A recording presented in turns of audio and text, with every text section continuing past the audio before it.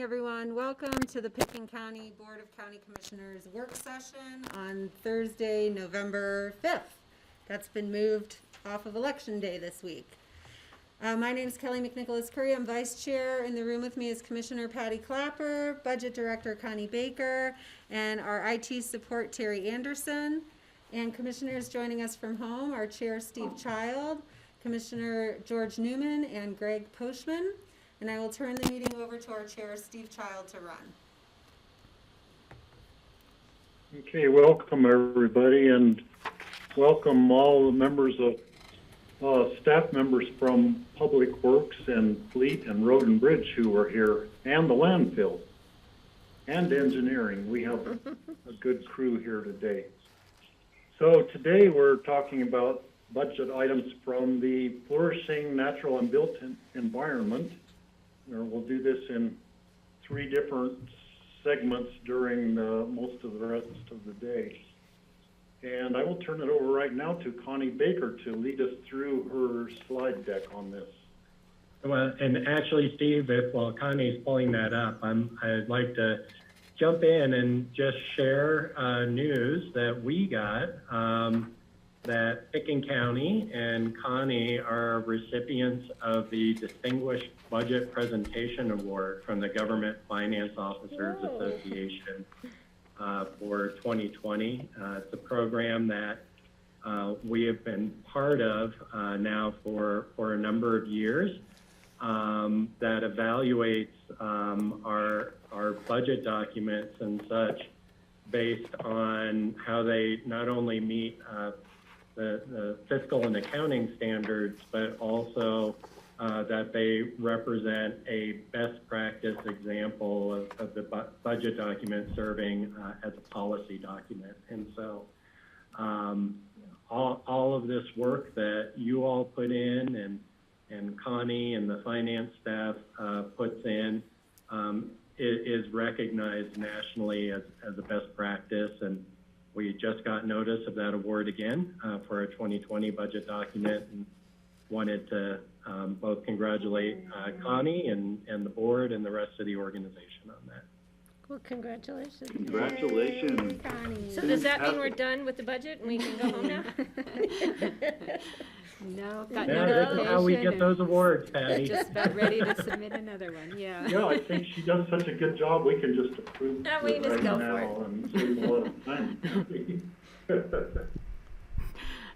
Well, you wouldn't get to hear all of the interesting information that is going to be presented to you today.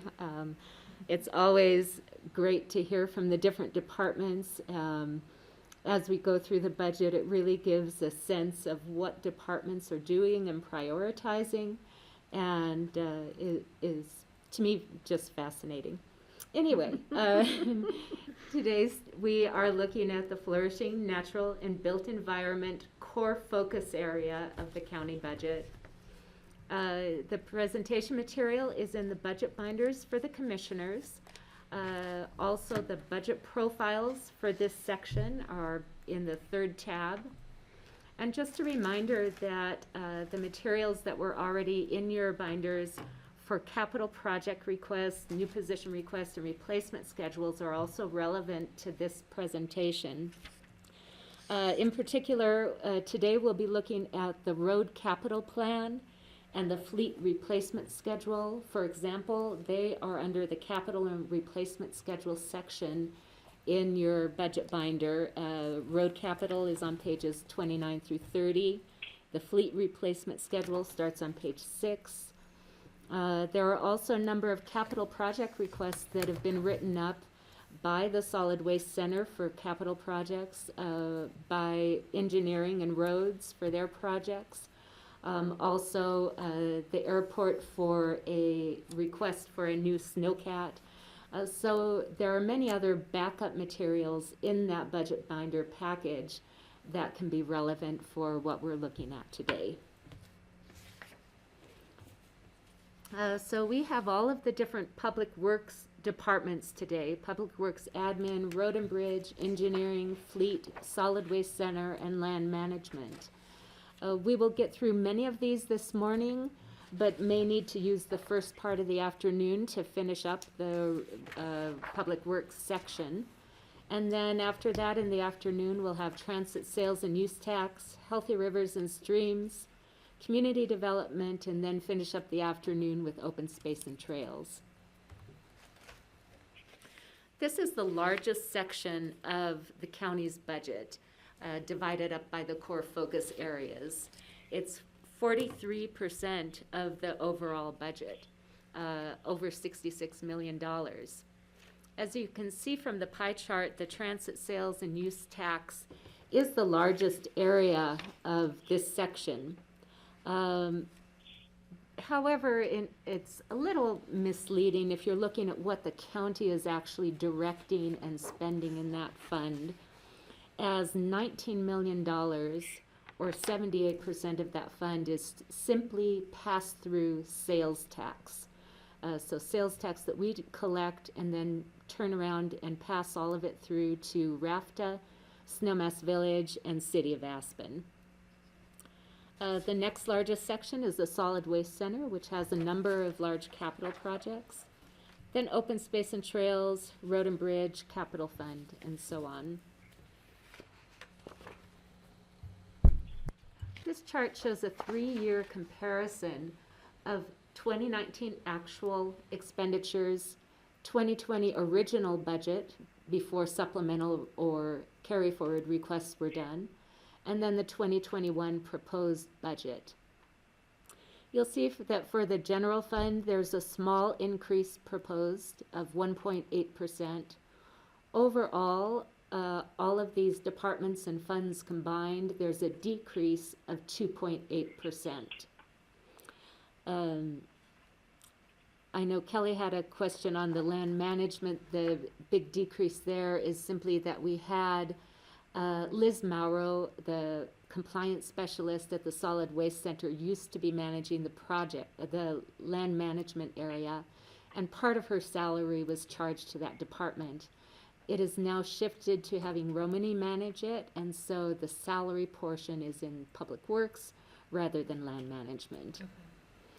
A large increase in capital fund is mainly due to facilities projects, about $2.4 million in facilities projects proposed in 2021.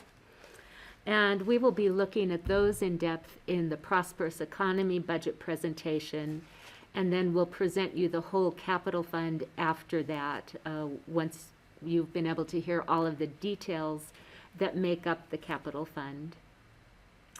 Other decreases that you see in Road and Bridge, Solid Waste Center, Healthy Rivers and Streams, and so on, most of the decreases are due to a change in the amount of capital projects in 2021 as compared to 2020. One item that I'd like to point out is REMP. And the REMP proposed budget that you see on this slide is $220,000. However, we just a couple days ago received a request to increase that to $270,000. So there will be a change in that number. And then all of the other numbers we'll be going into in more detail as we go through the presentation today and look at the 5-year plans for the different funds. As always, we start with the Pickens County Strategic Plan. We've grouped these departments to have similarities that relate to the flourishing natural and built environment core focus area. And today we'll be looking at some of the success factors that fall under that section. Conserved natural resources and environment, responsibly maintained and enhanced county assets, ease of mobility via safe and efficient transportation systems, and well-planned and livable built environment. And so we're going to start out with Public Works. Great. Thank you, Connie. I'm Brian Pettit. I'm the Public Works Director for the county. And I have to say it's great to be talking about 2021. And hopefully we get there soon. But if you go to the next slide. Go to the next slide, Connie. Public Works, we have just over 40 employees and 5 diverse departments.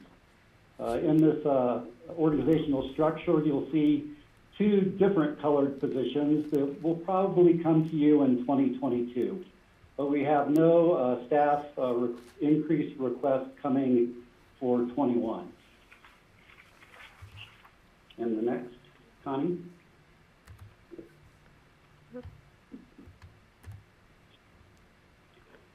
Yeah, and this picture is to remind me in an incredibly abnormal year, Public Works has really functioned fairly normally. And people have arrived to work every day and performed admirably given the situation at hand.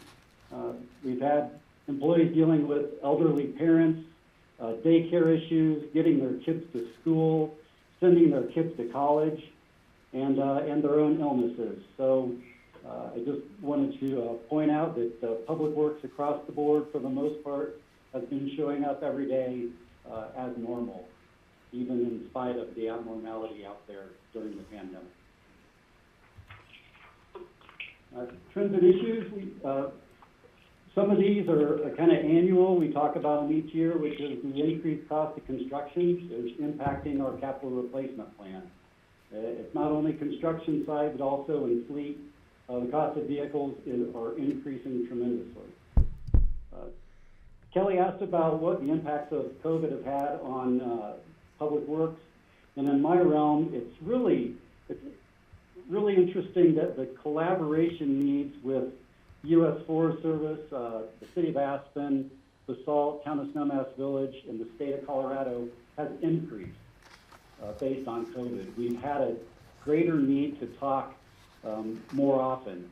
And interestingly enough, with technology and Zoom meetings, some of that's been a little easier. Rather than having to try to bring a bunch of people together, we could do it remotely. So that's been kind of a positive that's happened in the need to collaborate. Our Public Works facility here is going to be 30 years old next year, and I think one of these days we're going to start to talk about master planning any changes here based on organizational needs. It's always a challenge to retain and attract qualified people.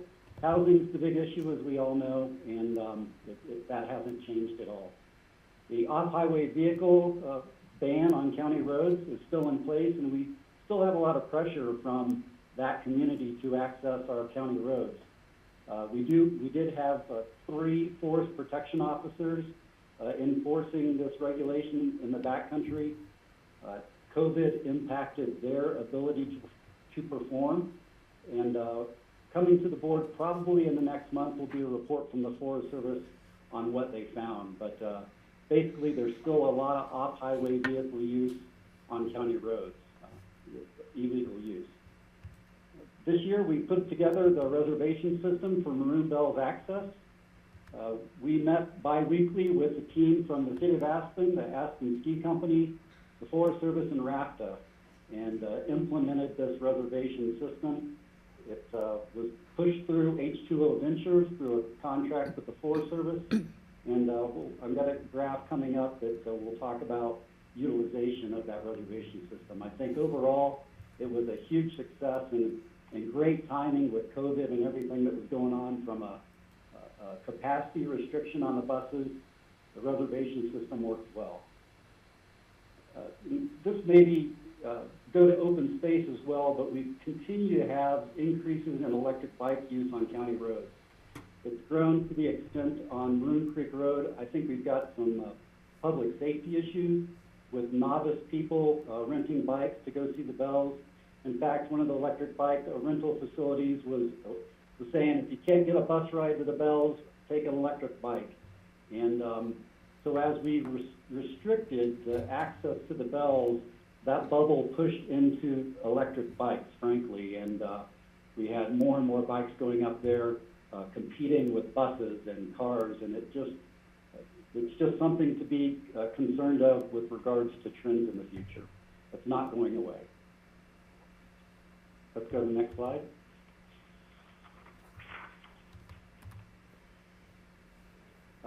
This is a graph of the of the reservation system and ridership of RAFTA this year. The dotted black line shows the restriction or the reservation capacity. During the week, it was 435 people a day, and on weekends we went to 690. So you'll see those little bumps on the weekends as we enter into September. That historically has been the large use time for people to go up there to see the leaves change. The blue line shows how many people rode the buses up, and the orange line shows how many people rode the buses down. So you'll see in September, we exceeded reservation limits. And basically, the Forest Service and RAFTA, they didn't say no to anyone. Being the first year and kind of a pilot project, we wanted to see what the demand was there. And as people arrived to Highlands, as long as RAFTA could provide that ridership, they allowed those people to ride up to the bells. But the interesting phenomenon that we found this year was the amount of people riding down that hadn't paid for the bus ride was tremendous, was much greater than the people riding up. This created a capacity issue for RAFTA, and we tried to make changes during the year to accommodate this problem. Basically eliminated any kind of taxis and shuttle rides that would drop people off at the bells and then drive out, because we have long lines of people trying to ride RAFTA down, and paying customers were competing with people that frankly hadn't paid for the bus ride down. This was an issue. We will continue to modify this reservation system as we move forward. This year we had 55,000 people ride RAFTA up to the bells through the reservation system, and we also implemented a parking reservation system, and we had about 14,000 people use the parking reservation system during times when RAFTA wasn't running. So this was a big change. The bells aren't going away, and people still want to go and see them on an annual basis. So I see this being an issue moving forward into 2021. We can go to the next slide. I just wanted to throw in a picture of the charging stations at Buttermilk. This is county land, and we signed a license agreement with Holy Cross to provide these 4 charging stations and basically 8 slots where people can charge their cars. I hope to get a report from Holy Cross on an annual basis on that utilization. So we'll see how that works out. Anecdotally, I haven't seen a lot of people charging here, but I don't go by there all the time, especially during COVID.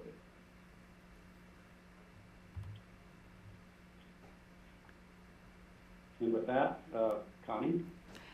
Yes, so this slide, for departments within the general fund, we're not showing a 5-year plan, but we do show a 3-year expenditure comparison. And that's because at the end of all of the presentations on November 17th, we will present the full general fund. So for Public Works admin, you'll see that there's almost no change at all between the 2020 and 2021 budget, just a slight decrease. So they've done a great job of just holding steady and cutting back a little bit on their budget. Are there any questions for the Public Works admin section?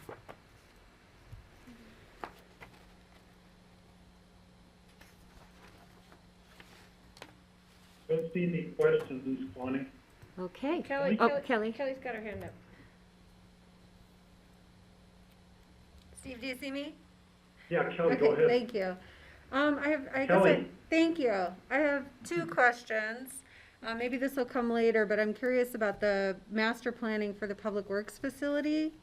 And then I also wonder, since we have you here, Brian, if you've been able to convene a conversation with CDOT and our neighboring jurisdictions about planning for road closures and how we respond to those, so we're not seeing access to Cottonwood Pass and things like that we saw when we had to close Independence Pass this summer. Yes, with regard to the facility, that is in the facilities capital replacement plan. So when Jody Smith presents her budget, you'll see some planning numbers for the Public Works facility to do some master planning. And I can't remember exactly what year that's in, but that will come to you when the facility is presented. And with regard to road closures, yes, we were able to collaborate with CDOT, Eagle County, Pickens County, the U.S. Forest Service, and we were able to get in touch with all of the GPS providers and make sure that they are accurately providing different routes for people to use, because what we're finding out when I-70 closed is, frankly, they were sending everyone over Eagle Thomasville Road through the various means of GPS in people's vehicles. So we have a plan when I-70 closes, and it will, probably in the springtime for sure. We will be managing traffic appropriately. Independence Pass, again, the restriction there, as we all know, is we'll allow cars to go there, but nothing over 35 feet. And CDOT will deploy people just like they did this year after we had the Independence Pass closure. CDOT and CSP really stepped up to manage that more appropriately, and they'll do that again once I-70 closes, and if it does. We just all expect it to close, given the lack of vegetation holding that hillside up through the canyon. Was Garfield County uninterested in that conversation? There wasn't a lot of participation there. Okay, that's good to know. Thank you. So, Brian, that, just to put something on in our parking lot for next spring, I mean, there could be some serious rockfall issues in Glenwood Canyon when the snow starts melting next spring, which could potentially close the canyon for quite a length of time. So if we could, when we get into the springtime, if we could talk to CDOT and see if they could possibly open Independence Pass earlier than they normally do, that would probably be a good strategy, just to give us, make us so we're not trapped in here with the only way to get to the east slope being a really long way around through Craig and Steamboat, or through Gunnison being our only other options. No, it's a good point. And CDOT has said also that any storm that comes in that's predicting over a quarter inch of rain an hour, they may go ahead and close I-70 preemptively, just because of the danger that exists above the interstate. So we do expect closures. It's a great idea to have Independence Pass open early. We'll have that conversation. I have one more question. Kelly? Thanks. This is a little off budget, but it might have a cost associated with it. I was wondering, is there any conversation with SKICO, or, this might be appropriate for Dave Pesnichek as well, about improving signage at Buttermilk to let the public know it's actually a public parking lot? We don't have a plan right now. So what do you talk a little bit more about that, Kelly? Oh, I brought it up and mentioned it in the past, but if you drive by the Buttermilk parking lot, there's no indication that it's for the public. The big sign that's out there on the corner, says Buttermilk Ski Area, but nothing that there's actually available and multi-day parking there. So maybe, just an idea for a longer term conversation about if we want to expand access to that or better promote the use of that lot. It's a good idea. There isn't any signage, so we could increase that pretty easily, actually. So it's a good idea. Thank you. And to answer Kelly's question on the Public Works Master Plan, that's not included in the budget until 2026.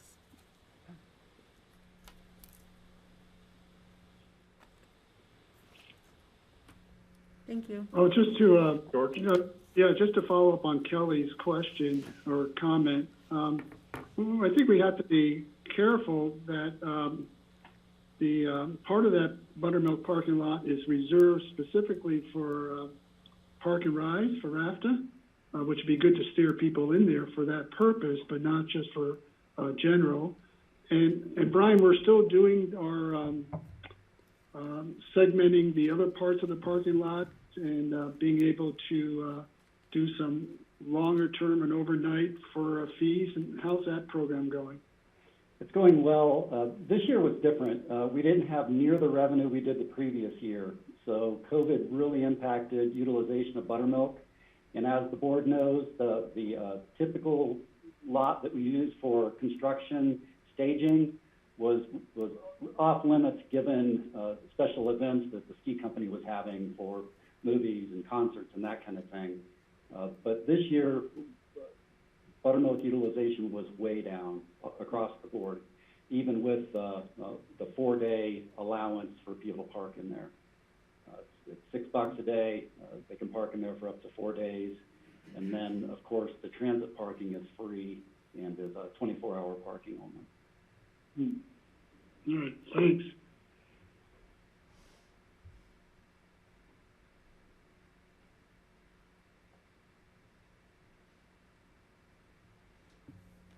Okay, if there are no other questions on that section, we will move on to Road and Bridge, and Scott Mattice is ready to present. Thanks. Good morning. I'm Scott Mattice, the Pickens County Road and Bridge Director. Here's a picture of our staff here from last spring with some donated masks. I think it's important to mention, like Brian said, that housing is an issue with retaining staff, and I want to just point out that 6 out of the 8 of these guys here in this picture actually live from Glenwood Springs down valley further. So they're commuting and getting to work at 6 o'clock in the morning in the summer and 4 o'clock in the morning here to serve our citizens. These guys are pretty dedicated and have been working through this thing and doing our best to provide the safe travel in the county. Here's a great example of what we were doing early morning in September of this year. This was Castle Creek not too long ago. So just right in line with the rest of 2020, we had a decent storm there in September. But our mission statement is still to provide safe and efficient travel through Pickens County. Our numbers are about 150 miles of paved roads and 150 miles of unpaved roads. And that includes some of our U.S. Forest Service Schedule A roads. During pandemic, we saw a lot more travel in the backcountry, and these roads had a lot more vehicles on them, which create a lot more maintenance for us.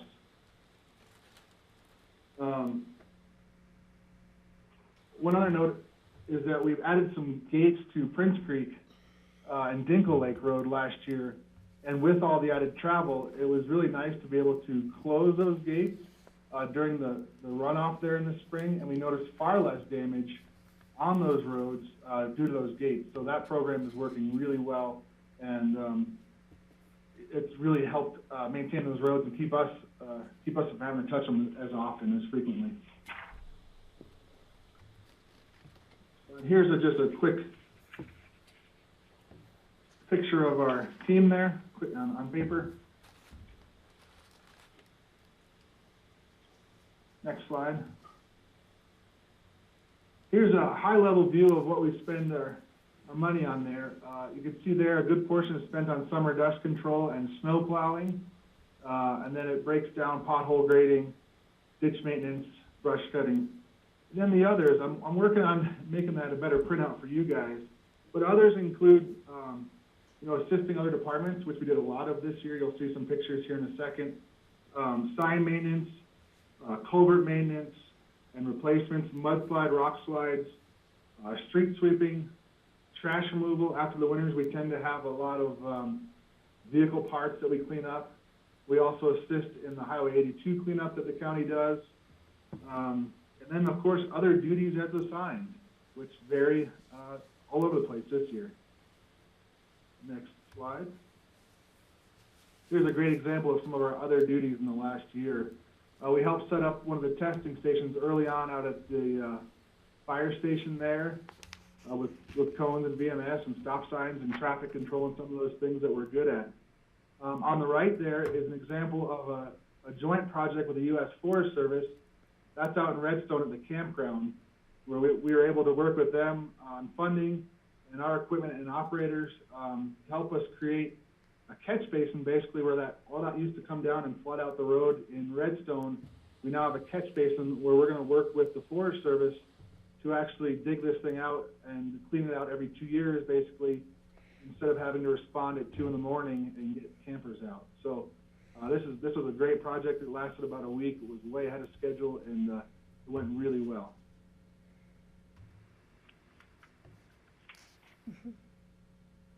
Some of our accomplishments, for us, we maintain normal operations. I think early on during the shutdown, we had about 7 or 10 days in total off, which was about 3 days per guy off because they'd alternate shifts and we were working 12-hour days to really separate into pods.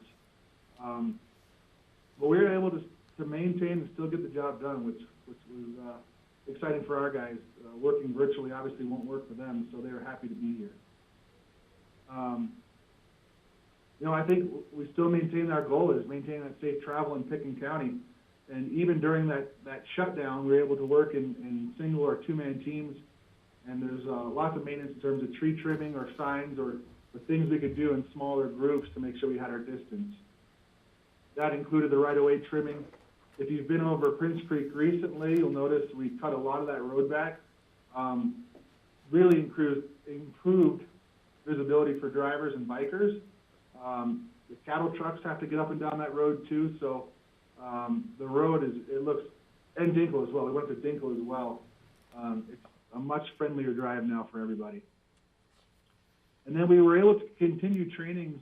We didn't do anything in person, but American Public Works Association, some of the other groups out there offered virtual trainings, which was obviously new to our team, but it's great that we have a group that really wants to stay consistent and basically up with the times. And so it's great that those organizations offered online trainings for us, and we continue to do that through the last year and looking into next year, depending how long this lasts. Next one there. Emerging trends and issues, like Brian said, recruitment and retention. I think right now, maintenance departments are looking for help. There's a lot of locally that are pushing for some early retirement. So there's going to be some, probably enticing offers coming out to some of these guys. So trying to figure out how to keep them here and then also get them in the door is going to be a challenge, I think, for a while for us here. Our hazard tree trimming and site distance is going to be ongoing. As most of you know, we have irrigation ditches that run along most of our county roads, which keeps the weeds and trees and willows happy. So that's going to be an ongoing, but this new machine here, you'll notice we purchased last year. It's a John Deere tractor with basically a mower and it's got basically 3 giant saw blades, circular blades, that can really help us with our making a dent in all this right-of-way trimming. This is Prince Creek here. That would take our 8-man crew probably 5 years to accomplish what this tractor did in about a week. So we're working with code enforcement and law enforcement. We're continuing to see on-street parking. A lot of that is just education. It's more important for us during the wintertime. Of course, that's when we usually have more guests in town and more parties are happening. But really, it makes our job challenging to have to plow around vehicles or other things left in the road and right-of-way. Construction parking, construction has taken off. I think we all know that as well this summer.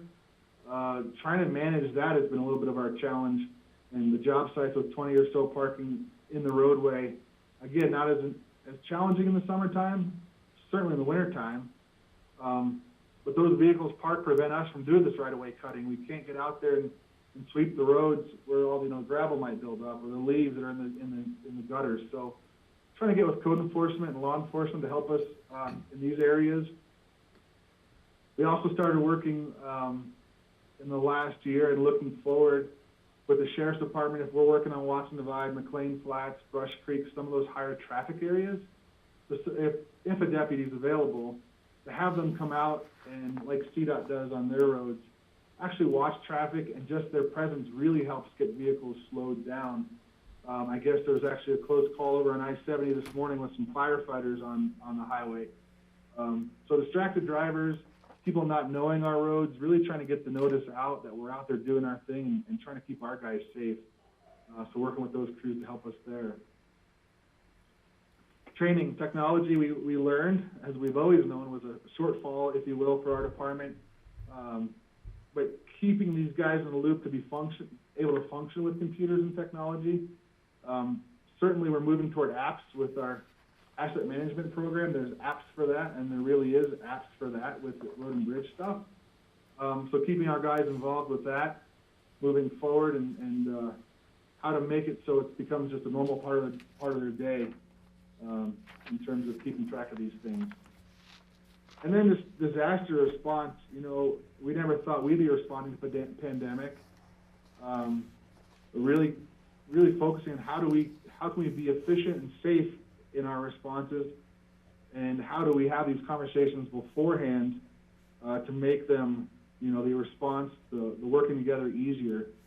I just had a mutual aid meeting yesterday with CDOT, Town of Snowmass, the SALT, local fire, and law enforcement, really just talking about transportation in the valley this winter should COVID strike our departments. And having those conversations before it's today or Christmas or whatever day and there's 2 feet of snow on the ground and we're short because of COVID. Luckily, we've got a great working partnership with our neighbors and hoping to continue that. It was a great conversation yesterday, so I'm excited to be prepared. Next slide, yeah. A good portion of our team, I'm part of the American Public Works Association, and DJ, our supervisor, is part of, can't think of the name right now, Karma, sorry, and Colorado Asphalt Road Maintenance Association. But both of us are active on our boards, and that really helps us keep, you know, a good grasp and touch of what the Front Range is doing. And they also really respect our opinions here on the West Slope. We tend to have a little bit more of a rural feel and sometimes think outside of the box and have a lot less it's always been done that way type of thoughts, I guess you would say. And there's an example, our recharge program. You know, we're going to hold that right now with what's going on with the COVID, but our staff is really looking forward to get back into a recharge program. The benefits of that have just been through the roof, and another program that we thought going into it, right, we never called it yoga because no one would sign up, but staff is still asking for it. And to be able to get out of a truck, you know, in the middle of a 12-hour shift and stretch out a little bit has been really beneficial to our staff. So we hope to be able to get back into that program maybe next year or whenever pandemic allows. Recently, we've been working with shared employees and shared departments. A picture on the upper middle there is actually the Albany Kittle parking lot, and there's some staff members from Open Space and Trails who have worked with us to get their CDLs, commercial driver's license, so they can help us if need. Yesterday we were short-staffed as well for paving, and they jumped in and helped us with our paving on Maroon Creek, and we jumped in and helped them here with the Albany Kittle Trail, putting some recycled asphalt down.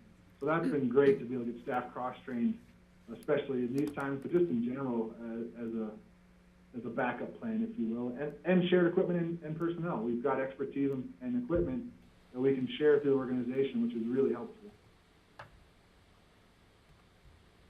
And then for us, always thinking, you know, what's next? And that's, right now I don't think anybody knows, so I don't know if I question that one too much, but really just trying to plan for what's next and think about our operations moving forward. I mentioned the emergency response and trainings.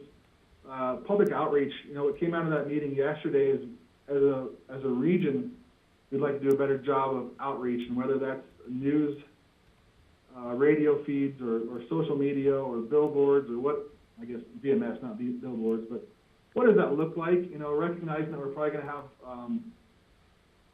a larger number of our citizens here for the winter, and just letting them know what the expectations are in terms of snow and travel in the valley, and just do a little outreach there. You know, just be safe around snowplows. Some people maybe haven't driven around snowplows, so the region reaching out and doing some public outreach to let people know what maybe to expect for the winter.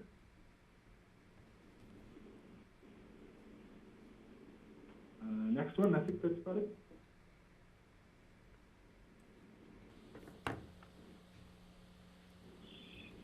Good job, Scott. Thank you. I think George maybe has a question. Sorry, I just seen a pen. Yeah, let's hear George before we start on the engineering. Yeah, thanks, Scott, for the presentation. My question is regarding the on-street parking. How are we coordinating with ComDev? Because aren't they in charge of ensuring and approving a construction management plan? Yeah, great question. Yeah, code enforcement from ComDev Chad has been helping us out quite a bit. You know, I think this summer, with the uptick in permits going out, he was just having a hard time staying on top of it. It's a little cat and mouse. The construction projects are they see them coming and tend to run away and then come back. He's having a hard time making those contacts and being effective with that. He was this last time. Yeah, it just seems like maybe it's a discussion when we talk to ComDev on their budget that there should be some, I'm sure they're educating the contractors, but there should be some serious repercussions if the GCs are not following the approved construction management plan. Agreed. Yeah, and George, I'll jump in here. I think it's a good discussion to have with ComDev. I think we weren't as proficient in establishing parking regulations through the construction management plan through ComDev this year. You know, a lot of blaming of COVID for everything, but I think that did impact our ability to implement that program effectively. So look forward to having that conversation with ComDev and doing a better job next year. Yeah, because as you mentioned, Scott, one of the real barriers, challenges for you is come winter time, which is quickly approaching. I was just up on Red Mountain, Upper Red, the other day, and there was just a whole line of trucks on both sides of the road parked, and I'm sure that project is going to continue through the winter. Yeah, exactly. And you saw, you know, if a fire were to break out, public safety concern there as well. They can't get a pickup through. You certainly can't get a fire truck through. Yeah. All right. Thanks.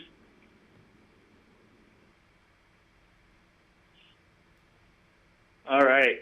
Can you guys hear me? Yep. No. I don't think anyone can hear me. We can hear you. We can hear you. We can hear you, George.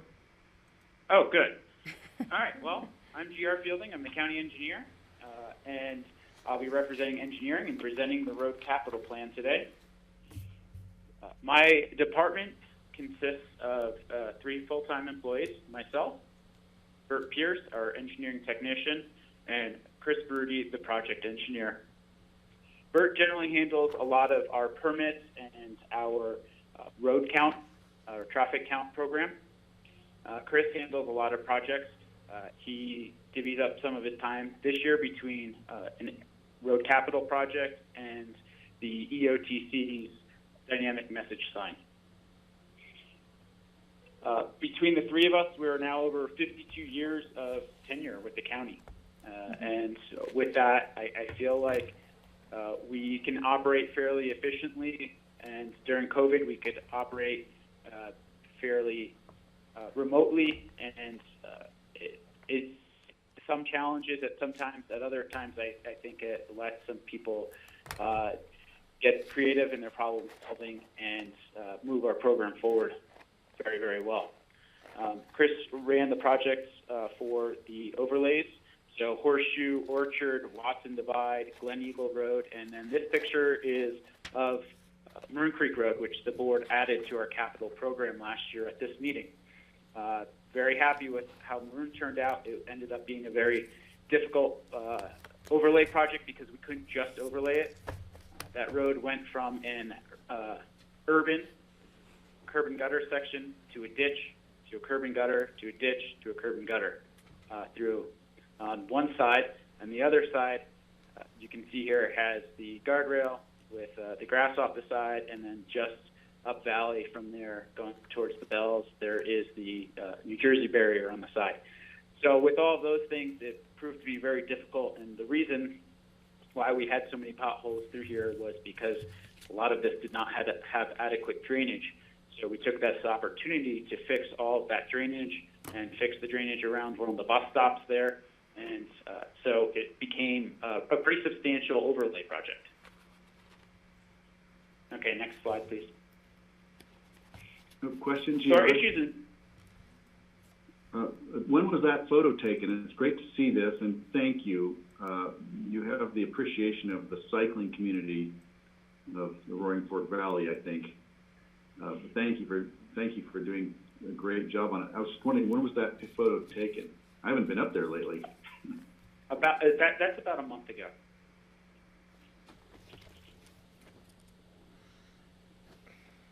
Okay, so our funding level keeps us in a capital maintenance mode. And what that means is we do a lot of asphalt maintenance projects, overlays, chip seals, that sort of thing.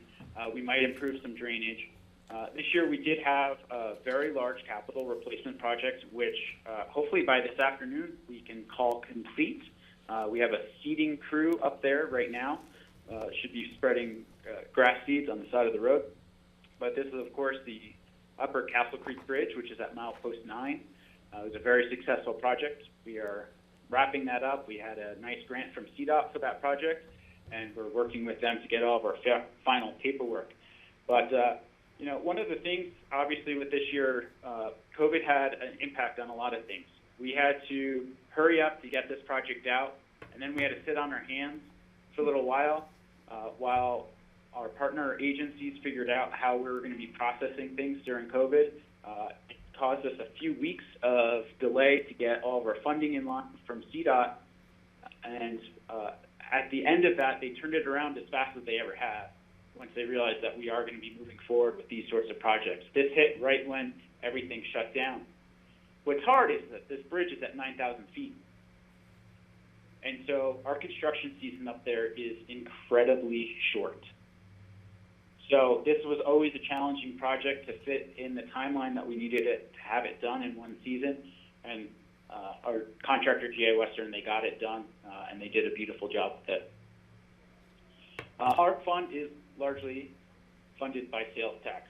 That created a lot of anxiety at the beginning of this construction season when we were asked to hold off on any of our projects until we saw where sales tax numbers were going.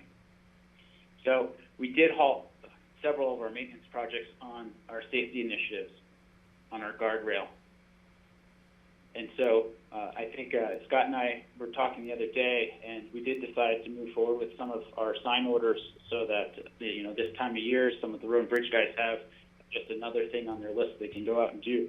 But a lot of those sorts of off-season types of projects that we typically have, we halted for this year because by the time we realized that where our sales tax numbers were, we couldn't get those back started. As Brian mentioned before, our increase in construction costs keep going up, and that hurts our capital plan. We're getting a little bit less done each year with that same money. The engineering department continues to support many different parts of the county. This year, I worked a lot with the airport and with open space and trails. I've also worked with the manager's office. Chris is working with the EOTC. Catherine's just back from maternity leave. I did help out during her maternity leave with community development as well this year.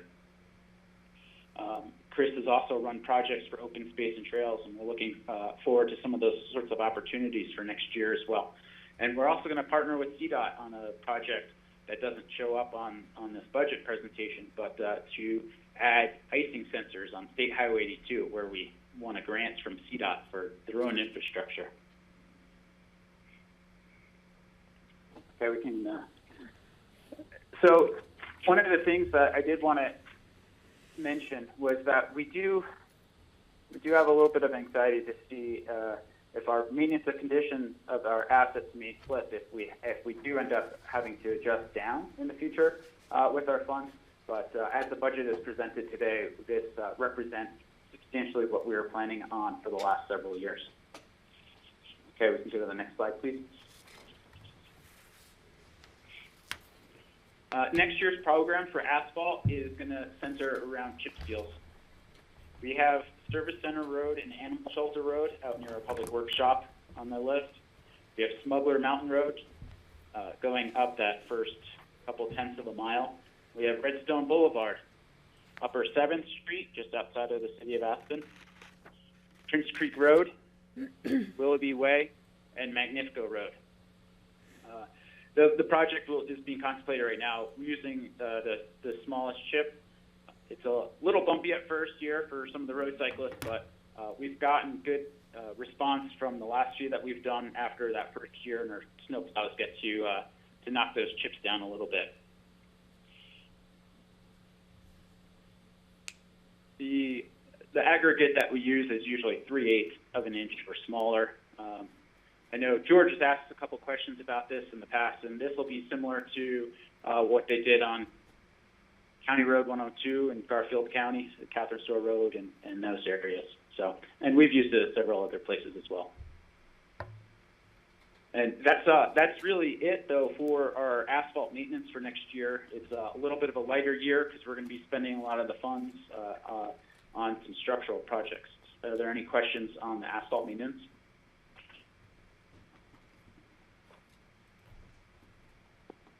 Okay, let's go to the next slide. So Prince Creek, we're going to do a chip seal, but before that, what we'd like to do is partner with East Mesa Ditch and replace their culvert crossing. That culvert is over 30 years old, just like a lot of culverts in the county is at the end of its lifespan. Scott has been dealing with this for the last several years, as has my department. We've been going through and systematically replacing a lot of culverts that have been around for about 30 years. And we know that they've been around for about 30 years because we have a staff member who helped put a lot of these in at the beginning of his tenure. And basically we have that whole collection just coming to about their end of life. This culvert's a little bit undersized for the flow for the ditch. And so we're going to partner with them to share some costs. We also want to take this opportunity to make a small safety improvement in this area. Right now, if you're coming down from the bullpen, you get to the almost 90-degree turn at Flying Dog Ranch. And there's both a vertical curve that makes your car lighter, so it's a crest curve, and a horizontal curve. And the horizontal curve has no super elevation, or it's not banked. And because of this, it'll make the car a little bit lighter as it goes over the ditch, and then the road turns away and falls away from the driver. And over the years, we know that Flying Dog Ranch has had to replace their fence a few times in that area.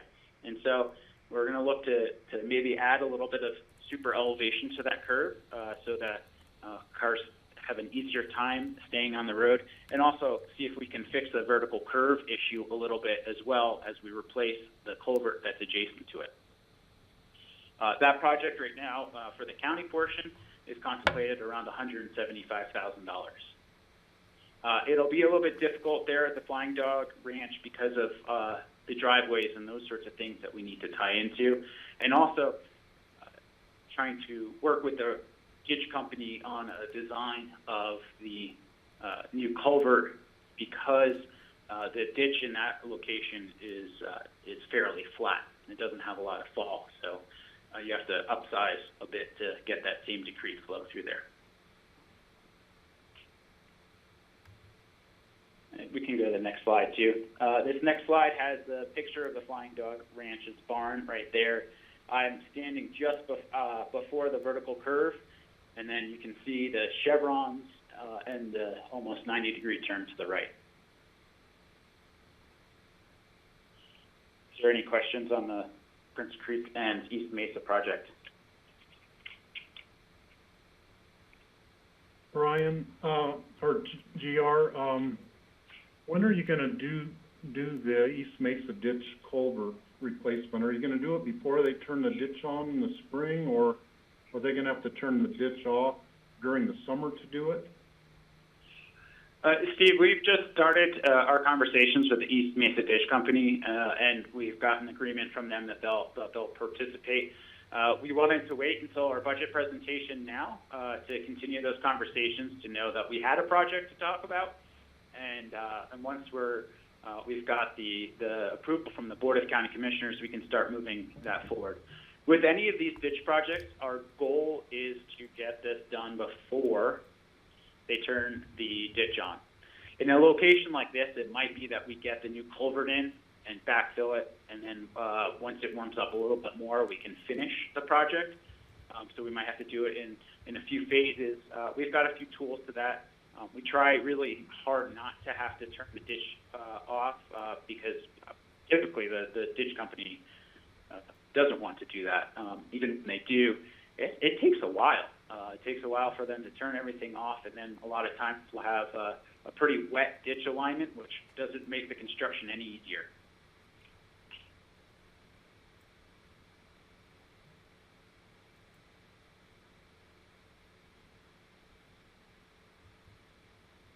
Okay, don't see any other questions. All right, I generally lump these next projects into structural projects. And when I say structural projects, they generally revolve around two things: bridges and retaining walls. For 2021, we're looking at several different structural projects. The first that I'll talk about is actually on Jerba's Way. This year, Scott had gotten a call from someone that he's worked on some projects, I believe at his house, with, who happens to fly fish in this area, and said, hey, notice that there's some carpenter ants on your wooden bridge going over the Roaring Fork. And so, lo and behold, they were right. And some carpenter ants had gotten into some of the checks on the wooden arch bridge and decided to make a meal of it. And so we've had that treated a few times this last year. We've worked with the bridge manufacturer on getting a recommended epoxy treatment, which we'll do when it warms up in the spring. And then we'll also look at potentially adding some caps on top of the wood to be able to, start protecting the wood a little bit more. We have stained it several times, but it gets sun bleached extremely fast at this elevation and with the amount of sun that we get. And so that'll be a little bit of our curveball projects that we get to finish up next year. And then the other projects are retaining walls. The first, we can go to the next slide, please, is Owl Creek Road. Owl Creek Road sees a lot of traffic, 3,700 vehicles per day. This is located just below the top of Sinclair Divide. And over the years, we've had a decent amount of movement in this location to the point where last year, one of our road and bridge employees came to me and said, hey, I'm scared I'm going to start pushing the guardrail over because the way that the road is dipping right now, it makes the whole truck tilt in towards the guardrail and then back as I'm plowing. And so as I'm trying to push snow off, it's jostling the truck pretty good. And so we went out and took a look, and the outside of the road had actually subsided a few inches. Come this summer, and the middle of the road caught up, and that had moved down. So now we have a nice little whoop in the road, so to speak, on Owl Creek Road there. We had a crew go out and put an inclinometer in the road, I think it was yesterday, actually, to see how deep that movement, where that failure plane is, so we can start determining exactly what sort of design to use here. We have a lot of areas like this in the county where over the years the road was widened from the time it was an old ranch road to then a more traveled thoroughfare.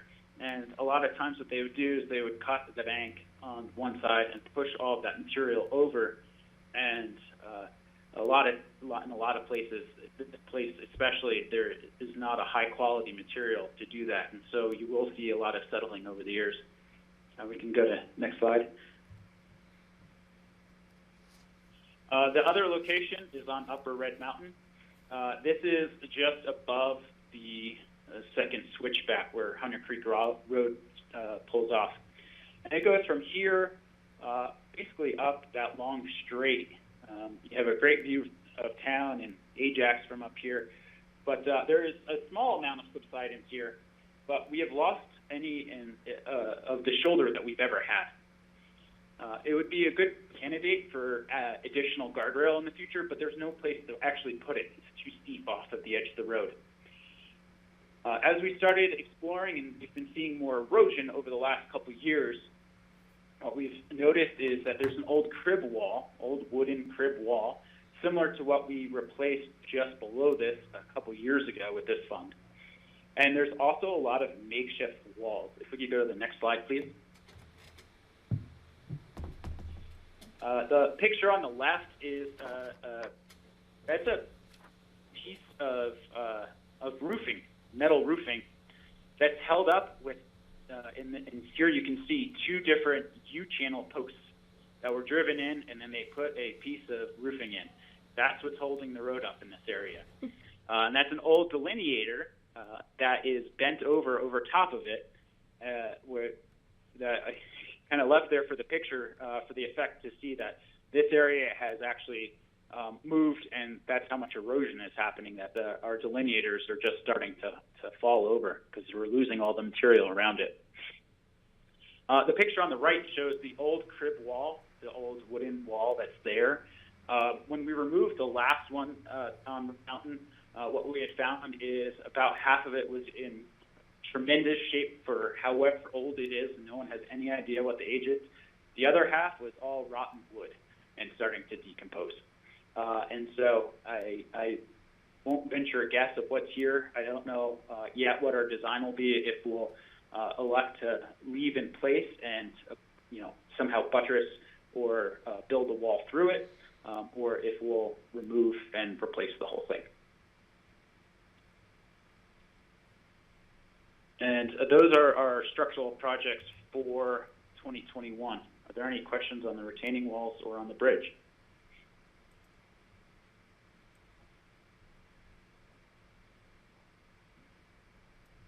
Okay, so if we can go to the next slide.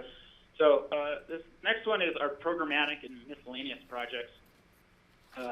One will be the ABC underpass. We do year to year, we try to get some landscaping done. We have a sprinkler system out there. We have our electric snow melt system, which is very maintenance intensive. About every year we have one of the sections go out, and we either have to do a concrete repair, repairing that section, or replace some of the wires that go to it, or replace part of the fuse box that feeds it. So just about every year we have a little bit of maintenance out there, and so that's one of the projects that we have. Also, we have our professional services and specialty studies that we use. So we're continue with the Maroon Bell study that Brian discussed earlier, and perhaps start taking a look at some of our capital plan needs. Another example of what's been funded with that in the past is, right now we're currently working with on our ABC traffic study, and we're coordinating right now with CDOT on some of the traffic signal assumptions that we have in our study and some of the timing that can happen in the future out there. So those are the types of projects that come up that get spent out of that. We do have our safety initiatives and planning budget for next year. Depending on some of the workload, we might use a little bit of that to go towards putting together some of the paperwork for CDOT for the State Highway 2 icing sensor project. Also, sometimes we take a look at our current road signage with that sort of thing. And then also we have guardrail for $100,000. Surprisingly, at $100,000 a year on average, that doesn't quite always keep up with the amount of damage that we have on our guardrails year to year. So that really is just a capital maintenance type of item where we go. In the spring, we find all of the areas that have been hit, and if we can, we've worked with both RISC and Scott's done a lot of this legwork as well over the years, seeing if we can get accident reports on some of these locations. We have been lucky in a few places where maybe an insurance company reimburses us, but by and large, we're the ones that are paying to replace a lot of the guardrail that's been hit or damaged. Very critical to get the end sections of these repaired as timely as we can because they're there for a reason, and by the fact that they get hit, they're needed. And so that's basically our programmatic projects and our miscellaneous projects for 2021. Do we have any questions on those? GR,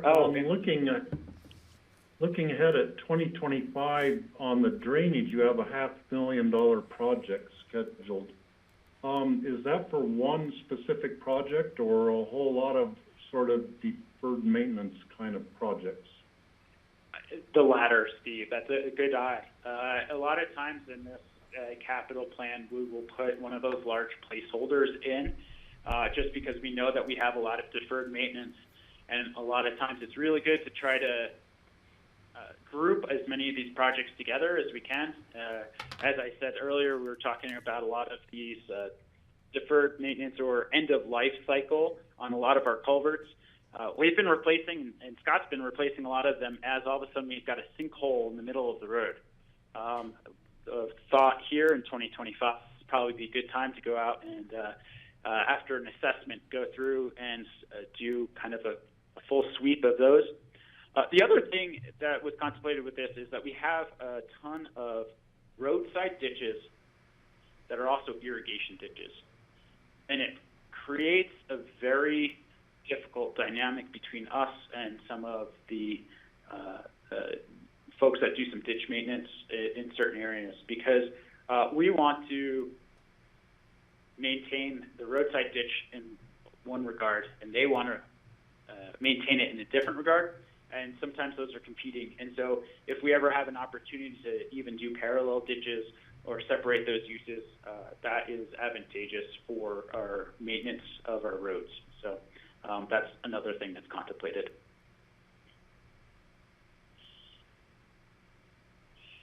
The picture here is a little bit of an oddball. It's before they cleaned up the concrete on our new bridge, and that's what we call a drip edge. That chamfer is put into the side of the bridge to ensure that the water will drip off instead of going through a lot of freeze-thaw cycles and chipping away at the concrete.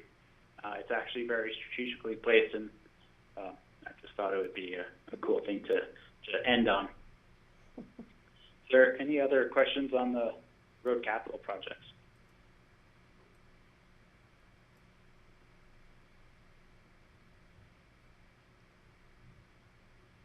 Looks like we're good, GR. Thank you. Thank you so much. Thanks, Gio. Okay, next, this is the 2021 budget and 5-year plan for the Road and Bridge Fund, which includes all of the projects that GR mentioned and Scott. So just a few things to note on this plan. The Road and Bridge Fund does have a small mill levy, so we have $585,000 in property tax in this fund. And then we have sales tax. If you remember from our earlier budget discussions, we are planning for no increase in sales tax in 2021, but yet you see that it's going from $3.47 million to $3.695. That's because we've shifted the allocation of sales tax. We went from 32% of sales tax going to the Road and Bridge Fund in 2020 to 34%. So an additional 2% going into Road and Bridge and 2% less going into the general fund. Other revenues, a large revenue source for Road and Bridge is the highway users tax fee from the state. And the state estimates that that amount will be about $85,000 less in 2021. As COVID hit and people were suddenly driving far less, the state has less revenue to be able to distribute out to counties and municipalities for that program. So you see overall a slight decrease in revenues looking from the initial budget in 2020 to the 2021 budget. The increase in intergovernmental for the year-end 2020 is because of carry forward monies for the grant for the Castle Creek Bridge that GR mentioned in his presentation, that's getting wrapped up this year, and we do have grant funds that are helping to support that. So overall, a $570,000 revenue decrease. On the expenditure side, they've done a great job of trying to hold many of the ongoing operational costs steady. The road maintenance projects, you see that in 2020 we had a much larger budget of almost $3.5 million because the Upper Castle Creek Bridge rebuild was included in that. And this year the road maintenance projects are about $1.9 million. Other services is mainly the service charge from fleet, which makes up about 95% of that amount. Infrastructure projects, the culvert that was mentioned by GR. Other improvements are the Snowmass Canyon safety improvements. That's a grant from the state to be able to pay for those. And some other smaller items. And 2 heavy equipment purchases. That brings the total expenditures for the fund to just slightly over $6 million. It is a use of fund balance of $270,000, and that brings the ending fund balance to $368,000. This is a fairly small fund balance. If you look at just the ongoing maintenance costs for the fund, it's about 11% of the operational costs. That's on the low side. However, we do consider that general fund balance is kind of a backup for this fund, that we could shift our allocation of sales tax should we need to. If there is a sudden decrease in sales tax, we will either need to defer road projects or possibly shift and allocate a greater percentage of sales tax to the road and bridge fund. So we have a few different options in that regard. Are there any questions on this plan? I have a question, Steve. Hey, Yeah, on the money we get from the state, the revenues, it looks like we're anticipating this decrease will continue. As people, because of COVID, we're working from home, and I think we're gonna see a continuation of that because people are comfortable working from home, and therefore traveling less, buying less fuel, being on the road. So it looks like we're gonna continue to see a decrease in that revenue source. Yeah, we've been cautious in those estimates, yes. Yeah, thank you.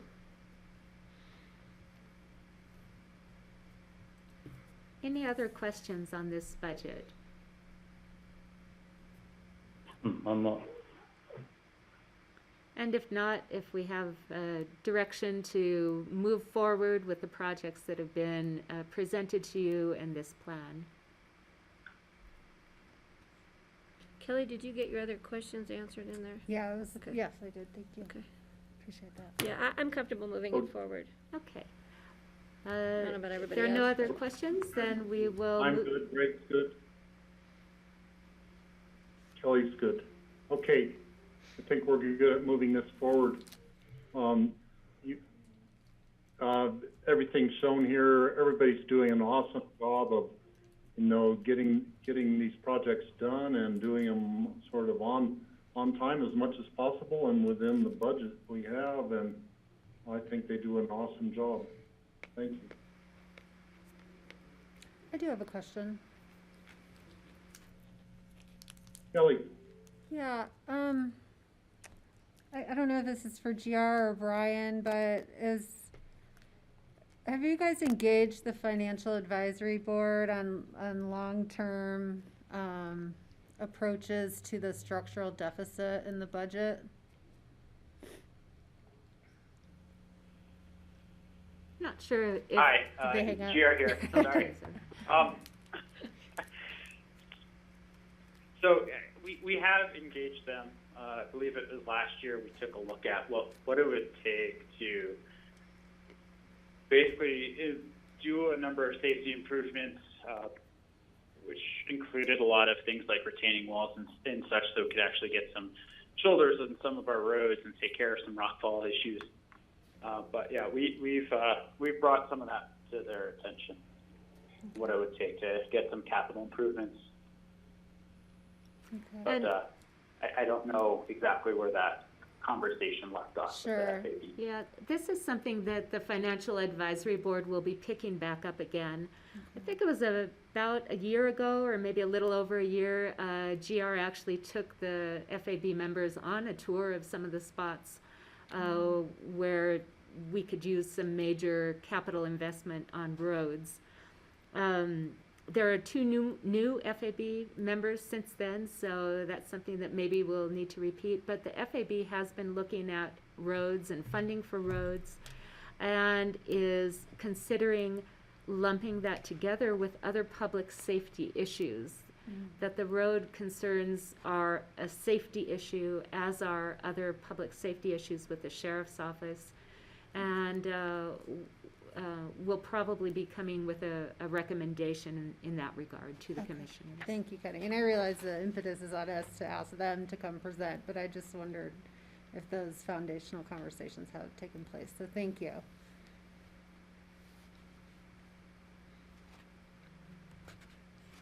Okay, if there are no other questions, we'll move on to Fleet. Great. Good morning to the board and all my professional colleagues. I'm Justin Dukeshire, the Fleet Services Senior Manager, and we're going to go through the fleet budget presentation, starting with the 10-person crew that I'm excited to introduce. All of this crew, much like Road and Bridge, comes from way down Valley, Rifle, Silt, Newcastle. They're typically on call 24/7 in some form or another. And these guys are dedicated, and I'm highly proud of them. Some of the achievements of the crew and our department is starting with over 100 years of experience, over 100 industry certifications. The fleet crew has 4 master automotive technicians, 4 master diesel technicians. Along with that, we have some higher level certifications. We have 2 EBT master technicians, 1 ARF master technician.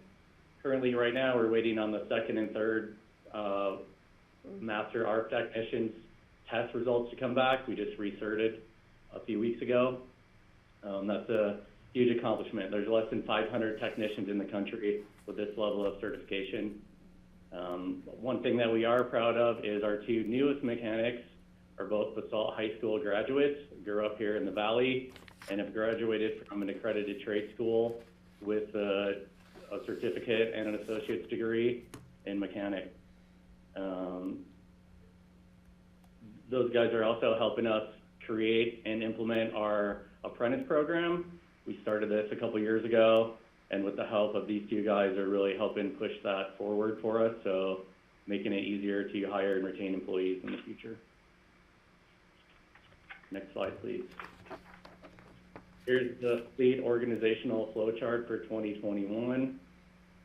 Fleet underwent a major department restructure early in the year, pre-COVID, and what this allowed us to do was create an operations supervisor in the field, specifically at the solid waste center for that new shop. That gives us more safety, more training, and higher decision making in the field, which creates efficiencies for all departments and keeps units running efficiently and financially more effectively. Another thing that this restructure did is it helped create future growth opportunities for our younger staff. Those guys can see, hey, if I put in the time and I commit to the program, I can level up here 2 or 3 times, and that helps keep them engaged and also see a long future with the fleet department, which is a good reward for the amount of time and training that we're putting into those guys. We want to keep them. Next slide, please. Fleet's purpose statement. The significance of this picture here is this was taken about a week and a half after the board helped us approve an IGA renewal with Aspen Fire for their maintenance and repair. That That's their Aston Fires ladder truck in there. That's one of their most expensive pieces of equipment. So also we have an airport machine in there. We have a road and bridge grader, and we have a motor pool car. So on any day, we're hitting all of these certification levels and all this technology all at once, and it's pretty cool. Next slide, please. We do face some emerging issues and trends, though, moving forward. Our biggest challenge right now is our park staff is to retire in 2021. He's been with Pickens County for over 20 years, and he has a lifetime of operational knowledge. That's going to hurt us. So we're going to look for like a 4 to 6 month overlay of hiring a replacement so that he can try to get trained up and on board through that transition as smooth as possible.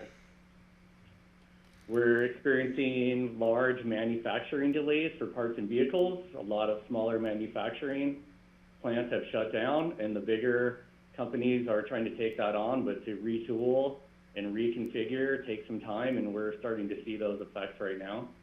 We've also had a lot of vendor closings due to the economy and material shortages.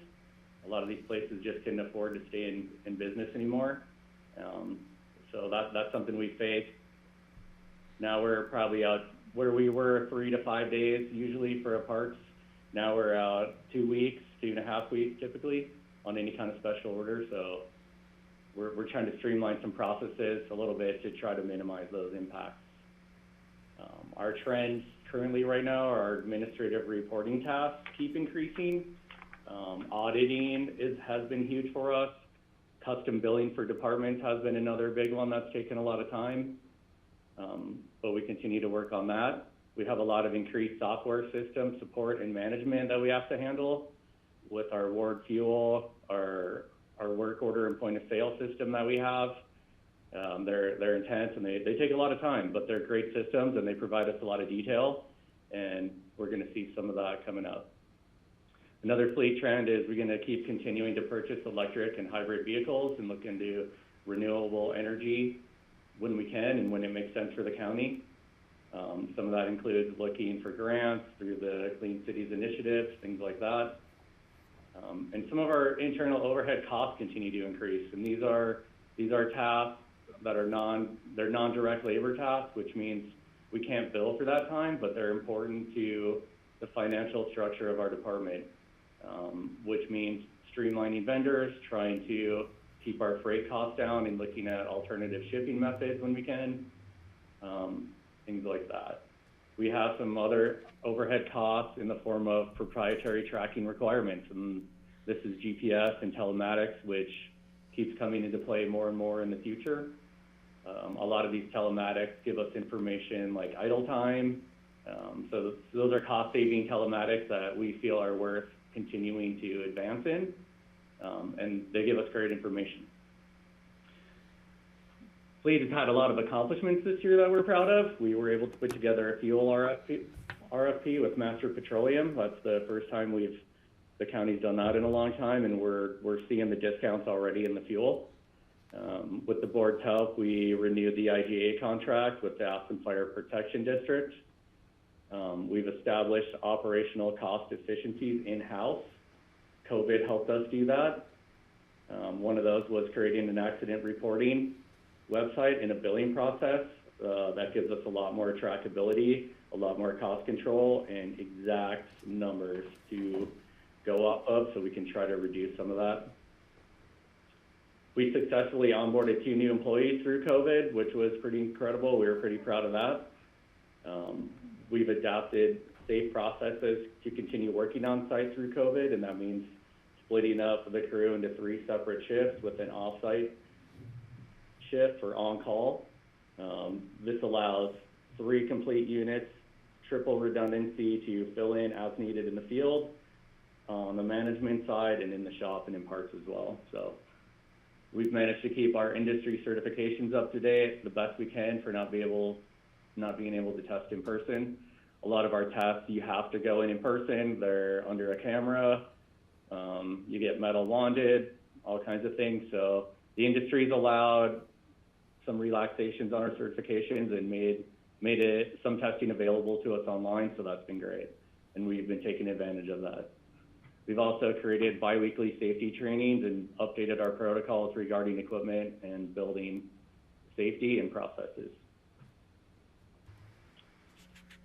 Does anybody have any questions on that? Information there. Don't see any, Justin. Okay. Obviously, the fleet growth and future staffing needs, I know fleets come to the board every year with, and that continues to be the case for us. Coming into 2021, as I mentioned, we're going to lose James Gilliam, longtime Pitkin County employee. And that's going to hurt us. So we're looking for a 4 to 6 month position overlap for training and information pass down. And then in 2022, we may come to the board again for an additional staffing request in the area of parts. This year in parts, we didn't continue to hire temp labor. We saved $25,000 in temp labor. It did hurt some of our internal billing, but we felt it was important to do for the redundancy and as well as training. In addition, with the new solid waste center shop, we're going to have an additional parts room there that we have to manage and another inventory control measure. So our parts is important. We can't fix things without parts, and there's just a lot of logistics to making parts smooth, efficient, and fiscally responsible. In the graph here to the right, you can see how our asset equivalency keeps increasing. This year was the wood grinder at the landfill. That has a huge vehicle equivalency and is a high maintenance unit. Important, but high maintenance. So I just wanted to show that in the graph so the board can see the continued growth of the fleet department. Next slide, please. So for the 2021 capital replacement out of the general fund, the recommended replacements are listed up here. The sheriff's going to replace 5 Tahoes. Animal control is going to get a Tacoma or a full-size truck. They haven't decided yet. They're trying to keep it to a smaller truck. The motor pool will be 3 RAV4 hybrids, and ComDev is looking at 1 Tacoma for replacement. And there's no recommended additional replacements out of the general fund this time. Hey, Justin. Yes. How do you decide what needs to be replaced and what doesn't in the fleet on an annual basis? We do a 3D analysis, and it's a cost comparison analysis to how much you paid and how much the maintenance costs over time. And after a certain amount of years, it starts costing you more to keep the vehicle than the asset is worth. So we try to turn these to where the asset is at a maximum high value, the repair costs are low, and we try to hit it right in that window to keep all our vehicles in the best condition and save a lot of repair times. And also with that, there's always modern emission controls too, so this helps keep us with the best, cleanest emissions possible. Is there a standard for replacement in the fleet for small vehicles versus heavy equipment? Typically, small vehicles are 7 to 10 years. They go off mileage, soon to be off hours on some of those too, where the heavy equipment goes straight off hours only. Sheriff vehicles turn a little quicker based off mileage and repair costs. Motor pool vehicles are a little bit longer, so it's about 7 to 10 years on average. I was kind of wondering the same thing that Brian asked. At least with the vehicles that the commissioners typically would be taking to go to meetings, and we haven't been doing that at all. So there's, at least a couple vehicles that I think are probably not being used nearly as much during COVID. I presume that we'd be able to extend the replacement period on those vehicles since they're not being used at the same rate. Others obviously would be being used at the same rate for, the heavy equipment and things are out there. People are still doing their jobs and maintaining the roads and whatnot. But do you foresee that the vehicles that aren't being used so much, we can delay when they would have to be replaced? Yeah, we did push some out, and I do hear what you're saying about the motor pool. We actually, this year was a little bit different. We had a higher motor pool usage because of all the demands from public health. So a lot of our motor pool cars went out long-term, 3 weeks or a month, and we've had big usage in the motor pool and high demand this year especially. So it was kind of the opposite for us anyways. It just made operations easier for all these departments when times are already tough, and so we are glad. Well, that's good. Well, with the commissioners not driving the cars around, I'm glad that public health would be able to be driving them and using them. That's a good replacement, I think. Yes, I agree. We really looked at the motor pool and utilization so Fleet could do what we could to help out the other departments. You know, Fleet's a department that's typically worked a lot of overtime, like all of Public Works, and we understand the hard work that people are doing, and we get it, and we really try to extend the favor and be as flexible as possible with the demands of the vehicles.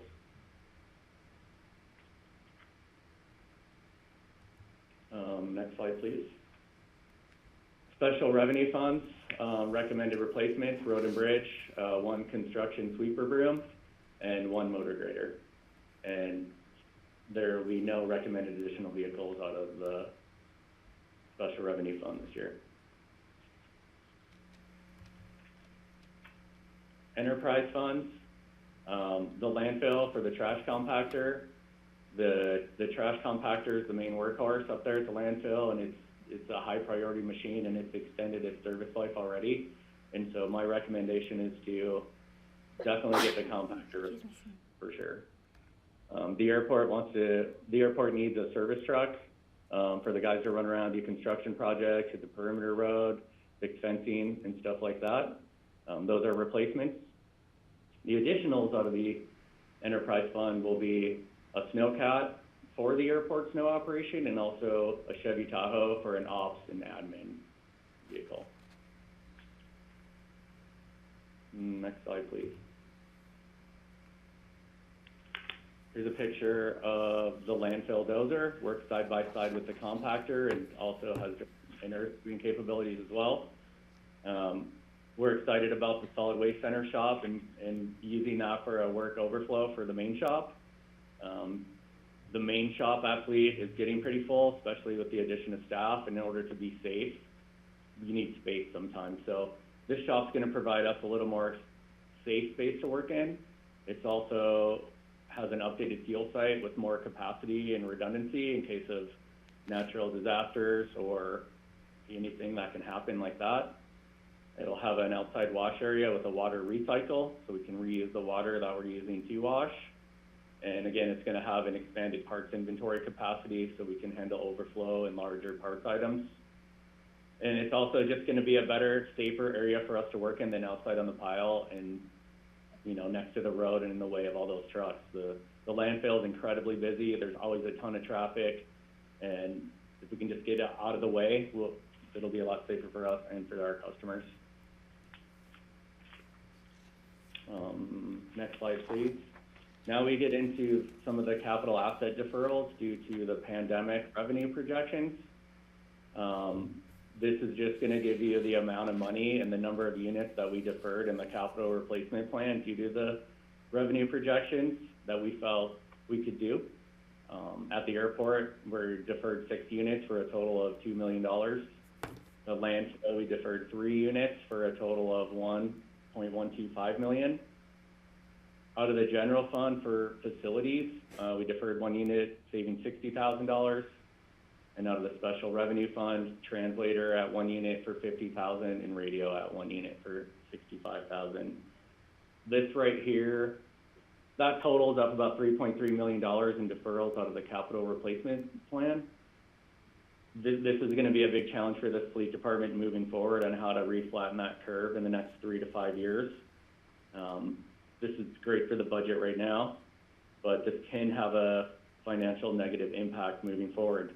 Some of those impacts mean higher maintenance and operating costs on these units. They also mean higher purchasing costs. By purchasing these units 5 years from now and not today, we're going to pay more, and we're also going to lose a little value on the units that we're trading in. And also, the older units don't have the clean emission packages like the the new machines do. So we're going to look at those units first and try to get those back on track. But we try to do our part. Our fleet's in good shape, and we're proud we were able to defer units to help the budget and have quality units that can still produce work for the county. And next slide, please. Does anybody have any questions for me before we move into Connie and the budget? Kelly? Yeah, thanks. Thanks, Justin. I have 3 questions that I'm pulling straight from the budget profile. And so I'll just ask them and you can answer them in whatever order. Okay. So I'm looking at the comment that the sheriff's department is growing significantly, and I wonder why that is and what you're forecasting for fleet to respond to that. And then I'm also wondering where you say Health and Human Services has been growing for the past 3 years with over 30 users. And I'm wondering if that has been inclusive of the public health, the new public health department, since they used to all be lumped together, because 30 seems like a lot for our Human Services department. And then my last question is with regards to electric vehicle charging infrastructure. You note that Woody Creek is a EV priority, and I'm wondering why Woody Creek? So those are my 3 questions.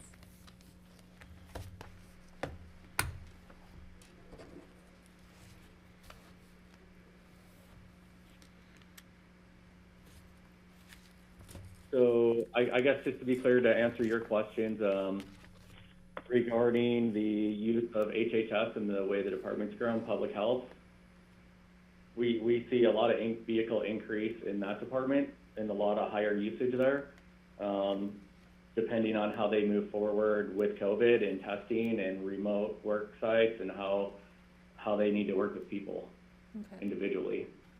Okay, so I just wanted to clarify that public health was included in there, and that's why the number is so big. Okay, thank you. Good question. Yeah. And then I'm sorry, can you repeat your second question, please? Sure, yeah.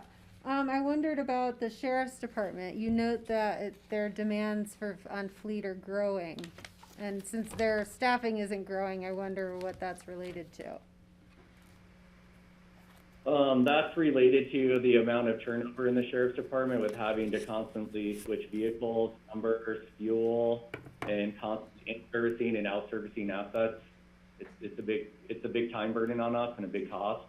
And with all the changes, it's something that's continually and progressively it keeps happening. And also the sheriff's unit, the sheriff's department is hiring staff that's living further down Valley, like a bunch of the county. And so those vehicles now, instead of lasting 7 to 10 years, are lasting 4 to 6 years because of the high mileage.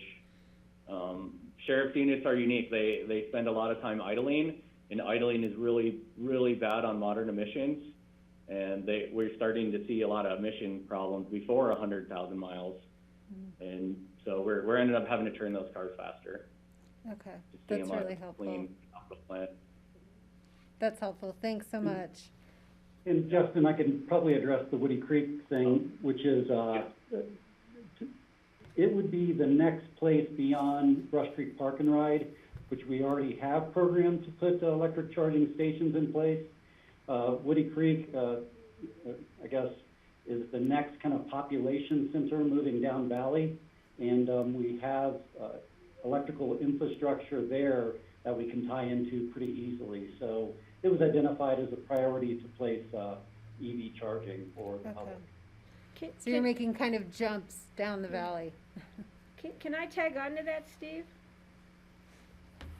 What's the plan for Aspen Village, that parking area? Do we have EV stations there already, or that seems like a logical place too to maybe be looking at?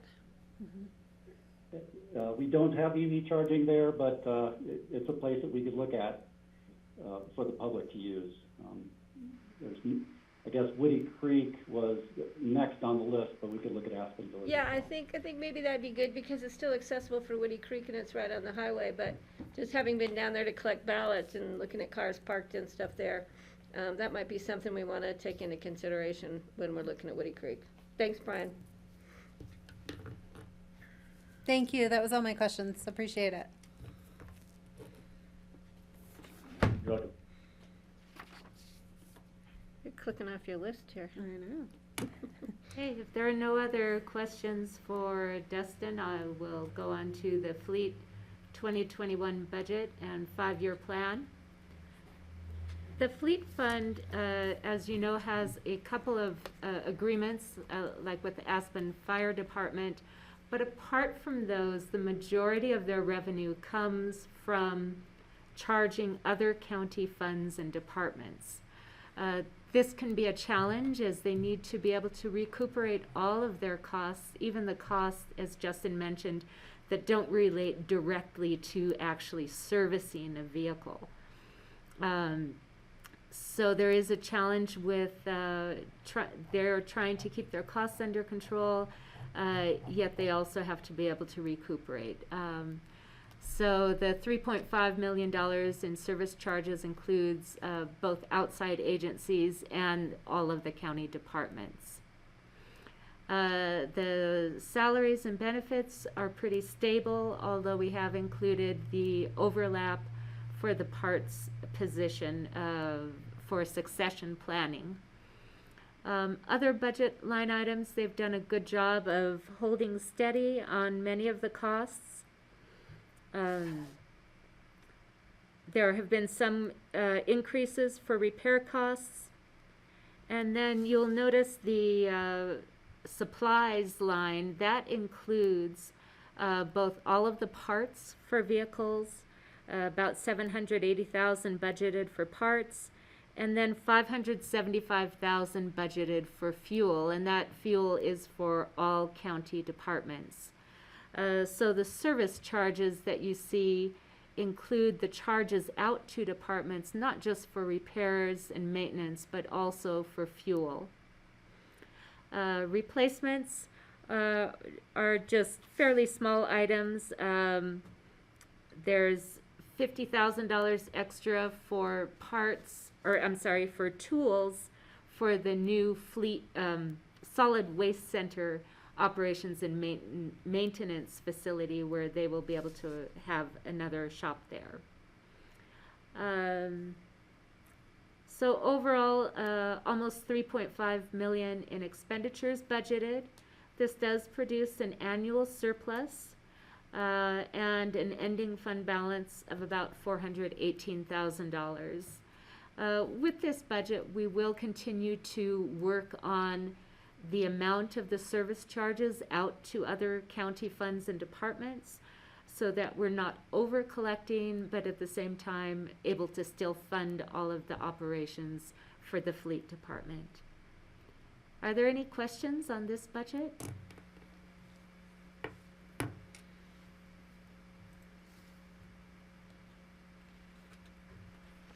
If no questions, Don't see any do we questions, have Connie. direction? So we need to do, give direction on this one. Is everyone okay with this Yeah, budget? I'm good moving it. Definitely Yep. good. Hey, Okay, sad to we see got all James this in go. paper. I know, he's been there so Moving long. forward. So in our presentation, next we have the Solid Waste Center. We have about 15 minutes until you break for lunch. But we had planned about 30 minutes for Solid Waste Center. We can do part of it now and part of it after lunch, or shift the lunch schedule accordingly, whatever direction the commissioners would prefer.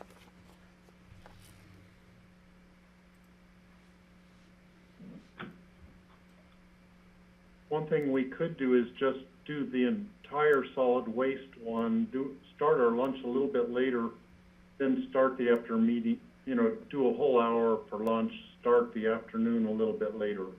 And that's what I think we maybe should do to free Kathy up and not have her be hanging out there for having to come back. Kelly? That's fine. I might excuse myself a few minutes early because I have a 12:30 meeting to start, but I'll hang in there.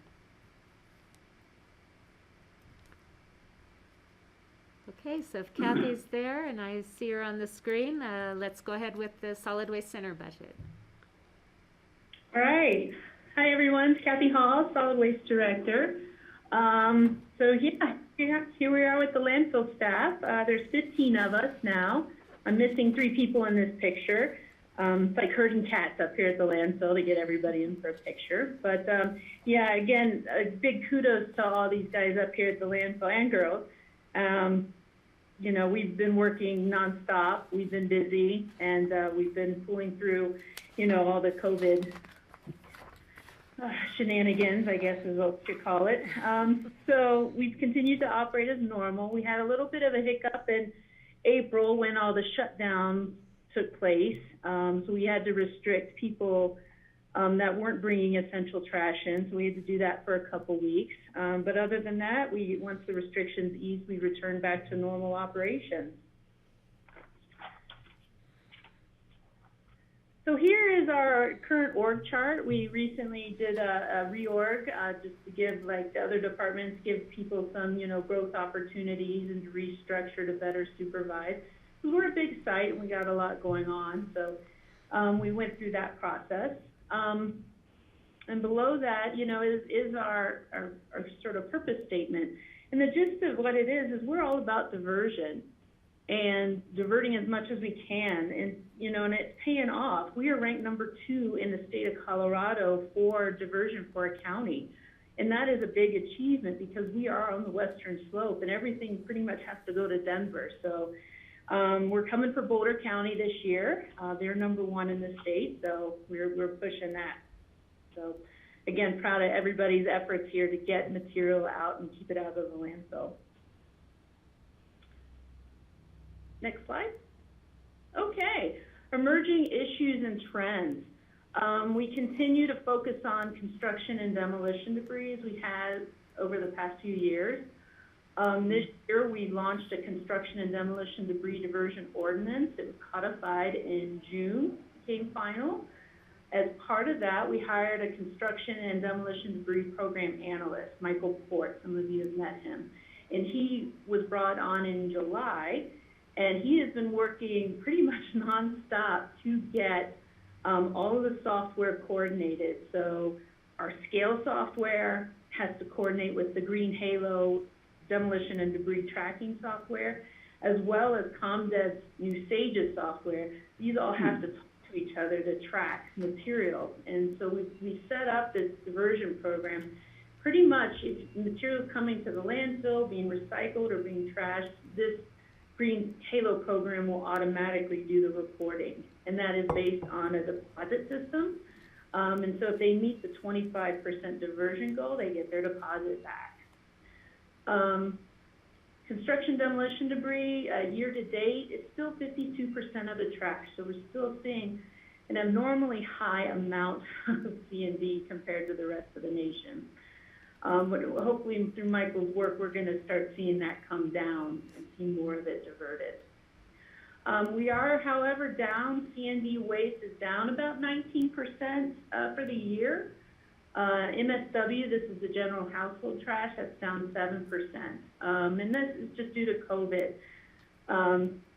With the construction stopping and, all of that, we're in restaurants closing, and we're not seeing as much trash. However, the last couple of months, we're seeing it starting to return to normal levels as compared to last year and previous years. Right now, we are tracking construction and demolition debris.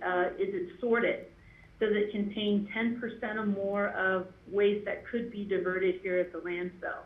If it does contain recyclable materials greater than 10%, we considered it unsorted load.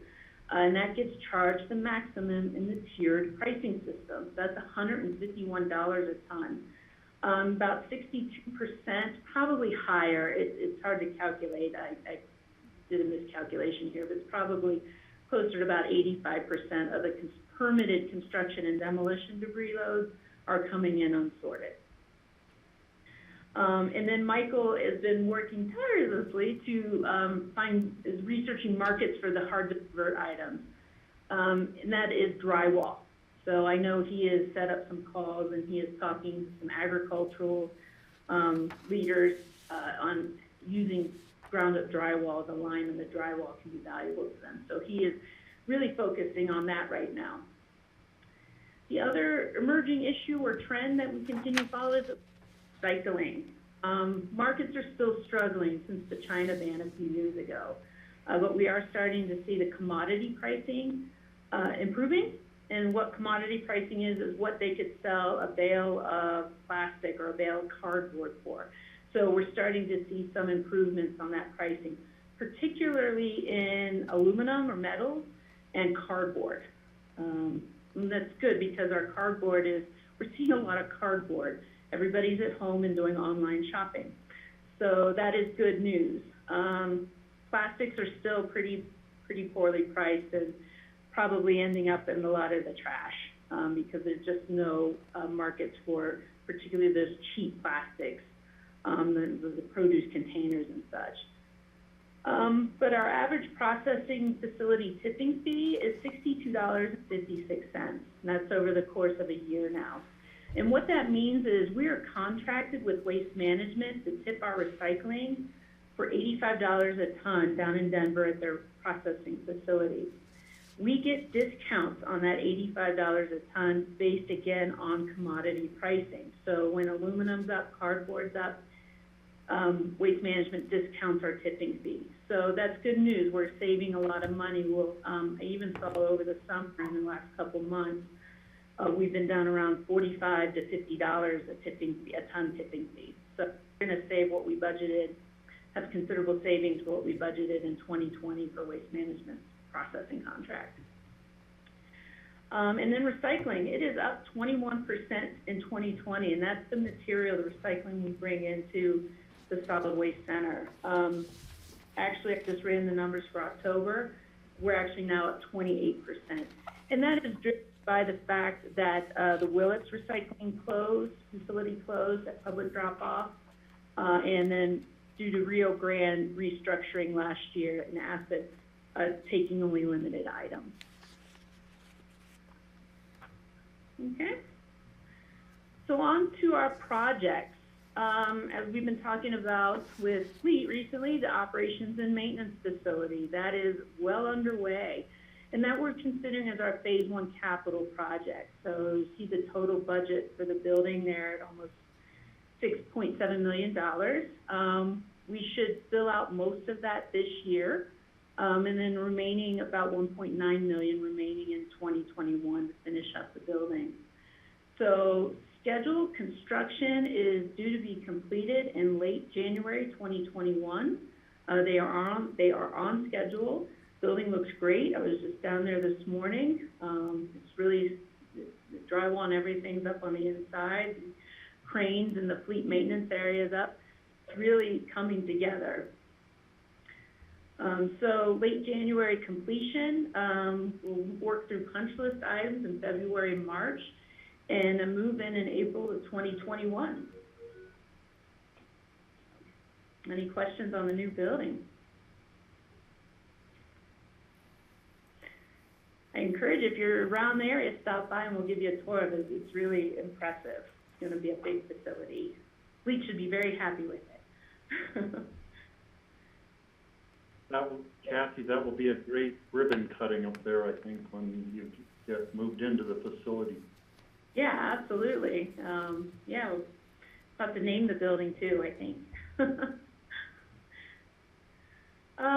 So now our phase 2 capital project, what we're looking at for 2021. And again, this is all part of, we did a few years ago sort of a space reservation plan for the landfill and just trying to really think out in the future where things are going to go. We're limited on space, so we really have to put some thought into it. And then we've been looking at the MRF building, and that is that green metal building that's behind the scale house here. So we're looking at that space and what to do with it.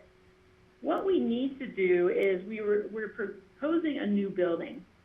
And because that building there, the current MRF building, what we call it, was bought used. It's probably from the 1960s. maybe even earlier. It's not insulated. It's not an ideal facility.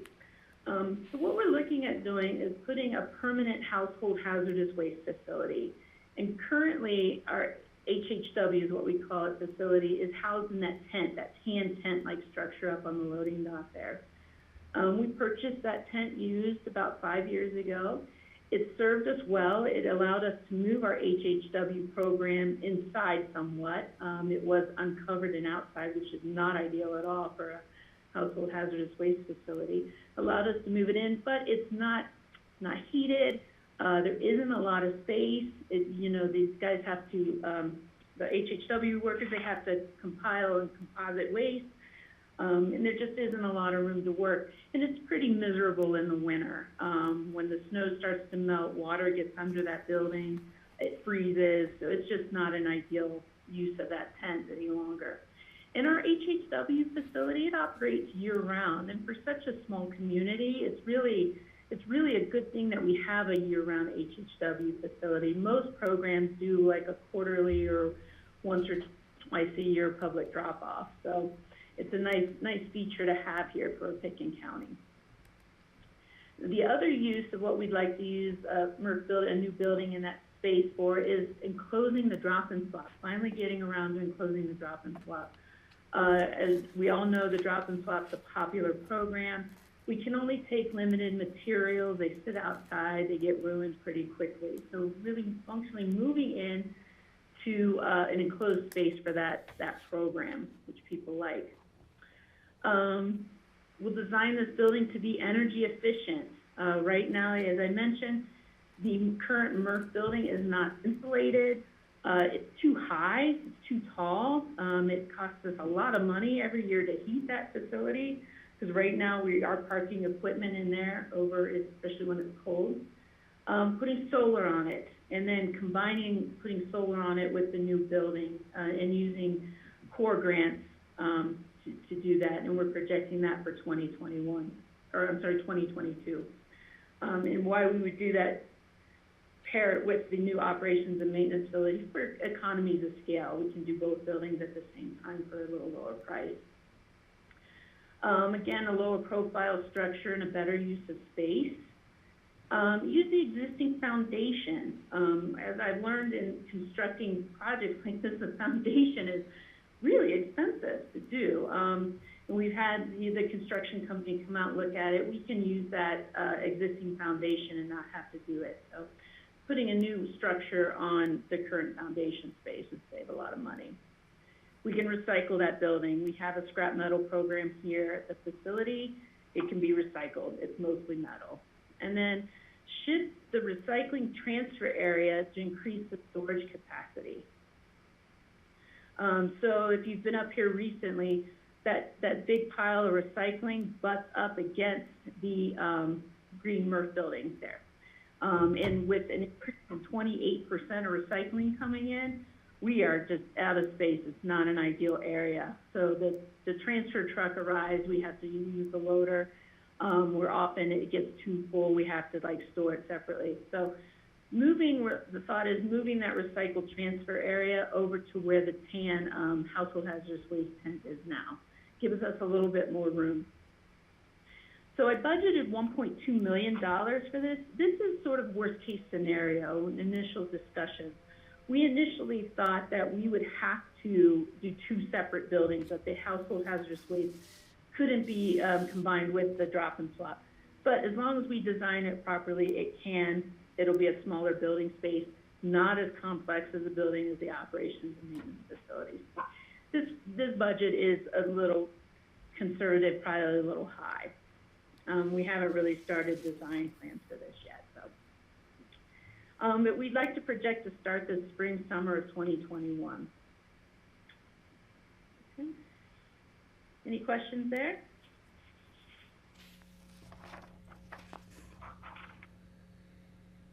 I think we're good, Kathy. All right, next slide. All right, the North Landfill expansion, it is getting really close to happening. So we've responded to comments from the state, and we're expecting his approval back pretty much any day now. We haven't pushed the state on getting us the approval too much because of the operations and maintenance building construction going on. We just didn't want to overlap projects there.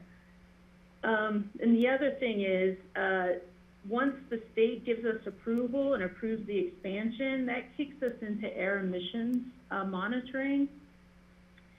So what we'll have to do is a tier 1 and tier 2 emissions calculation and a field test. That has to happen 60 days after the state says, yep, we approve your expansion, you're good to go. We have to complete this tier 1 and tier 2 within 60 days. And what that is mathematical modeling, and then they'll also do field tests. And this is testing for how much landfill gas we're emitting. And that's all part of federal air regulations. And those testing, that's built into the engineer's budget, our contracted engineer's budget. So once that happens, yeah, we'll be off and running. We're hoping to get an RFP out for the new cell expansion construction this winter of 2021, with maybe a start of a summer 2021 construction.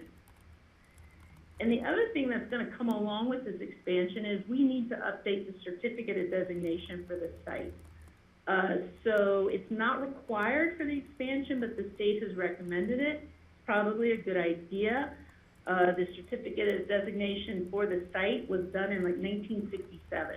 So it is way overdue, and it needs to really reflect what the site is being used for, and the space is being used for. So we'll handle most of that internally.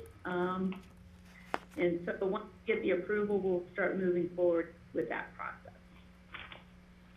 I have a question. Steve? Yeah, Patty. Can you explain to me what the horseshoe area is? I'm like, it looks like cut PVC pipes or something. Yeah, so the horseshoe, that's those little round circles on the bottom of the current fill footprint. That is an area, it's a strange little area. It was never permitted for trash. The story I got why it was never permitted for trash is because there's groundwater too shallow underneath that area. So all we can use that area for is putting big chunks of concrete, stuff we don't want in the fill, but is inert, like the concrete is pretty much big rocks we can put in there. So that area is what we're gonna look at for future permitting. As long as we design it properly, we could probably eventually get that into fill space. So sort of a space holder for that area. How did it get the name horseshoe area? I have no idea. That was before my time. All right, I was just curious. Thanks, Name Kathy. for things here, I don't know, yeah. It's kind of a horseshoe shape. Kinda. I guess, kind of, sort of. Okay. Thank you. Uh-huh. Any questions on the landfill expansion? Oh, and another interesting fact of the landfill expansion, you know, it's an expensive project. It's going to buy us or give us another 713,000 cubic yards. So I'm hoping, it depends on how fast we fill it, but about 7 years of life, additional life to the landfill. And over the course of that, I estimate it's about $45 million in additional revenue. So that space, and that is, you know, the trash going in and what we charge for it, so. Cheaper than a transfer station, for sure. Okay, south landfill expansion. So that is, this is just a concept right now. We haven't really gotten into the meat of the design. So we'll begin in 2021, beginning that design process. And that is worked into our contracted engineering budget. So we're hoping to submit that for approval in late 2021. We're trying not to have too much overlap with the north landfill expansion, just sort of running them in parallel, but we don't want one to get hung up over the other. So we still got it planned, approval late 2021, we should be okay. If the north landfill expansion goes through, we'll have some time to get that designed and built. Next slide. Okay, every year we do budget change requests based on consumer price index for Boulder, Denver, Greeley. This year it's 3% increase we're proposing here at the landfill. So you can see the current 2020, and then 2021, the increase to our tipping fees. And again, why do this? So a lot of landfills will wait years between price increases, and you hit them all of a sudden with a ton tipping fee. And that causes a lot of upset with people. So we found this to be gentle. People expect it and work it into their budget. So, and these are the increases. So MSW, that's the compactor truck, trash truck price jumps $1.50. Recycling goes from a dollar increase. C&D, we're still on the tiered system. So we have the 3 tiers for projects based on tonnages coming in. Base rate $91 right now. That will jump to $93.75. And then CD2 jumps $20 to $113.75, and so on. The unsorted load fee, again, that's that construction demo from permitted construction jobs. That's $151 right now. It jumped to $153.75.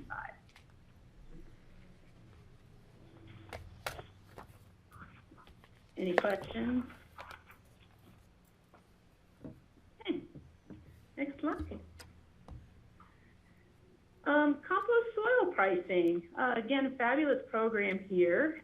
We haven't raised rates for purchasing compost and soils in a number of years. I believe it's probably been 4 or 5 years since we last looked at this pricing. And then Liz Morrow, who is our compliance and project manager here, she is working with the U.S. Composting Council on a mentorship program. And her mentor project was doing a market study of soil and compost pricing in the valley. So we are a huge bargain. We are well below what others are selling it for, and even some companies will come buy it from us in bulk and resell it at a hugely marked up price.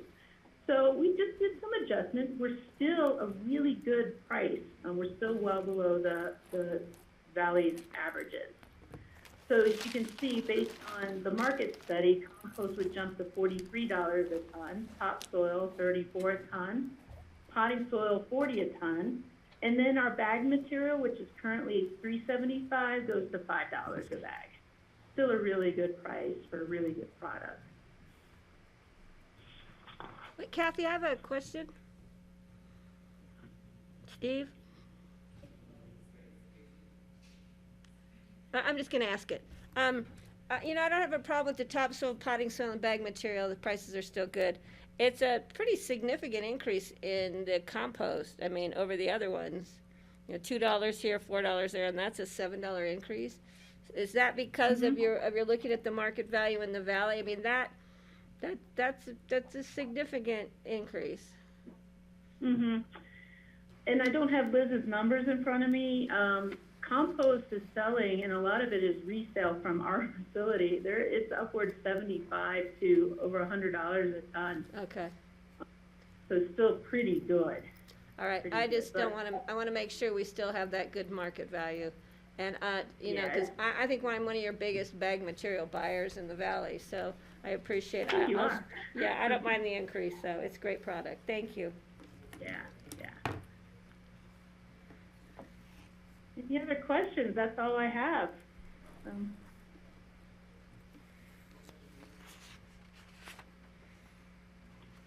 Okay.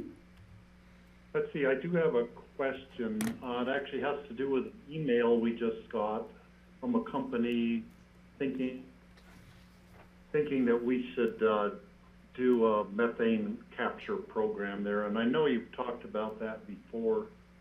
I know that you all were copied on the email too, but how do you handle an email like that where somebody has a proposal for methane or any other project at the landfill?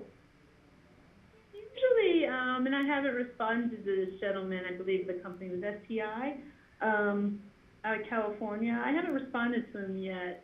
Usually, we're a pretty small site, We have landfill gas, every landfill has it. We don't have it into the quantity of where capture would be feasible. If you don't have enough landfill gas generation and you can't capture it through the system, landfill gas systems are hugely expensive and they're expensive to operate and maintain. If you don't have enough gas in those systems, you can't keep those systems running, and then that creates all sort of air emissions problems. Mesa County is dealing with that right now. They're hoping to get out of their landfill gas collection system because they don't have enough gas to keep it going. So when we do this Tier 1 and Tier 2 test, that is going to give us an actual idea of what kind of gas generation we have. So I'll respond to this STI company. He's proposing injecting steam into the landfill. Well, that's a hugely energy-intensive operation to at least generate steam. The other problem with his technology is you're injecting a lot of hot air or hot steam into the landfill. You run the risk of fires inside the landfill, and that's not good at all. We'll respond, but I think, a lot of times having to bring these people down to the reality of our actual site and what we can do.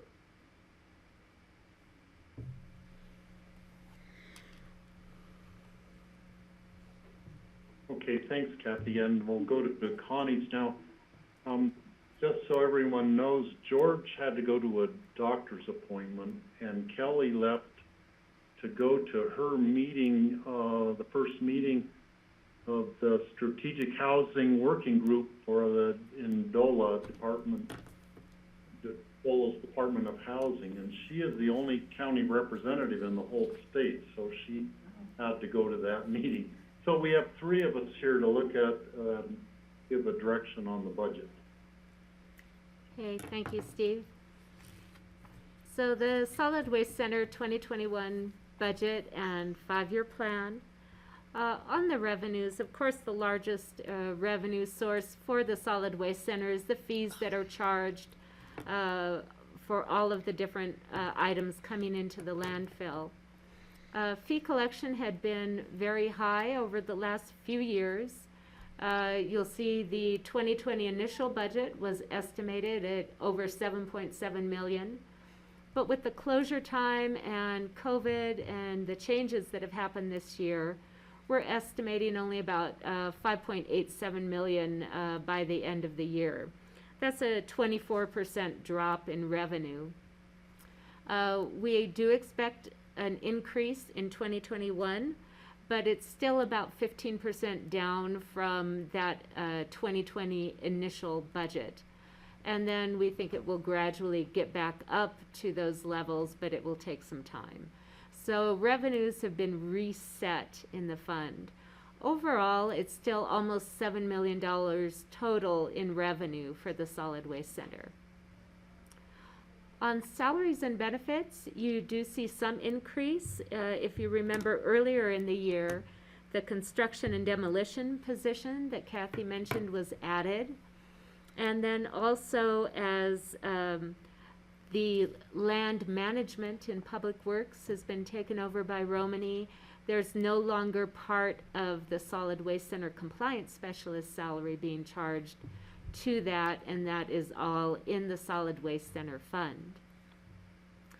Other items have actually gone down compared to the beginning 2020 budget, or remain fairly steady. The capital part of the budget is the largest part of the budget. Overall, it is a decrease from the capital budget in 2020. You'll remember that 2020 had the North Landfill expansion and also $6 million for the operations and maintenance facility. We've adjusted our projections as the North Landfill expansion is now being moved into 2021, and also part of the cost for finishing up the operations and maintenance facility moved into 2021. Then also the other projects that Kathy mentioned in her presentation, and the compactor that Justin mentioned for the fleet replacement schedule. That brings us to a total budget of about $10.9 million. It is a use of fund balance of almost $4 million for all of the capital projects. The Solid Waste Center has two different sections in their fund balance. One is the unassigned available fund balance. That should be about $4.58 million at the end of 2020. And then we have the closure and post-closure reserve, which we're required to maintain, and that's about $3.2 million, for a total fund balance of over $7.7 million. The unassigned portion of the fund balance is projected to be fairly low at the end of 2021. This is on the tail end of a number of large capital projects. But we do anticipate that as the course of this 5-year plan goes on, that we will be recuperating up to over the amount that we're starting with. So it's low to begin with, and I've already had a conversation with Kathy and Brian about timing of their projects and making sure that revenues are coming in, and if there seems to be any doubt there, possibly deferring timing. So any questions on the 2021 budget and 5-year plan?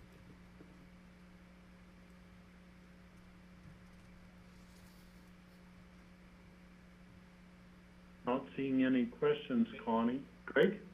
Yeah, hey, I would just love to hear, I love talking about the compost as a profit center for the landfill. And I don't see, how does that fit into this budget in the revenue section? Can you talk a little bit about that?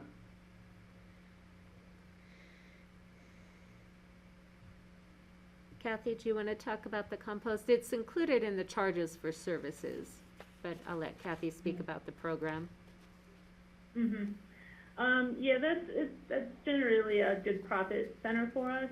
So yeah, Connie's right. So the trash tipping fees, and then as our compost tipping fees. And compost is up significantly this year. Everybody's at home doing gardening projects, so we consider that trend to still grow.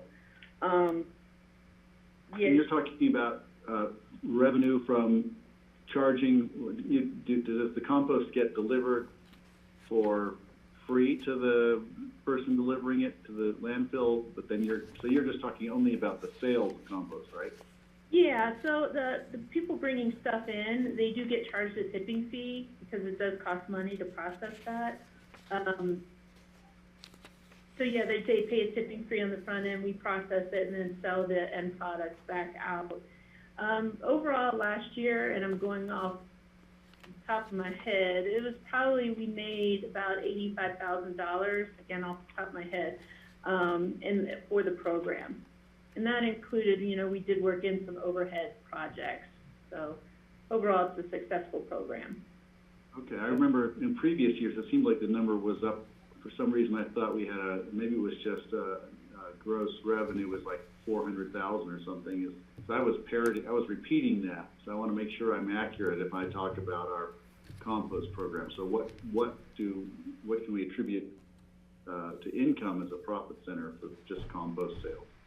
So when we do the full cost accounting for the whole landfill and all of the operations, so we take into all the capital projects. Like last year, we did stormwater project, and we base the burden to the individual like the compost, the landfill, all these different centers here at the landfill that bring in revenue. They get charged a percentage of that overhead project based on the percentage of revenue they generate. So when you do all the full cost accounting, yeah, compost takes a hit for the stormwater type projects and other things. And then overhead budgets such as my time and everything. So if you take all of that out and just look at the pure compost program and what it makes in expenditures, it is probably around $200,000.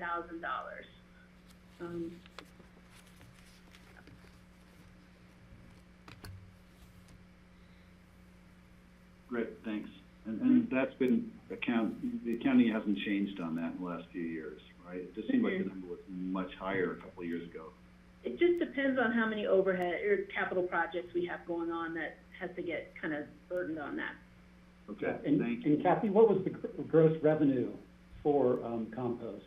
I think that's what Greg was referring to, because That's I what remember asked. Yeah, thanks. Yeah, I remember it being closer to 400,000, like 380 comes to mind for gross revenue for compost. Exactly, yeah. So if you look at all the sales, it probably is close to 350 to 400,000.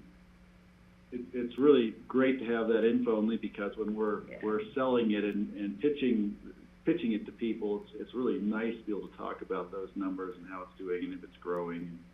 It encourages the community to participate, and I think it makes us all value composting more and the value of the compost itself. The energy density in compost is always kind of interesting to talk about that. Yeah, huge.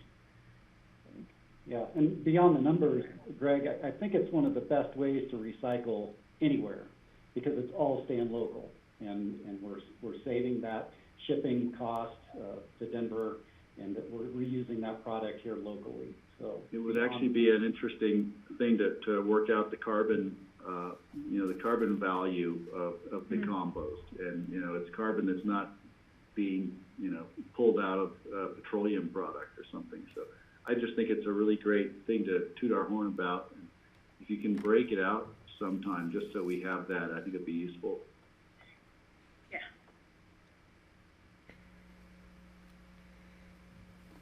So looking at the budget, between the three of us, I'm good with moving this forward. I'm good. I love the landfill as one of our enterprise funds. It's, it's a great program we've got going here. Steve, if I could again, I just wanted to make sure that I guess the proposed new buildings and rebuilt buildings are going to come around to us again for more conversation at some point. Only because we're in a place right now where we're wondering how revenues will look and what expenses are looking like, just in our response to COVID. So I know we're going to be very cautious moving forward with new capital projects.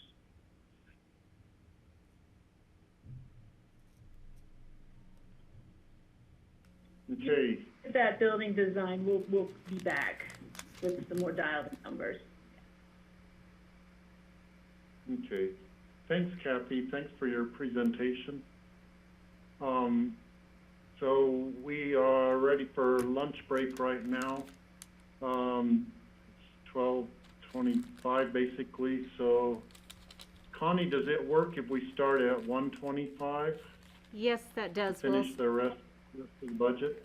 That sounds good. We'll start up at 1:25 with land management. Perfect.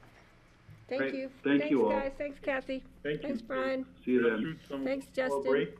Thanks, Romany.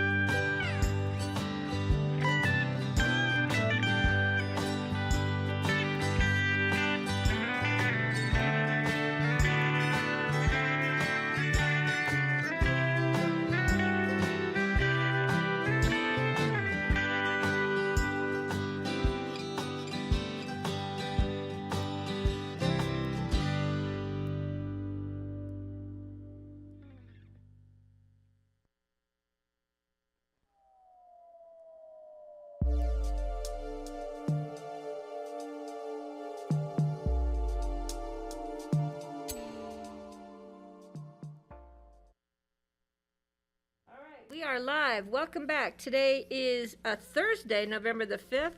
This is a BOCC work session. We kind of had to change our day because of the general election on Tuesday. We are working on budget-related items today. And so we have here on the screen, I'm going to turn this over to Steve Child, who is chairman of the board, and let Steve take it from here.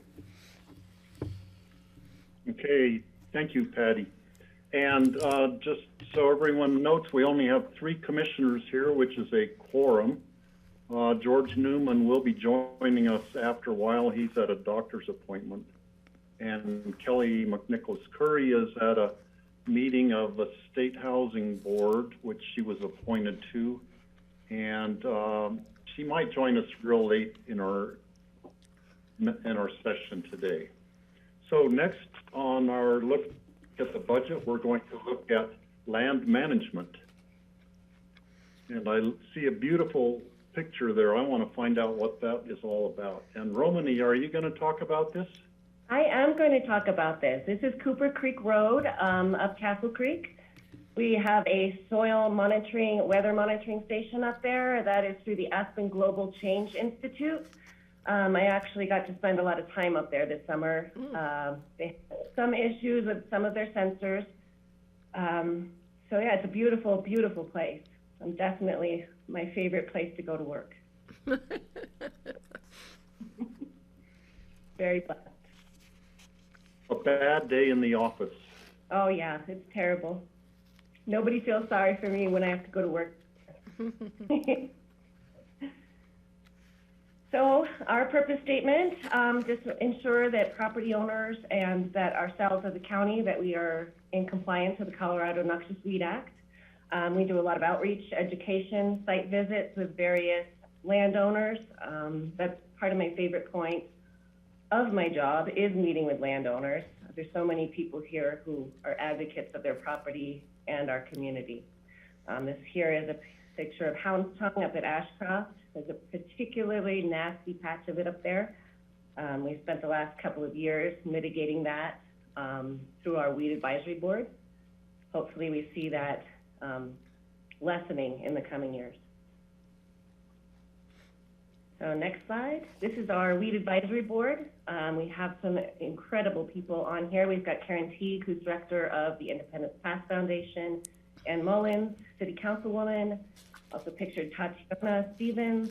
She has a landscaping business in town. Not pictured are Jim Lewis of Equal Right Solutions and Marie Kelly, who is a landscaper as well. Great board, highly educated, highly passionate. I learn a lot from all of them, and we're hoping in the coming years getting our hands dirty with this. They have a lot of great ideas. We do a lot of weed pulls, meetings, different ideas on how to reach our community in the best way possible.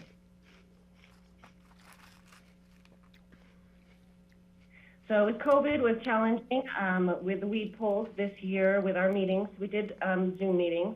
We did a lot of individual and smaller group weed pulls. We like to do at least one big one with the community, which we didn't do this year because of COVID.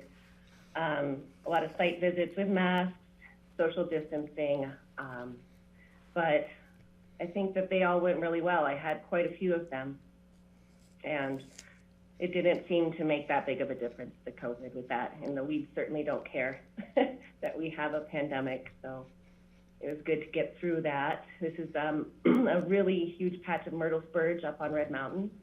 It's actually one of the bigger patches. We had some of the open space guys go up there and check it out because it was so big. Usually you see smaller patches of it. Beautiful plant. So next, okay. So we've had a lot of increased infestations. This is musk thistle, which I've never seen here. You see it in very small patches, but if you go over Gunnison County, it's coming up over McClure Pass. So on 265 going over to Electric Mountain, it's everywhere. So that's something of a bit of a concern. I was hoping to meet with Gunnison County this summer, but we're going to do it next spring, see what's going on with that. The avalanche zones are really big infestations. The one at Maroon Bells, Eco-Right Solutions had a patch of plumeless thistle, 60 acres, that they took care of. Anytime that soil is disturbed, those weeds move right in. So I found construction sites, they're there, but that's great because it's easy to contact. They have a sign there, so I can just give them a call. So I think it's always going to be an issue with that upturned soil. Absentee landowners, that's always an issue, people not there on their properties. I've been reaching out with real estate agents. I've had tremendous success, property managers and landscapers. Sometimes it's difficult to find homeowners, contact numbers, whatnot. And so here's that patch I was talking about with the plumeless thistle. Eco-Right Solutions, who's our county contractor, they worked with the U.S. Forest Service, where the Forest Service provided the herbicide and Eco-Right provided the manpower. They took care of that in just a couple of days. I was really impressed to have 60 acres of that. That's just a small piece. It was right before you get to the bells themselves. So after that, the U.S. Forest Service attached an extra $10,000 to our contract with them to take care of weeds on federal land. We also did asphalt, and then we're also working with CDOT to increase spraying in the right-of-ways.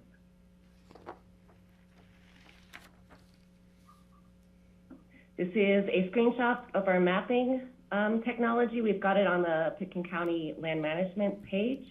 If you zoom in to each of these green spaces, it will tell you what was sprayed, when it was sprayed, and what they used to spray. And I found this to be really helpful when working with the citizenry. Some people are very concerned what's being sprayed. If their kids are playing there, their dogs are walking there, their garden is right there, they're concerned. And this, I think, eases that quite a bit when they know exactly what's out there. So we only update this map once a year. It's way too cumbersome to do on a daily, weekly, or even monthly basis. But hopefully we can figure out a way to get that a little more up to date as the years come.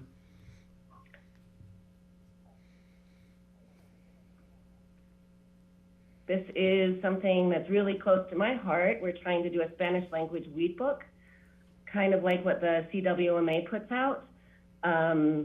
We've met some resistance. They don't want to share their photos with us or their text, so it's kind of a grassroots effort. But this is an example of something that I put together just for thistle. It's very rough draft, but I've reached out to English in Action, as well as CMC for their ESL programs and their advanced Spanish language programs, and hopefully get something out there. If you look at it, you look at landscaping, agriculture, it's predominantly Spanish speaking. This was started by Liz Morrow, who's my predecessor, and it's a fun thing to do. So I think it's really important. It's the best way to reach 100% of our population. So it's going to be quite the undertaking, but it's been fun so far. Hey, Romany, Steve? Yes. I was just going to say, this is great. This is wonderful what you're doing. Sorry you had resistance getting the graphics from the other group. That's crazy. They should be helping us.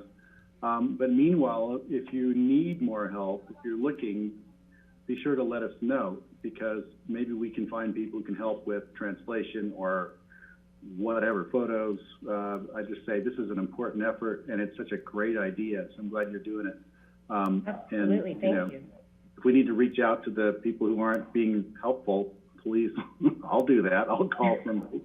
Just let me know. I think this is wonderful. I gave up on that. Like I said, I took it as a grassroots effort. I've been taking my own photos, which has been great fun. I have quite a fun library of different, I go in there, get the stalks, get the roots, get the leaves. Excellent.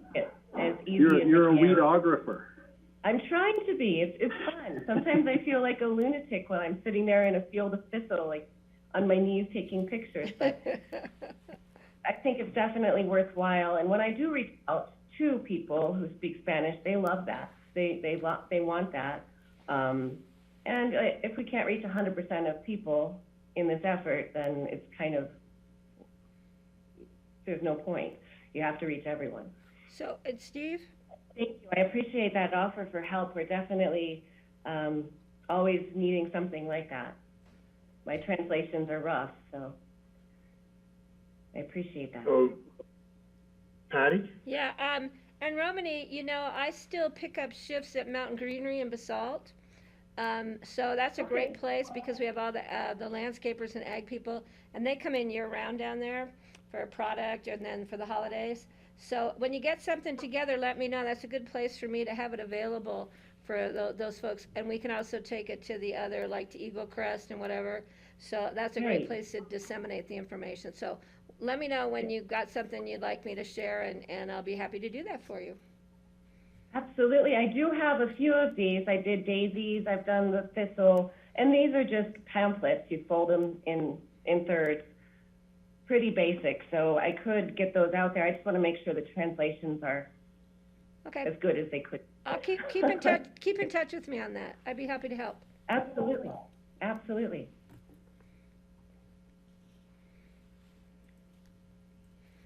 So budget changes, we don't have very many increases or decreases in our line item. I have requested an additional $7,800 for weed control for Eco-Right Solutions in anticipation of their contract renewal.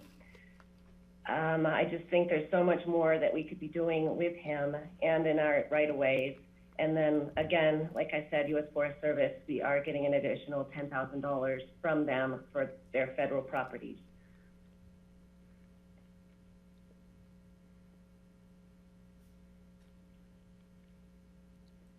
And I believe this goes to Connie. So Romany, before we go to Connie, Yes. I was waiting till the end of your presentation. I know parts of the county where there are lots of musk thistle. Over in Avalanche Creek, going all the way up by Dooley Park, way up in there, there's a lot of musk thistle. That blows over into Capitol Creek, and for years we fought musk thistle here, and I beat it back pretty well. I didn't even find any this summer, but I'm sure there are still some around on Capitol Creek too.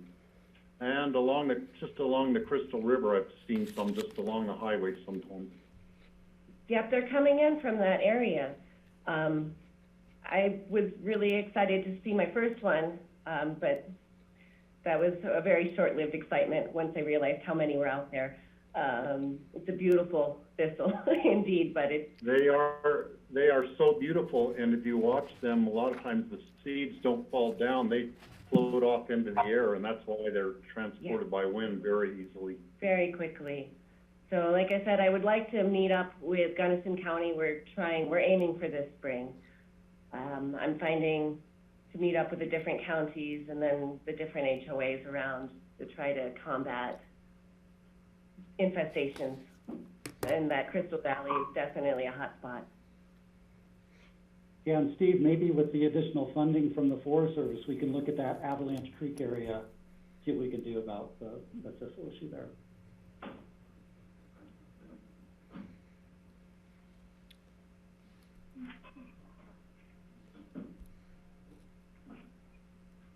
So Connie, we could look at the budget sheet here. Okay. So there are not a lot of changes with the budget. As Romany mentioned, there is an increase in the other services line for the weed spraying. And then the personnel, I mentioned earlier, we used to have a part of the Solid Waste Center's compliance specialist charged to this department as she helped manage it. But now as Romany has taken over, Romany's salary is captured in the Public Works admin budget. So that's why you see the change in the salary amounts. Any questions?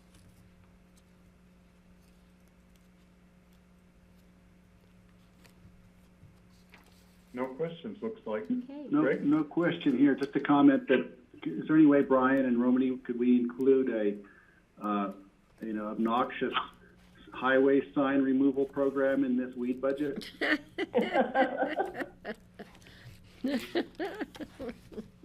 If only. They are noxious signs. I think they have chainsaws at Public Works. Okay, thank you so much, Brian and Romany and all of the Public Works group. Next, we will move on to the Transit Sales and Use Tax Fund, and David Pesnicek is here to take us through this. Thanks, Connie, and thank you all. So this is the presentation on the Transit Sales and Use Tax. I'm the Regional Transportation Administrator, David Pesnicek. For this presentation, I'm going to keep it pretty brief since you guys have heard this presentation twice already. Once as a part of the preparation meeting for October 29th, EOTC meeting, and then last Thursday at the actual EOTC meeting. So I'm going to hit on the major highlights here, but I don't plan on getting too in-depth. You guys have a lot of information coming at you today, so I'll spare you all the in-depth pieces of this one in particular, but I'll be happy to answer any questions. So we've got a few highlights, again, that we talked about at the prep meeting and again at the meeting last Thursday. The first one is that the DOTC budget, and just like all public sector budgets, has been pretty turbulent in 2019 and 2020, not just because of COVID-19, but because of House Bill 19-1240. And as a result of that, we are looking at potentially some tougher to predict future revenues. I know you've heard that from county finance leading up to this point, but we might be looking at some possible late adjustments to revenue projections. Even given that, we are looking forward to 2025. It does appear that we'll be able to meet all current ongoing operational costs, currently obligated projects, as well as new and increased project requests. Next slide. To just touch on the revenue side, I'm not going to go into this in depth. The EOTC does have three main revenue sources, all from the half-cent transit sales and use tax. The first one is sales tax. So as you know, EOTC retains about 19% and RAFTA retains 81% of the sales tax collected countywide.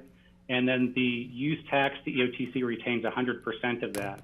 The House Bill 19-1240 that impacted the mix of sales and use tax, primarily shifting construction materials, which had been collected in use tax over to sales tax. And that's primarily reflected in the 2020 budget and beyond.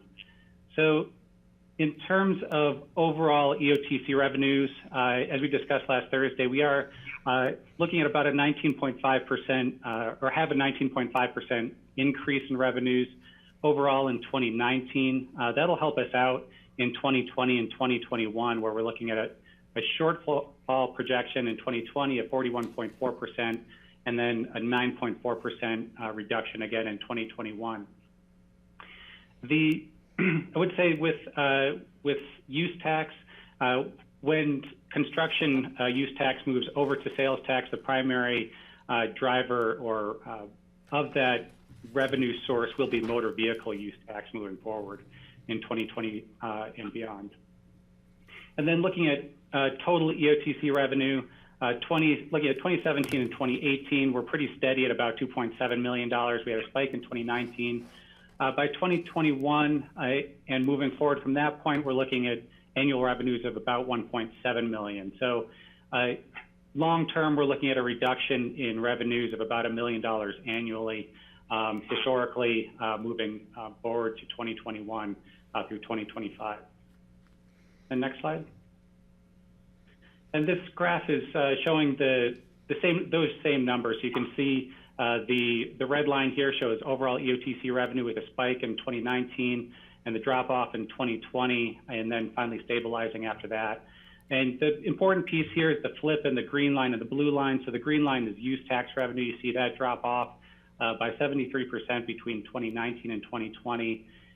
With the light blue line here is the half-cent sales tax. That's going to become the primary revenue driver for the OTC moving forward. And then the dotted black line, that's RAFTA revenue from the half-cent sales tax. So the light blue line and the dotted black line, that represents 100% of the sales tax revenue from the half-cent transit sales tax. Next slide. For the 2021 budget cycle, as we went over in depth last Thursday, I'm not going to go through these one by one, but we do have a couple renewals that were approved last Thursday.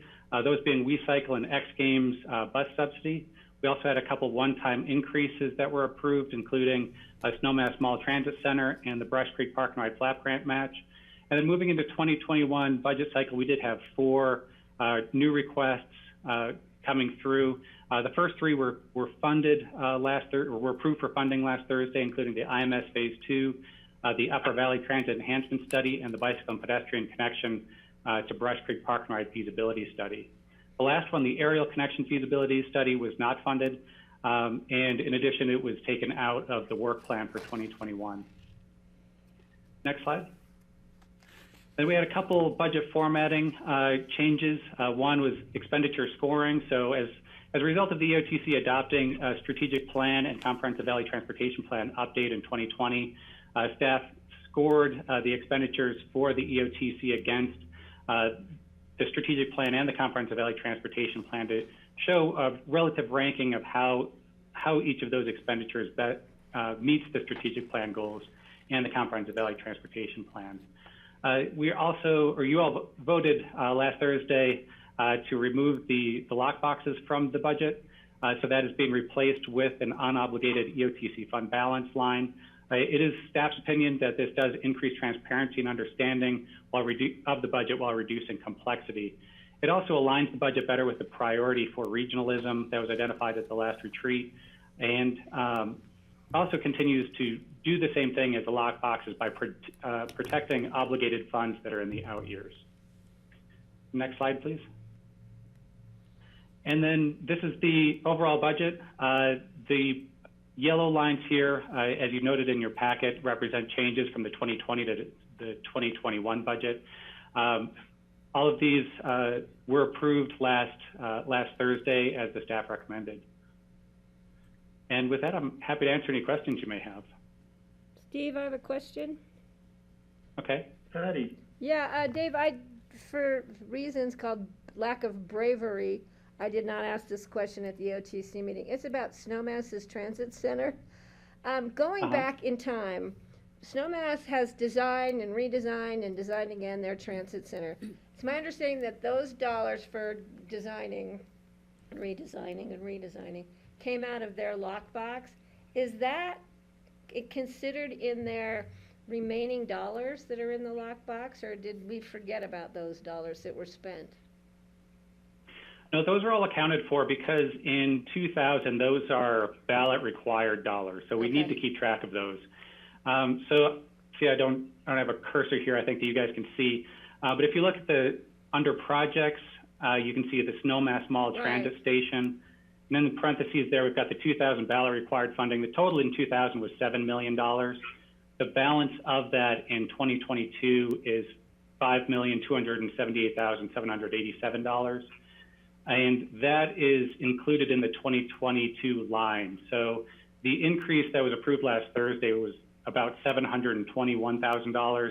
And that was the difference between the $5,278,787 and the $6 million. So leading up to 2022, all of those, see the $50,000 in 2018 and the $650 in 2020 and the $300 in 2021, all of those have already been subtracted out of that total $7 million, as well as all of their previous expenses for design leading up to that point. Okay, because I don't remember when the expenditures because they've designed that transit center so many times with, beautiful displays of the terracing and the levels and all that. So as long as we've kept track of the dollars previously spent out of their lot box, then I'm okay. I'm okay with the whole budget, actually. So thanks, Dave. Okay, yes, yep.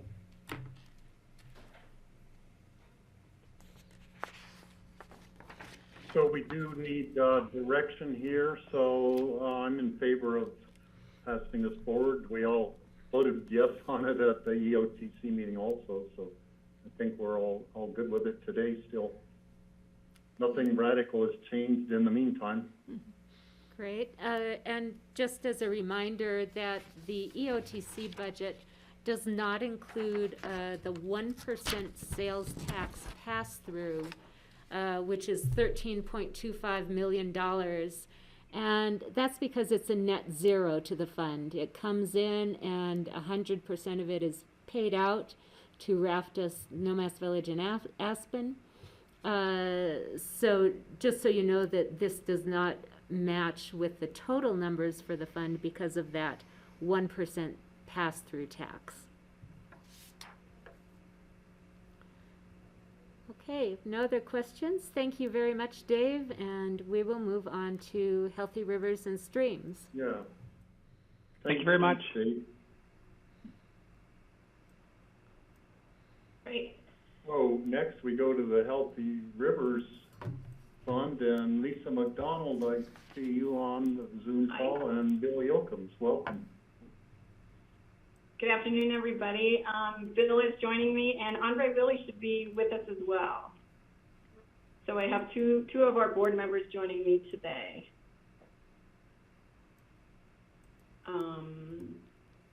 Can everybody hear me? Great, good. All right, so as you know, our aspiration statement for the Healthy Rivers program and the board, we aspire to be a leader in protecting, defending, and enhancing rivers and streams through collaboration on watershed-wide opportunities, solutions, and education on water issues. Next slide. Yeah, well, I'm trying to disconnect my audio. That's okay, Andre. Some of the trends and emerging issues we have in front of the program are public awareness and education, the issue of drought. We have a need for additional staff, which we will talk about a little later, the continued trend for a potential compact call, climate change and climate action, and I understood Kelly asked for some issues that maybe we were facing due to COVID. We had some great planned educational opportunities, public awareness events that we wanted to hold, and in-person meetings have all been affected by the pandemic, although our fund dollars seem to have continued to hold actually fairly steady through the whole thing. We had a great January and February this year, so that helped the fund. Opportunities we're looking at in the future are Phillips Mobile Home Park River riparian improvement, collaboration with other governmental entities to improve stream flows, and continued streamside improvements at the Whitewater Park that we kind of put on the back burner due to our concern about sales tax due to the pandemic again. So, next slide. So here are some of the 2021 budget requests we have in front of the commissioners today. In late 2019, the River Board held a retreat and identified increased communication and outreach as a critical mission to increase the public's understanding of the full breadth of their mission and increase community engagement that impacts rivers and water in the Roaring Fork watershed. The plan was drastically curtailed this year due to the pandemic, and the board is looking forward to possibly rolling out some of the events in 2021, such as a Paddle with a Purpose. We wanted to do an event at the Whitewater Park. We wanted to do a celebration of our 10-year anniversary. We talked about doing some film series and just increasing the community's awareness of the program and increase social media presence online and our web content. Another project we're looking at that Bill has been really involved in is the Weaver Ditch Telemetry Project. And that is an improvement of the Weaver Ditch headgate in Carbondale by installing an automated headgate. I've got a typo in there. And this is one of the early and necessary steps in the town of Carbondale's program to build the first automated irrigation ditch in the Roaring Fork drainage. The result would be less waste of diverted water and increased stream flows in the Crystal River. So, next slide. We are looking to add a position. We didn't originally put this in at the first glance of the budget process, but with the Healthy Fund and dedicated fund we are looking to add a additional staff member. The goal of the board is to realize its potential by taking advantage of our unique position and resources by devising its own strategies to improve watershed health and to develop its own projects. So to realize that potential, the program needs an assistant to help myself and with administrative duties, finance duties, along with devising new strategies and in-house projects for the board to pursue the board objectives of approved by the voters to protect our rivers and streams in the Roaring Fork watershed. So this position is pending. Cost would be determined, but I know you have heard requests from the board when they re-interview you for re-interview in front of you for an additional staff. Depending on the outcome of the Youth Water Leadership Virtual Summit this year, we would like to continue supporting that program in 2021 as well. That's happening December 11th, so we will see how that rolls this year due to COVID and the virtual platform. So I think that's it. Steve, can I ask the questions Kelly has about this position? You bet. Kelly left me her list of questions. She's concerned about the new position, where the money will come from, because she said it wasn't included in the 2021 salaries. She said she's supportive of the position, but wants to understand if it'd be fully funded from the fund, which I think it is, coming from the, but Kelly had that question. And I don't think there's a general fund requirement for that. But she also said, I also think the position job description should come back to the BOCC for refinement. So when we get to more details, Kelly wants to see it all come back. But it would be my understanding that funding this position would come out of the Healthy Rivers and Streams Fund. Yes, it would. It's a dedicated fund. And then she's got another question, but it refers directly to the budget spreadsheet you have, so I'll wait till you go through that before I ask her other two questions. Thank you, and I'll send these answers on to Kelly. Okay. Okay, I think the next slide is the budget and 5-year plan that Connie talked about. Yes, and the cost of the position, including all benefits and all other costs associated with it, would be roughly $100,000 a year. It would be paid out of the Healthy Rivers and Streams Fund, so it would be supported by the 0.1% sales tax for the Healthy Rivers and Streams. Hopefully that answers some of those questions. Yeah, so then that would be tweaked on this spreadsheet. Yes, it would need to be added onto this spreadsheet. This is just pending, so is it something that we need to approve as part of the budget, or will it come back to us after the first of the year? Because we need to see the job description and all that first, I think. Yes, so I would take board direction on this. If you would like to see it come back to you, we can bring it back as part of one of our other budget meetings this year and then include it in the 2021 budget. If you would rather take more time, we could bring it back as a supplemental request during the year. So I would await your direction on that. Okay. My position on that would be if, time-wise, we can have the job description, et cetera, done, because we're getting towards the end, we only have a few more weeks before we have budget approval. I don't have a problem bringing it back after the first of the year and doing it as a supplemental. Sometimes it's better to take our time and moving things like this forward, but yeah, that's my position. I don't know how the rest of the board feels. Steve? Right. I agree with Patty on that. I think that's the way to go. I'm happy to go along with her on that.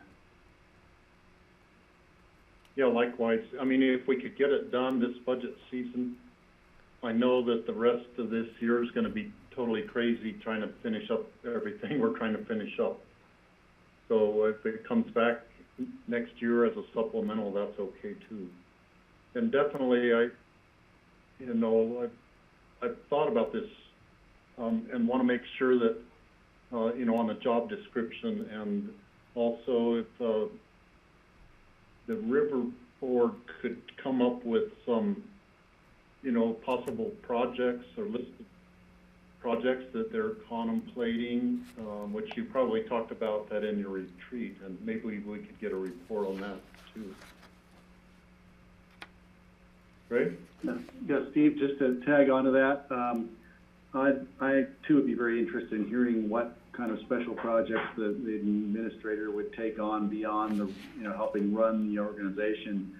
I'm feeling kind of sensitive lately to the projects I've seen proposed by various groups. I think of the core, the projects that CORE wants to do, and I know they're a separate nonprofit, but we're on the board there, and the COVID has really changed so many things regarding how we communicate, how we hold events, how to disseminate information, how to get public engagement.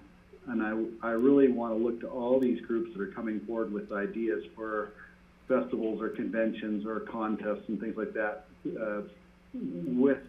I'd really like them all to be looking at these things through the lens of that has been changed by COVID, and that how will we do this? How will it be effective? Because I'm concerned that there are a lot of things we can do that really won't have the goal or the outcome that we expect, and maybe there are some ways we can put some efficiencies into it and maybe just also pivot. So I think it's smart that we take a good look at all this. But generally, I'm really enthusiastic in supporting of what Healthy Rivers is doing, and I'm very proud to be part of the Healthy Rivers family. So I'd like to tell a little story. I think the public communication thing is a critical part of what needs to be done, because we really need to have a paradigm shift, I think, in how people view water and how they use water. And the little story I will tell relates to my daughter who lives in Alaska. She lives part of the year in Fairbanks, part of it in McCarthy, Alaska. Both of the houses she lives in don't have water there. They have to haul water to the houses. They call those dry houses in Alaska. There are lots of them. When you have to haul all your water to your house, you treat it very carefully. And she drinks what she calls silver tea. So if you put warm water in your cup to warm it up before you put coffee or tea in it, the warm water in there as it cools off, that is silver tea. It's actually good water, and you don't just throw that down the drain. So she drinks it, because you need to drink so much water in a day anyhow. So I always think of when I'm drinking some water in my cup, which is what I have in here right now, it's silver tea to me. That's what, changing in the thinking and the mentality of how we use water, I always think of silver tea. Oh, sorry. So are we going to go through this? So, yes. So I have noted that we should come back to the board with a work session in the beginning of 2021, bringing more information and more of a job description to the commissioners on the admin position, and then possibly follow up with a supplemental request in 2021. So this next slide shows the 2021 budget and 5-year plan for the Healthy Rivers Fund. The main source of revenue for the fund is the 0.1% sales tax, and that brings in about $1.2 million. We are expecting the sales tax to remain steady, just like general fund sales tax. No increase in 2021. And then the other revenue source is investment income of the fund balance. In 2020, there were some grants budgeted for part of the Basalt Whitewater Park project, but there are no grants budgeted in 2021. There was a Town of Basalt contribution and a DOLA grant. So that's why you see.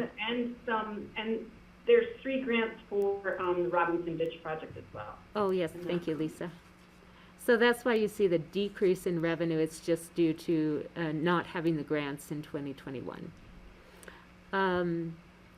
Many other costs are stable within this budget. There is an increase, though, for the communications project, as Lisa mentioned. And overall, there is a 47% drop in the expenditure budget, and that's due to the fact that there are not many large capital projects included in 2021. As budgeted, the fund would use a small amount of fund balance, about $39,000, but the fund has a very healthy fund balance, and it's projected that fund balance at the end of 2021 would be over $2.7 million. That's great. Are there any questions on the 5-year plan? Steve? Patty? Yeah, Connie, can you answer Kelly's question about property services? She said it's on the back side of that page. Yes, that includes, the property services include in-channel work. Our repair and maintenance line is, and also construction services are included under property services. Property services is a very generalized category name from a financial reporting point of view, but it does include any kind of construction that's not capital or repair and maintenance. And so some of the in-channel work at the Whitewater Park is included in that line. Okay, and then Kelly also had a question about legal fees, and I'm not sure if she's kind of related in with this new position, and I'm not sure how that, did she explain anything more about that to you? She did not explain legal fees. Because do legal fees come out of the Oh, attorney's office? I think I know what she means. Okay. We do pay for outside legal counsel through this fund on issues related to water rights. So the Land and Water Fund, I mean, the Healthy Rivers and Stream Fund pays for, can you explain that to Kelly when you Yes, see her? I 'Cause can. You're better at that I one can than me. email Kelly Okay, on that. thank you. Okay, so we've answered, thanks, Steve, we've answered the questions that Kelly gave to us earlier today. And Okay. I'm supportive of Steve? this budget, so. Kelly, or Steve, Patty, I just wanted to get, you brought up the question, so if our attorney has a water rights issue, as often they do, and it involves litigation, the cost of supporting this litigation would come from the Health Rivers and Streams Fund. That's in every case? I think if Or there's a if nexus. he's fighting a water diversion scheme, that's going to come from this. Okay, I didn't realize that. That's good to know. Yep. Any outside legal counsel we have, or expert engineers in the case, everything comes out of it's that professional and technical services line item. And Lisa, can you clarify a little bit if you know if there's a distinction of which costs might be in the Healthy Rivers budget and which in the attorney's budget? Yeah, anything water related, like the Upper Midnight Mine case, any issues with anything related to water comes out of the Healthy Rivers. Any land use, everything else would come out of the attorney's office. Thank you. Thanks, I never knew that either, Greg. Yeah, I think going forward, it would just be great to see a breakdown, especially if we see, a diversity of cases and just to know how eccentric something might be from the way we've always seen Healthy Rivers. It makes sense to me, but it'd just be nice to know how far afield can water litigation go and still pull from this fund. Right.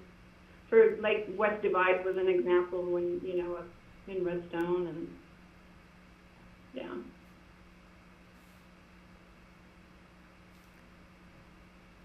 Are there any other Anything else? questions on the budget? So we need to give direction on forwarding this budget. And I think, I'm definitely a thumbs up on that. And then I guess you know, it would be expanded at some point in time to account for the, you know, potential new position. Although that might not be in this year's budget.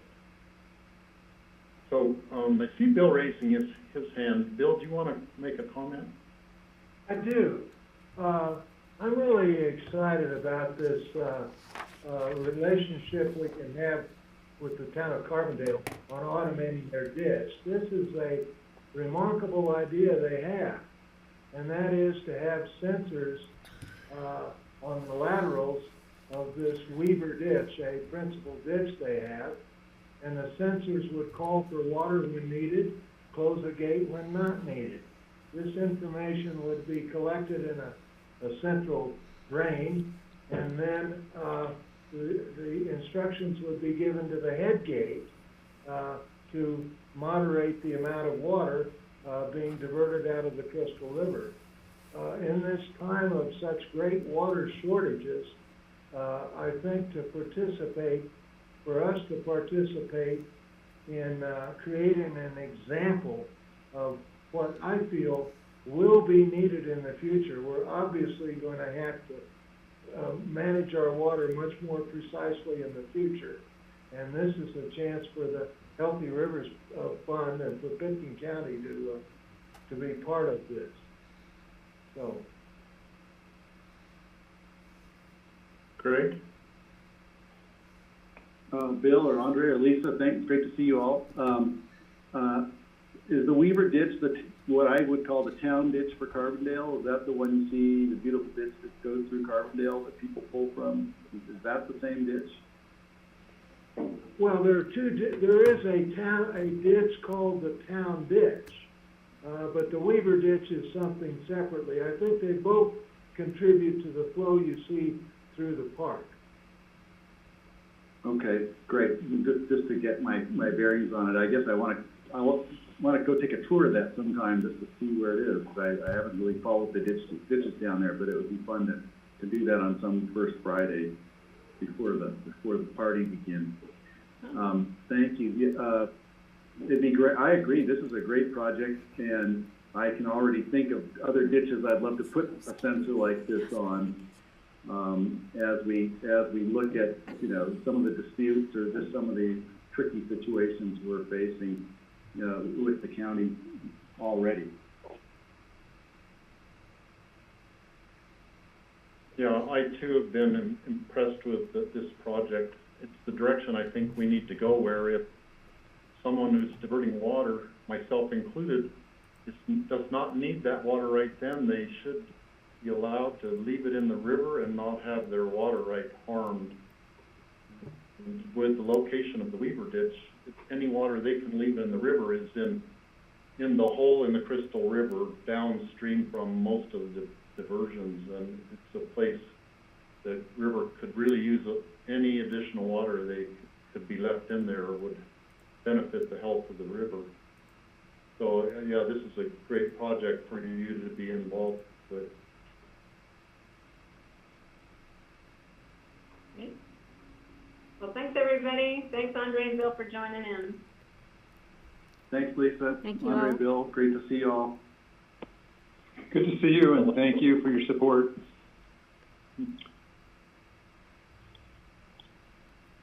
Okay, next we have Pitkin County Community Development, and I see Cindy is on here. We are get running to see a little Cindy. ahead of schedule, so hopefully the community development staff is all on. Cindy, are you and your staff ready? I'm here, but I don't know if everyone else is. On the agenda, it said there was going to be a break, so I was just texting with everybody that get ready because Healthy Rivers and Streams is done. Yeah, we've been moving through the schedule faster than I anticipated today, so we are a good 45 minutes ahead of schedule at the moment. Okay, well, I'm happy to begin if you like. Yes, And please. Do you see anyone else? I can't see the full screen. It's Brian and Brian is there, and that's Al, And Rickard. Alex, good. Alex is Yes. good. Okay, great. There's Suzanne there now. We're starting to get everybody dragging in. Okay, and hopefully Ellen is going to be in as well with long range. So let me give her a. All right, here we are. Well, we're ready if you're ready. Connie, if we could have that next slide, please. Okay. Yeah, here we are. Our purpose statement was developed several years ago, but I think it's still valid today, that we preserve, protect, and enhance the natural and built environments by collaborating with the community in the creation and implementation of progressive development policies and standards. And we hope that's still true today. And while I was going over the budget and our strategic plan, it's just, while we fit in with the flourishing and natural environment, I do believe that, you know, all of the strategic plan, we touch every part of that with safe communities and healthy communities, and hope to continue to do a good job with that.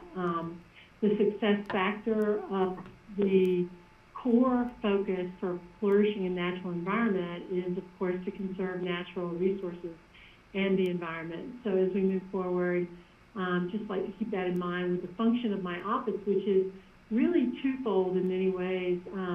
It's a regulatory office based on the codes that the board adopts and directs us to amend, as well as the long-range function of what we do. So just keeping that those two functions in mind, we're a very administrative function as well as a creative and hopefully collaborative function as we go through our work with the community. So the next slide, honey. This is just a profile of who we are with our office. We have Suzanne Wolf at the head, obviously, of our planning department, Ellen with bridge planning, and then Brian with our building department. I think we'll just continue to move through more of the substance here. Connie, thank you. So we've created this section in our budget that we call administration, because having three very distinctive functions with building, planning, and then long range, we created this administrative function that looks at what we need from the more administrative perspective. And one of the biggest things that we see is a continuing trend with us that we have created, and it's going very well with our overall permit application tracking system. We created and implemented in the middle of all the COVID, I think it was May that we got started with that system.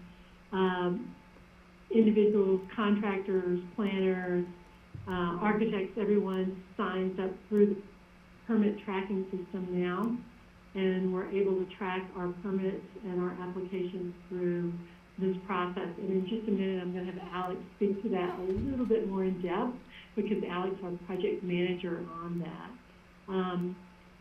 We also want to keep an eye to succession planning as we move forward, as I'm sure many departments do. We have a very seasoned staff, and as we saw this year, during the crazy time in the pandemic, we lost two key people in our building department. We were able to keep one on contract as she moves throughout the country, but can review permits for us. And we also lost Ray Gagnon, who was our senior electrical inspector this year. And there are people in that boat in terms of that time in their lives moving forward. So we always want to make sure that we're on top of looking at that as an organization and in our administration. We also felt like a big overarching part of what we're doing that is an umbrella for all of not only community development, but the county at the board's direction is looking at our climate action plan, not only with us, but with all the other county departments. As you know, Zach's been doing a great job with that. Right before the pandemic hit, we had done an update with the board, and we've talked with other county departments about their role in climate action planning, working with other local governments and state government, special districts, and keeping in mind our national efforts. But as part of our part of the climate action plan, as you know, we've updated our land use code and energy codes, and that was done on April 22nd, Earth Day this year. So those are in full swing and motion already.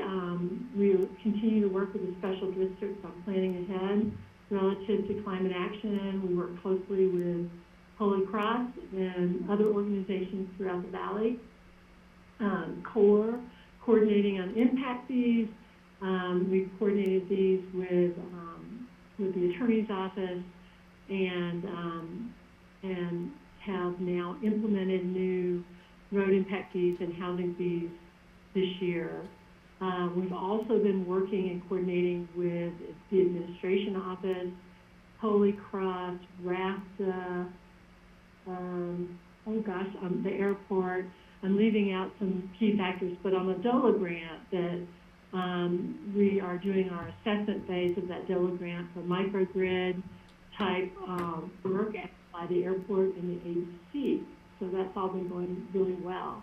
I'd like to also now just turn it back over to Alex so he can talk a little bit more about the permit tracking system and how that plays into not only last year, but as we move forward this year. Thank you, Cindy.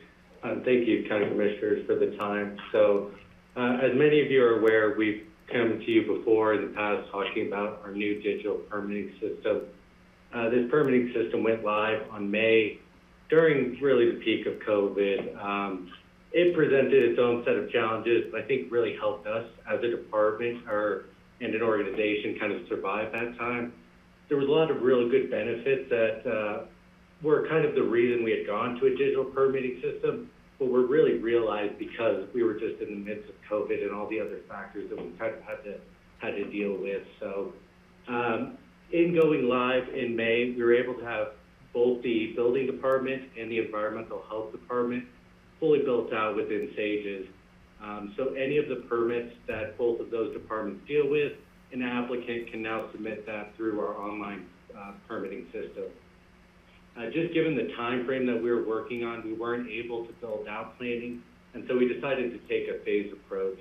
In 2021, we're going to revisit planning and really finalize the build out there to make sure that it achieves everything that the planning department needs in a digital permitting system. We are also, as I think you heard earlier, with the landfill department, working on an integration with the Green Halo process that they have in their tracking system as well. We've actually completed our connection with Munis, the financial system that the finance department had implemented, I believe, about a year ago. And so we are connected with that. Our financial transactions from SAGES are then imported daily into Munis. And that is kind of the current snapshot of where we're at. We are also continuing looking to refine the process in any area where we can realize just some better efficiencies. We are always open to that too. Thank you, Alex. And with that, we're going to run through our trends and issues and circle back on some of the big picture items that are going on in our office. I think you realize that we've had quite a number of permits and quite high values over 2019, and we expect that to continue with even more of our need for public information at not only the planning and the planner at the date level and the planning information level with the real estate boom, but also with our building permit applications being really high at this point and bringing us to kind of a new day in in everything we're doing. And I'll circle back again and talk about some potential pending requests as we move into 2021, because things have moved pretty quickly for us on a number of fronts towards the end of our preparation for budget. So, Brian, Paul, I'll let you go next with the building department trends and issues. Thank you, Cindy, and thank you, Board. The big thing coming up in 2021, of course, is it's a code adoption cycle. We are usually on every other code cycle adoption policy, and we adopted the 2015. We did not adopt the 2018, so we will be looking at 2021 for our next building code adoption. And along with that becomes a whole new energy code to look at. So it's going to be a lot of time spent just scrutinizing that compared to our local amendments and our local changes. We, within the 2021 from 2018 came tiny homes, and we still have the fire sprinkler issue to look at and make sure that we're still happy with the 5,000 or greater, or if it's been the situation with the wildfires and everything, if we need to look at fire sprinklers from a different lens and really kind of think about that, and whether the county is going to sprinkler everything like the national code says, or keep with our 5,000 square foot limit. So there's a lot of things in that code adoption that's really kind of the primary focus for building this year, getting ready. And we usually adopt going into the following year, so by 2022 we hope to have that whole packet of adoption in front of the board.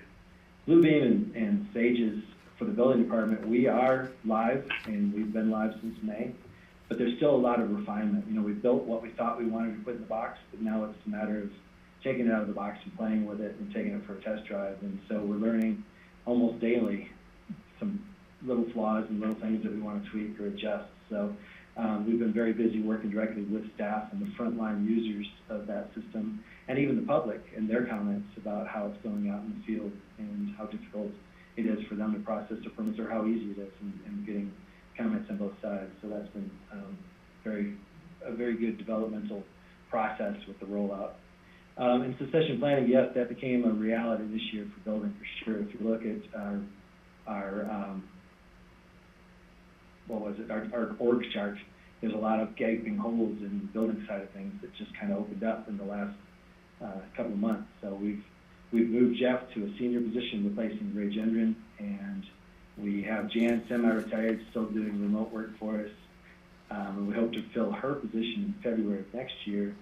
We brought on a seasonal that we opened up for the succession planning idea, and then we're bringing on in mid-November another replacement plans examiner inspector for Jeff's position that was vacated in Heber. So a lot of movement in the department, a lot of new faces, a lot of young blood coming in to kind of spur on our growth in that industry and area. Continuing training and development is important part. You'll see in our budgetary adjustments, we adjusted down that number, mostly because we won't be doing any traveling, but we still are required to maintain our certification. So we'll still be spending some money in that area. It's just, we hope to do more remote stuff and virtual training. My next bullet is the additional energy code development. I just want to keep on track with our goal of getting to net zero. So we don't want to drop that. Now that we have a nice code in place, we want to make sure that we keep on refining that and working towards that ultimate goal. And then the last one was just last year my life was full of Bluebeam and Sages implementation as a management lead on the building side. But now on the planning role, I take a backseat to Suzanne Wolf on that, but I hope to still be involved to make sure that the integration between building and planning stays solid and make sure that things transition well through that process. So I still will be intimately involved in that as well. So that's the building wrap-up.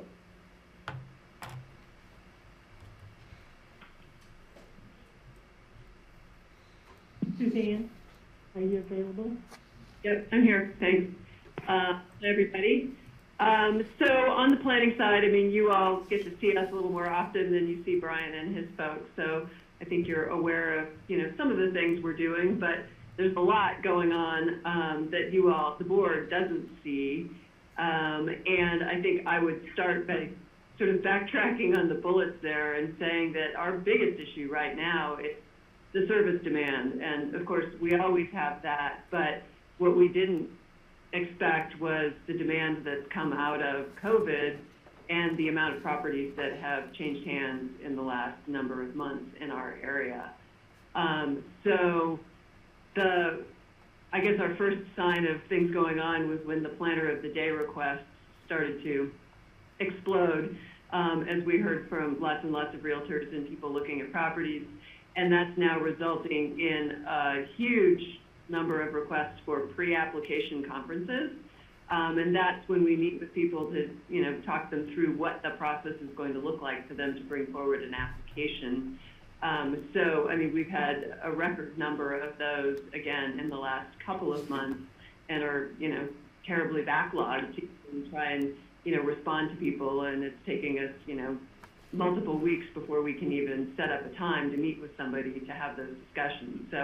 And that's on top of the normal cases that we're reviewing. So the things the board sees, as well as all of the activity envelope, site plan, administrative reviews, hearing officer applications, all of those things that, aren't coming up to the board level to see. Definitely feeling very busy and looking to be continued that way, as, pre-apps are going to result in applications. Other things for us, I think it's been mentioned, the permit tracking system. We planning is already a part of it, in that a number of our folks are very involved in permit review. We have Larissa, Joanna, Catherine, who are all reviewing permits as they come through. So they've been more engaged in the PATS process so far. But really it's bringing in the planning application side of things and being able to track that and determine, how much of our process, bringing that more into that digital realm. So as Alex mentioned, that's something we're starting to talk about, how to bring that more into that system. Same theme, different, the succession planning issue. Again, we have lots of great staff that have been with us for a long time, and it provides a great knowledge base, but, starting to think about what does that look like when people do start to retire, move on, and transition, just being able to be ready for that. And then land use code amendments. Cindy mentioned a number that had happened this year.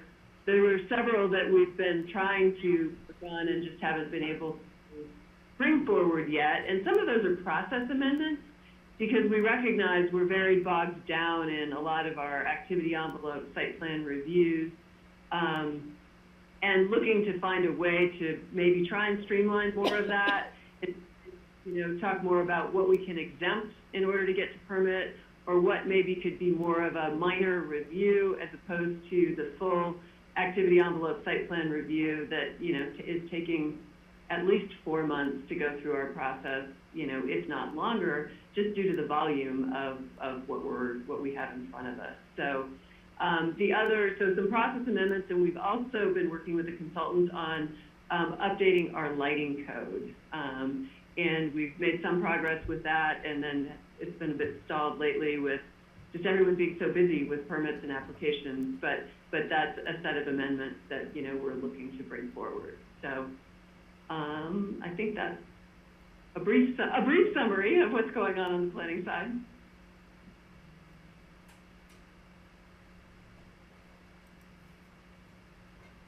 Steve, can I ask a Cindy, question? you are muted.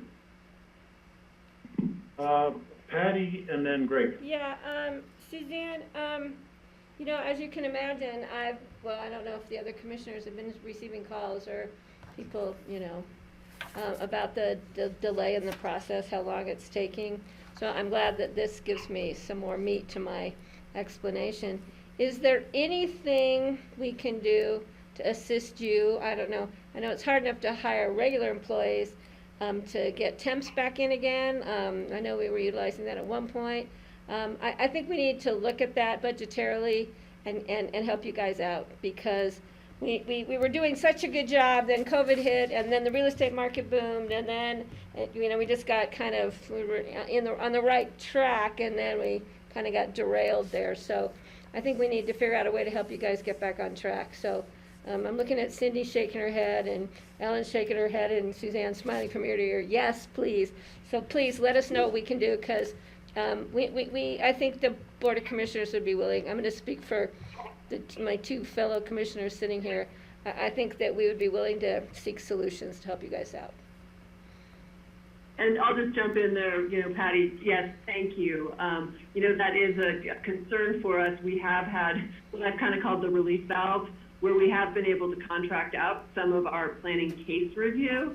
And, again, sort of looking out at the budget and, sort of the direction to take out some of the professional services, dollars to budget for that. That is a concern if we don't, that is a help to us to be able to spread out some of that caseload time. And actually, just since I've got a moment, the other thing I didn't bring up is busy with planning is, even though not a lot of special events happened this summer, we were still very busy with having the conversation with everyone about whether or not their event was going to happen.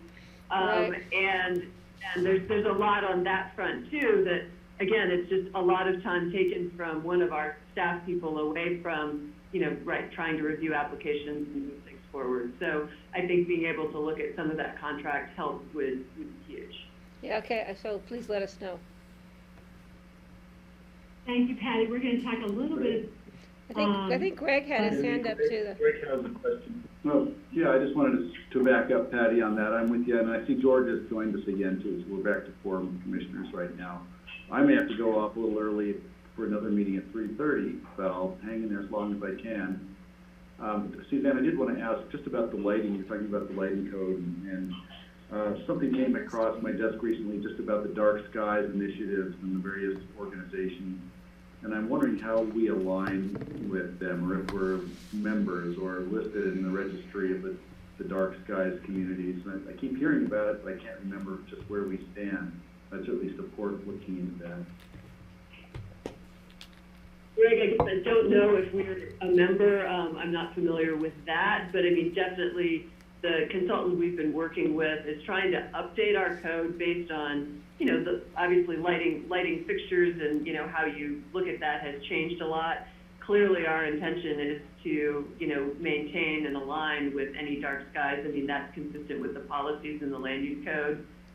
In terms of formally being a part of the Dark Skies Initiative, I guess I don't know, but yes, that is clearly our intention with the code update, is to bring it up to current standards in the industry and ensure that we're, maintaining that dark sky. I'll share what I saw on it and see if it's of any interest to you. And I was just thinking, as we have all this new technologies for remote sensing and security that are coming along, using things like LiDAR or things like that, where you can actually create a safe space, say a parking lot, without just completely flooding it with light. It's kind of an interesting thought that there may be ways to keep the public safe in circumstances where previously they would just bathe everything in bright light. And it'd be interesting to look into that to see what possibilities and what technologies have emerged. I'll share what I found out on it, and I'm eager to hear more as we move forward. Thank you.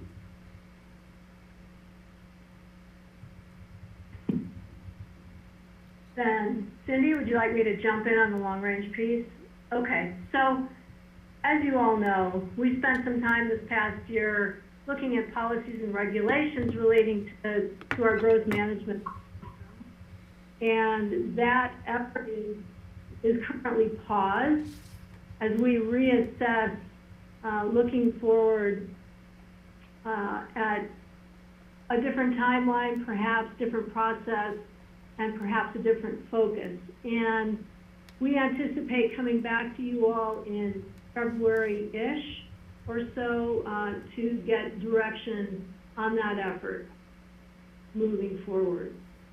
Once we have our ducks in a row locally as to where we want to go in terms of managing growth, we anticipate reaching out to the larger community, if you will, to talk about common issues and objectives relating to growth. So that will be upcoming in the next year. We don't really have an estimated time frame for that. On the COVID response and office transition, just like everybody else, we have been communicating for public outreach efforts and communicating with caucuses, primarily via virtual meetings. And, you know, we've done as well as could be expected. That said, I think in the next year, if we all do continue to communicate that way primarily, it would be really helpful to be sure that we have the technical expertise that we need for some of those larger virtual meetings. We've all, I think, experienced some of those meetings where people perhaps have not been able to speak up when they wanted to, et cetera, et cetera. So that may be a need across several departments moving forward, but we anticipate being in this realm for a while. So just something to throw out there in terms of need. On master plans, we have contracted with Tim Malloy, who's been helping us update master plans for 3 areas, Owl Creek, Brush Creek, and the east of Aspen area. And we anticipate getting the existing conditions report from Tim on all 3 of those areas by the end of this week, and hope to get those existing conditions reports referred out to the caucuses so that they can review them and make sure we haven't missed any critical data. And then we hope to follow shortly thereafter with a referral to the caucuses of the updated master plans themselves once they've been completed. And in terms of timeline, we hope to get the master plan updates to the Planning and Zoning Commission for review for adoption in April or May. So that's what we know in terms of the work on the updated master plans. We know that there is some need, could be some benefit for some sub-area plans in other parts of the county. The basalt gap area is one of the areas that we've talked about doing a sub-area plan for. Those we hope to do next year, but those plans, development of those plans will really be subject to available staffing and budget and direction from you all. So again, something we're looking out at, but don't have a specific plan for.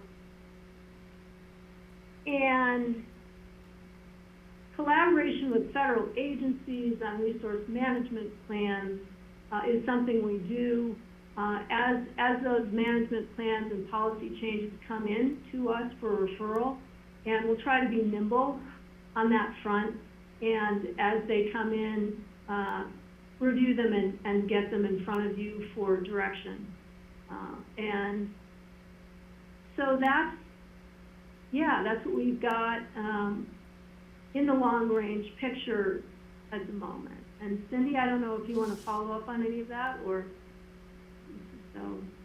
Greg has a question. Jim from Greg. Yeah, and thank you for this. It's great to see this list, and that I just copied it so I can study it.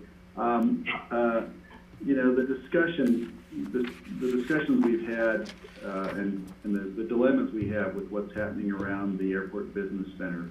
And is it the Maroon Creek? Is it the MOG? What do you call the plan out there? I don't see it on your list here, yet I'm concerned when I see the plans that the city has. And of course, we've talked about CMC's potential plan, which could be on hold by now, and the fire district's plan, which is basically a done deal, and what's happening with the airport. And I'm just wondering, you know, is this on the radar? Are we planning on spending some time working on this? Because I can imagine a train wreck out there, but I'm sure you have it better in hand than I know, and so I'd love to hear about that. I'll let Cindy follow. Well, go ahead, Cindy. Yeah, I'll just say real quickly that, you know, we have come to the board on that, where I think the plan you might be referring to is our WOMP, so the Maroon Creek plan, and that one, yeah, that plan it involves a lot of patchwork jurisdiction with the city and the county. And, the city has annexed properties out that way since the WOMP was done. We have a lot of issues out there that we've tried to coordinate, and I think that we feel like the biggest coordination opportunity is that with transportation. So we have continued, as you know, GR has been working on an overall plan to talk about the transportation and how every development there can, provide its share. But we are happy to come back and update the board on what we know about that area again. It definitely has some upcoming challenges, not only from a planning perspective, but from a jurisdictional cooperation perspective. And I'll only add to that we understand that the city of Aspen is anticipating updating the Aspen Area Community Plan, I believe, in 2021. And now that they own more property in that vicinity, it may be that plan will also address more than it has in the past in that specific area. And we will work with them. We anticipate working with them on that plan as well. Well, I was just going to say, if the opportunity arises where you think it would help to have electeds get involved on an elected official level, it's super important, and I'm sure the mayor would agree, and everyone else who's involved would probably want to, if we need to take it up a notch to that level, to have some discussions before shovels hit the ground, I think it would be great, and just want to lend my support and encouragement. Thank you for that. Thanks, Greg. I think that that's important as we work forward with our details of our, 1 to 3 and 5-year plans moving forward. That's helpful. Connie, I think we can move forward. Thank you. Our budget changes were pretty much what the administration asked us to look at. Just going with that, we did have some changes relative to our permit tracking system and our annual maintenance of our new system. So we've added those into our budget now that we have the SAGES permitting system. And Brian?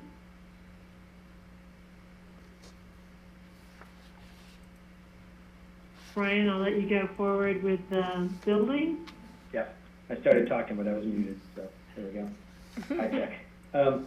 So the big news, I guess, in the building side is that our revenues are like at 180% of our original budget. And it seems like it's just a windfall year, but those are multiple year projects, probably 3 to 5 year projects, because some of them were the remnants of the old growth management of the 20,000 square foot house still remained in play, and a lot of those are what brought in some of the big impacts to budget. So I don't know how realistic a picture of a 1 year budget cycle that would be, but it's definitely a multi-year budget.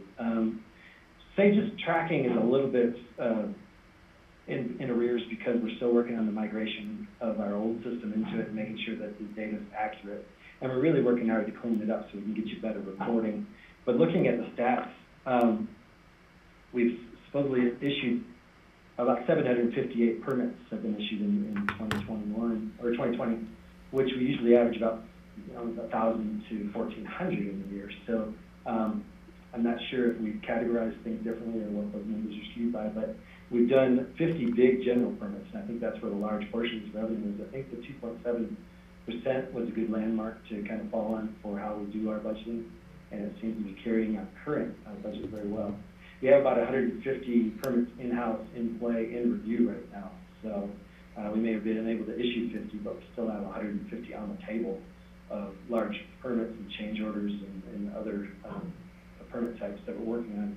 So we're going to be just as busy going into 2021 as we are ending 2020. So it's going to be probably another big year unless there's some interesting downturn that impacts the budget. The last thing would be the reduction in professional services and education training. You know, when we were looking at this budget cycle early on, we thought that that would be an area we could trim a little bit, but unfortunately, with short staff of this year and how much workload we have going into the year, we're probably going to be looking at using a lot of those professional services funds remaining from this year and probably using a lot of what we're going into next year. And we still have to get our education and training done, even though we can't travel. We still have required training that has to happen. So not sure whether there'll be any reduction to budget in the reality once we get to the end of next year.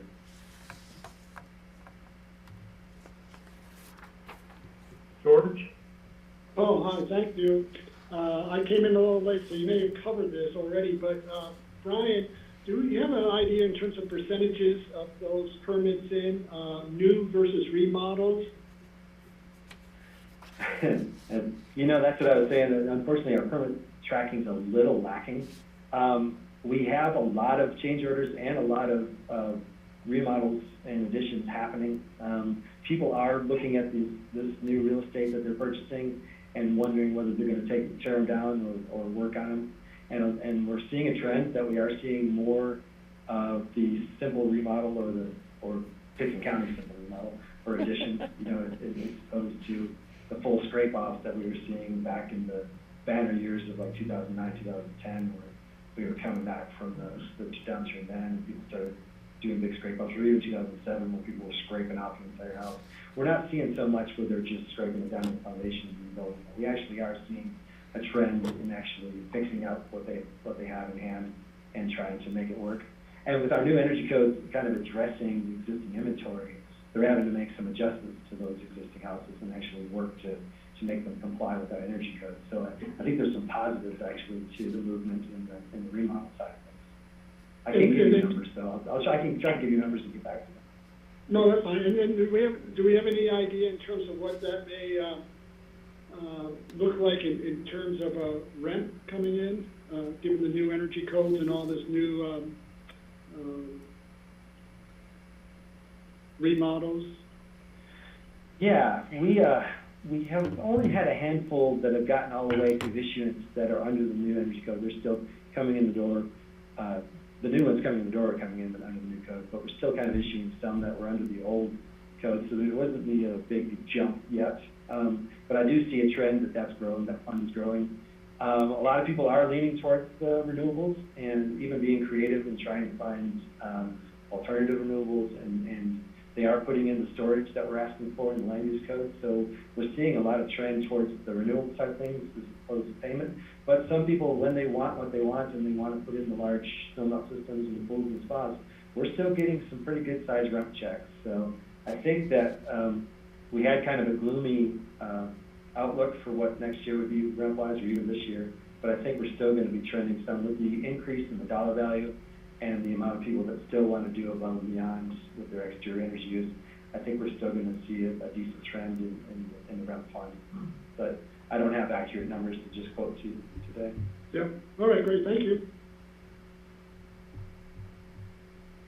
Okay. Just once again, I don't think there's a lot to say. We just pursuant to the direction about, no travel with education, we would at budget for education and training pretty much across the board. So that was true for us. Connie, the next question. You asked us to throw in a slide about COVID and what that looks like relative to our service delivery.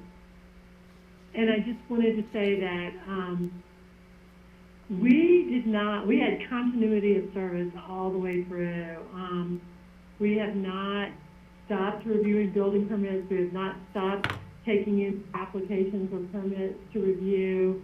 Luckily, with our new permit tracking system, we've been able to do most of that remotely, all of us working pretty much from home. And we did not stop any of our public outreach relative to our long-range processes. So I think that we could say that, we just kept moving throughout this process, not not without some hiccups because it was a brand new system in May with our permit tracking, but we kept going, and I just have to recognize our inspectors for continuing to get out into the field, and for Chad, our code enforcement officer, continuing to get out into the field under the COVID conditions and making that work with some of our new policies around that. Early on with the Board of County Commissioners, we looked at, some of the implications of COVID relative to transportation and getting people to these construction sites, and we did loosen our some of our construction management parking requirements along county roads, if you'll remember. So there may have been, I understand earlier in the conversation, there may have been some concern about that, but we did loosen those restrictions in order to keep people safe as far as their transportation to and from their work. So that was a little bit of a loosening there that overall I think it's worked well, and we do still have Chad, responding to those, items with as far as parking along the county roads are concerned. So some of that, Brian, it works nicely into saying some of the things early on that we did with the building department with COVID. Yeah, definitely. Were you going to say something, George? Sorry. Well, I just wanted to tag on, Cindy. I was the one that brought up the trying to have a better communication between Scott Matisse and the Road and Bridge and ComDev, especially as we're going into winter. And I noticed specifically, I was up on Upper Red the other day, and the line of cars and trucks on both sides of the road doing that work, and how that may really impede snow plowing and emergency egress. Mm-hmm. Yeah, we have let people know in the new policy, while we're more lenient, that if you are blocking any sort of emergency access or, in conflict with our plowing routines, that we will enforce. So we've got, that is in the policy, but it doesn't hurt reiterating that as we go into, the snow months. That's a good point.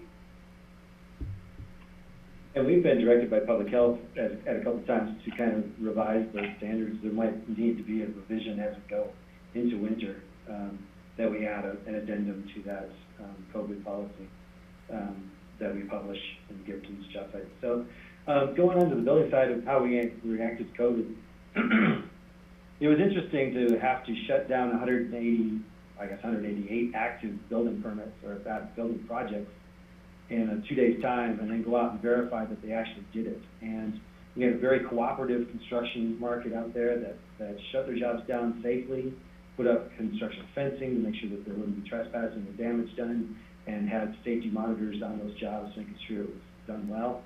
And then we were brought back online in 3 weeks and had to reverse the process, and had to process, Catherine Christoph and I processed about 225 safety guidelines, COVID safety plans in that time period of about a couple weeks to get them back live. So they were just as anxious to go back to work after that as they always are. So they wanted to start rolling and getting to work. So it was quite a task to actually shut those jobs down that quickly, make sure they would verify they're all shut down, and then bring them back online. And so, and Brian, I'd like to hop in there too. In the very beginning, if you remember, what we were doing was not only our own 180 building permits that were out there, but we were coordinating with Aspen and the town of Snowmass Village and the part of the south that was in Pickett County, because it's overall, Pickett County public health order. So there were over 900 building permits out and open within Pickett County when we went into COVID, that all the jurisdictions, I think it worked really well working together to work through the shutdown, and then again with the health requirements and the health safety plans that needed to be coordinated. So really appreciate working with all the other jurisdictions. Well, thank you. It was very cooperative, concerted effort for sure. A lot of cooperation from Snowmass and Salt and and City of Aspen to kind of come up with these guidelines and come to something that was somewhat the same throughout all the jurisdictions, which is always a difficult thing to do to get a consensus on items like that. So we worked really hard to try to make it so that the contractors could have something similar to deal with in each jurisdiction. It ended up being a little bit diverse, but in the most part, it was pretty consistent and pretty well rolled out. We had to figure out how to manage things like deliveries and other activities and stuff that you don't really think about until you're in a situation where you're dealing with a contagious disease that you have to worry about everybody being on a job site. So we had to kind of on the fly work with public health to come up with protocol and ways to deal with that. So it was quite an in-depth process, and I'm happy to have the help that we received from Cindy and Catherine and Fifth and the other jurisdictions and how well that went. We even had to try to come up with ways to do either video or photograph inspections. We found that wasn't very successful for us, and we wanted to be on site. So then we had to come up with an on-site protocol that was safe, mandating the masks were worn or that people evacuated the job site so that we could actually have our inspector walk through in a clean environment without a number of people around them. So there was a lot of work put into dealing with COVID on the building side, for sure.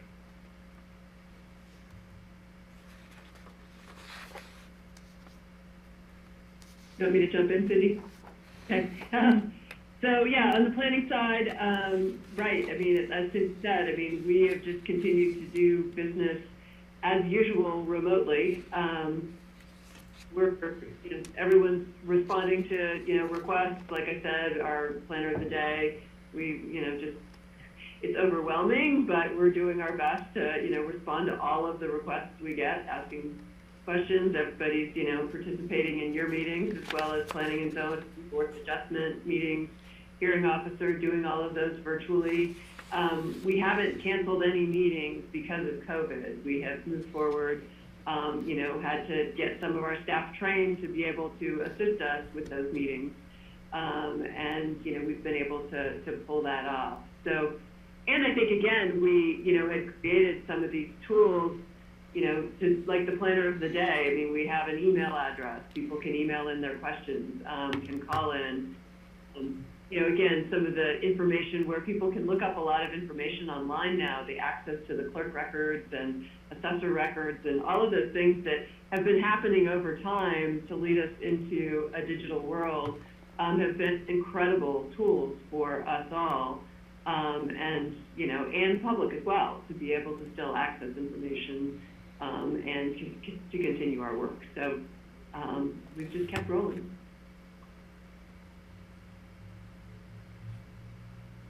Ellen? Yeah, I think I touched on this a bit, but on the long range side, we have also continued to do our public outreach and correspondence with caucuses virtually, and it's worked well considering the circumstances. I think everybody looks forward to being able to meet in person, but I think given the size of some of the public outreach meetings that we have to conduct and will be conducting next year, no doubt, it really is important that we have whatever potential upgrade we need, not only in meeting software. I don't know if there is a need there for an upgrade or not, but also in making sure that there is staff expertise to help run the technical side while our staff is running the rest of the meeting. So I don't know if you've heard this from other departments, but I'm guessing that is a need across several departments. So yeah, I'll just reiterate that again. And yeah, I think I'll leave it at that. Cindy, unless you have anything to add. No, thank you. That's great. Hey, Cindy, can I jump in? Yeah. The other exciting thing that happened, we rolled out our digital tracking system in the midst of COVID as a conscious decision, because we thought, what an ideal time to have a product that would allow people to submit remotely and do the work that needs to be done without having to come into our office. And it was a timing thing that was incredible. We were asked by Bluebeam to come do a presentation. Alex and Skylar and I were actually taken to Bluebeam, which is our plan review software, and actually do a presentation on digital plan review and digital permitting, because we were so ahead of the game because of all the groundwork we had done in the last couple of years to kind of make it possible to transition so smoothly during this time when we were under such pressure to do so. And a lot of other jurisdictions were actually struggling just with that transition. So we kind of, fortunately, had some good foundation work done with our own digitizing and the goals that we had set for the department and the things that we were doing. So we were actually recognized by the industry for doing that. And it was a great opportunity to do that presentation and show them how we went through that process of going into stages and working with Lumen. Okay. That's terrific, Brian. Greg has a comment. Only one, I just wanted to say that I certainly acknowledge that the problems we had with the big public meetings and Zoom. I do know that field is evolving rapidly, the technology for doing public meetings online. Happily, everybody around the world is facing the same dilemma as we are, and I think the technology is leaping forward, so I'm hoping our IT department people can really delve into that. And it seems as if Zoom is a great platform and it's evolving pretty rapidly. And so once we figure it out, if we look at where the leading edge is, I think we're going to find a way to pull this off so we can keep working and have these big meetings, because we need to do it all the time. I see it evolving rapidly. So I'm optimistic, Ellen, and I'm sympathetic because I felt the pain we all felt when it just wasn't working in that last meeting. So, but we're not blaming anybody. It's just one of those things where we're going to have to sort this out. So, I think that if we focus some energy on it, we can come up with a better protocol and better instructions at the outset, and maybe some better technology to make it go more smoothly, and we'll all benefit. And I think, Greg, if I could follow up, Steve, I'm sorry to hop in, but I think not only the technology part of it, but the support part of it to run the meetings. As we find out when we're in a meeting, it's very difficult to run a meeting. So I've noticed on some of the successful Zoom-type virtual meetings I've been on, there's been an actual administrator, which I know the board has a little bit of that support in these meetings, but in some of these other outreach meetings, I think it would be helpful. We just want to be very supportive of BITS and IT when they ask for that type of ramp up to help all the departments. Cindy, it's like having a wizard behind the emerald curtain running everybody. That'd be great. Perfect analogy. So we're on to our 5-year work plan, and I think I'm just going to kind of take over here and do a big summary, because we realize that we have not only what we've mentioned, the succession planning in our office to look forward to, and the remote operations and continuation, as Suzanne mentioned, of what we're calling the modernization of our code in our learning with our whole county organization. We're trying to modernize, be more efficient in all of our codes and everything that we do, and not just the codes, but our processes throughout the organization. So with that, we want to acknowledge, and thank you, Patty, for teeing this up for us. We want to acknowledge that we realize that our turnaround times right now for building permits and planning applications needs work. I mean, it needs a lot of work. Not only we've gotten our new assistants, but we have, we were thinking we were going to be taken off and being so much more efficient with our new system. And then with the heavy real estate turnaround and the needs of the new owners to make changes to their land use approvals and to their buildings with building permits, we are inundated in that regard, and also with all the questions that come forth through our planner of the day and our builders of the day, in the midst of having some new regulations for energy, which is challenging for a lot of the professional community that are putting together these applications. So with all of that, we really appreciate it, and we do anticipate that we will be coming back to you with some requests for supplemental funds to help us. And we're looking towards some contract work so we don't gear up, and then if things don't continue on the same path, that we would have to let people go. Contract work might be the way to go. I think, Brian and I have had that discussion on what we could let go to other outside review parties, as well as Suzanne with some knowledgeable folks in our area about our code and helping us do the background work to continue to keep up with our planning applications. And then on the long range front, as you know, we have so much in front of us with the master planning and with our discussions of our growth issues within our land use code, and then the broader growth discussions in the community, and having some potential new sub-area master plans. As you mentioned, Greg, we do anticipate we're going to need some consulting help with that. We prefer to handle everything in-house, but to tell you the truth, if we need to make these things happen in a timely manner and working hand in hand with other jurisdictions and making that work, we're probably going to need some support and divvy out some of that work. So we will be formulating a plan, and right now we'll just call it pending requests for additional funds coming forward in 2021 for you. And we appreciate the fact that you recognize the need for that and the timing of all of that. So that's pretty much what I have to say, unless some of the staff helps me remember things that I didn't say. No? Okay. Thank you. Thank you, everybody. Thanks, Connie. Do the commissioners have any other questions for staff on this budget?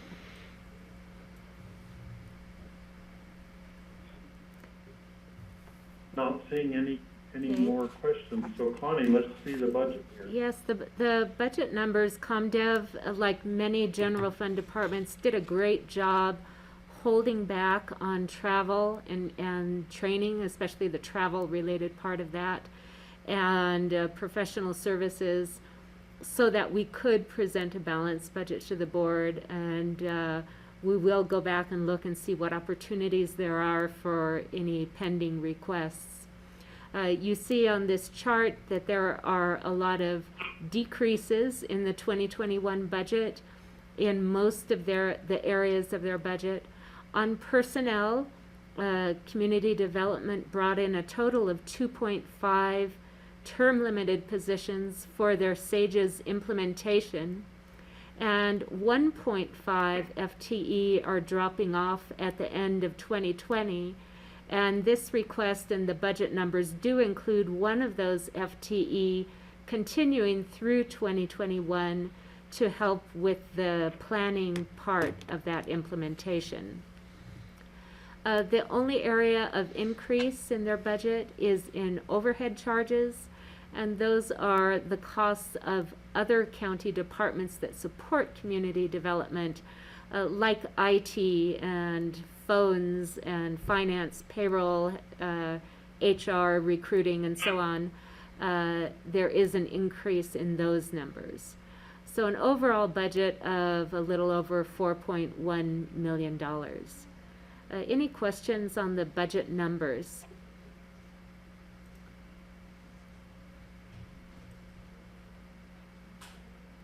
I guess, Connie, my one question would be, since this isn't the decision point now, that decision point will come with the general fund budget That's at some correct. point in the future. And will the increased staffing be included in that at that point? Oh, if the board would direct us to add additional contract services for community development, we could bring it back in a revised general fund budget. Or a supplement in 2020. Or a supplement in 2021 as we see how revenues are coming in and what our sales tax is doing.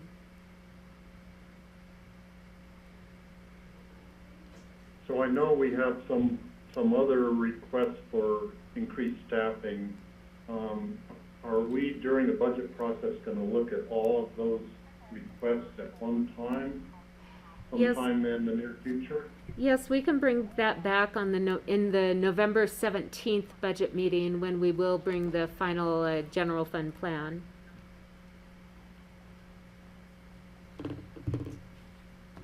Okay. We really appreciate all the work that the community development staff does. We know you guys don't ever sit around twiddling your thumbs because you have so much to do, and you've been working on so many big projects in all your different areas. And just want to let you know that your work is appreciated. And the fact that you've been able to keep doing this during the pandemic and, not miss a beat hardly on continuing your service to the public, that's really commendable. So we thank you for that. Thank you, Steve. We really appreciate it. I do want to point out, too, that we're very, the board for years and years, various boards have asked us to be, generating our own support. The ComDev needs to, basically pay its own way. And I'm really proud to say that we've done that this year, for whatever that's worth. Yeah, that's totally understood. We know that you need the extra help because you have all these projects which are paying the way for the extra help, partly, yeah. Thank you. Thank you all. Thank you, Cindy, and all of your Thank you, staff. guys. Thanks, everybody. Thank you. Thanks. The next section of the budget is open space and trails. Would the board like a short break before we go into open space, or just continue I on? think we should do at least a short break. We've been going almost 2 hours right at this point, so. Just take 5? 5 minutes, I think. Let's start up at, about 3:20, let's say 3:25. Okay.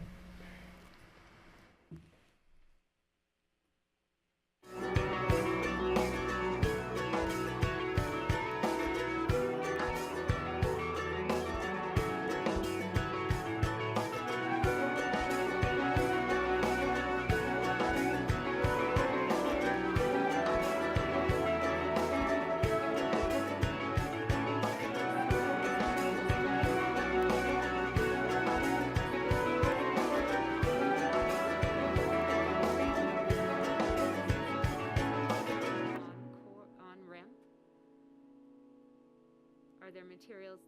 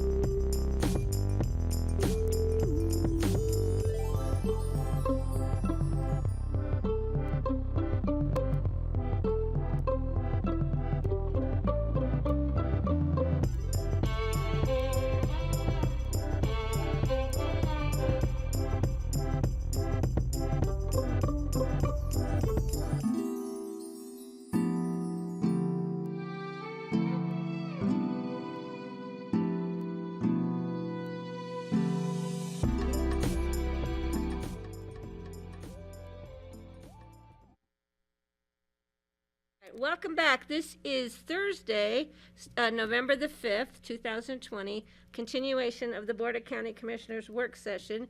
We moved our work session to today because of the election on Tuesday. We are finishing up. We have one more hour plus or minus of budget before we do a few regular board agenda items.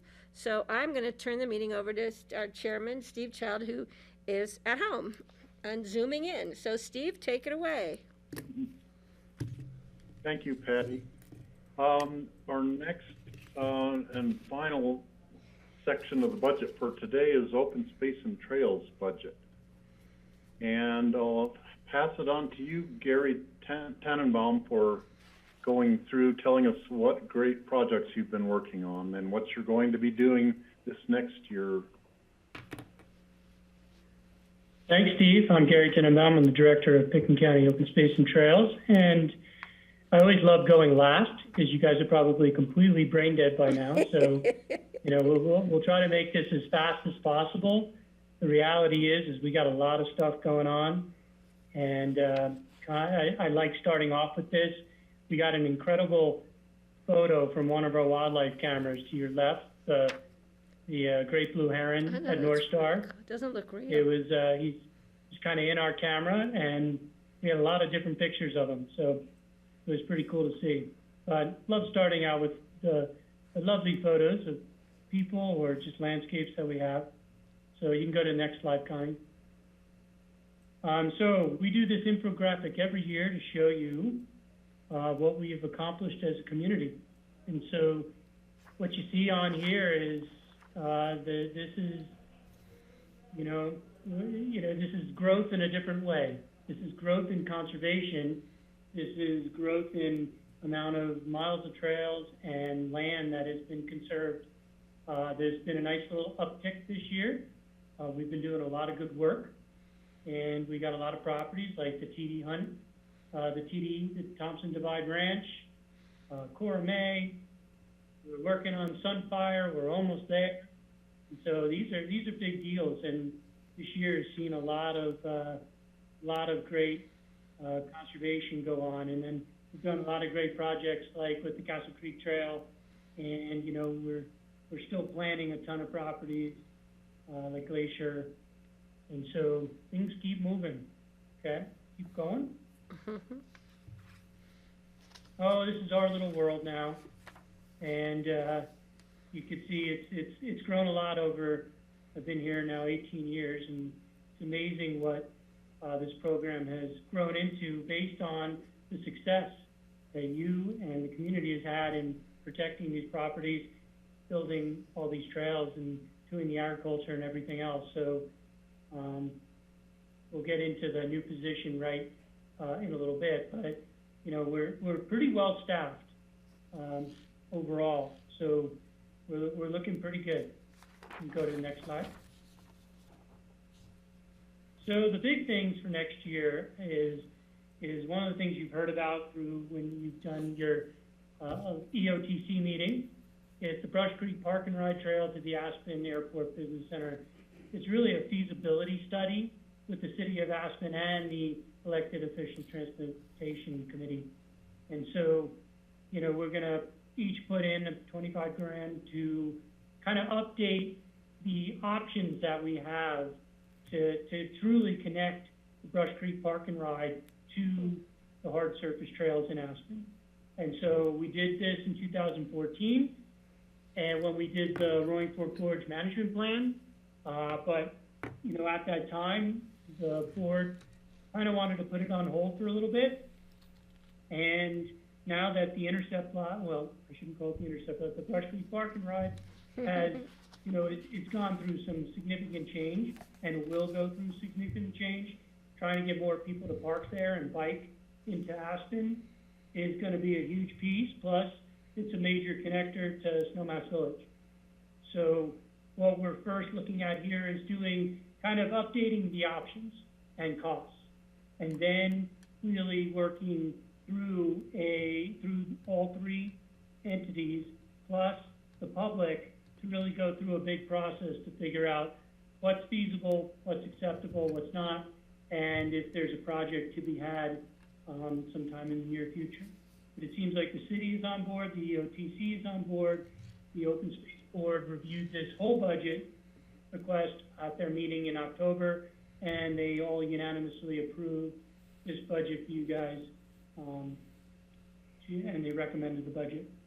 And the second piece is the additional seasonal ranger.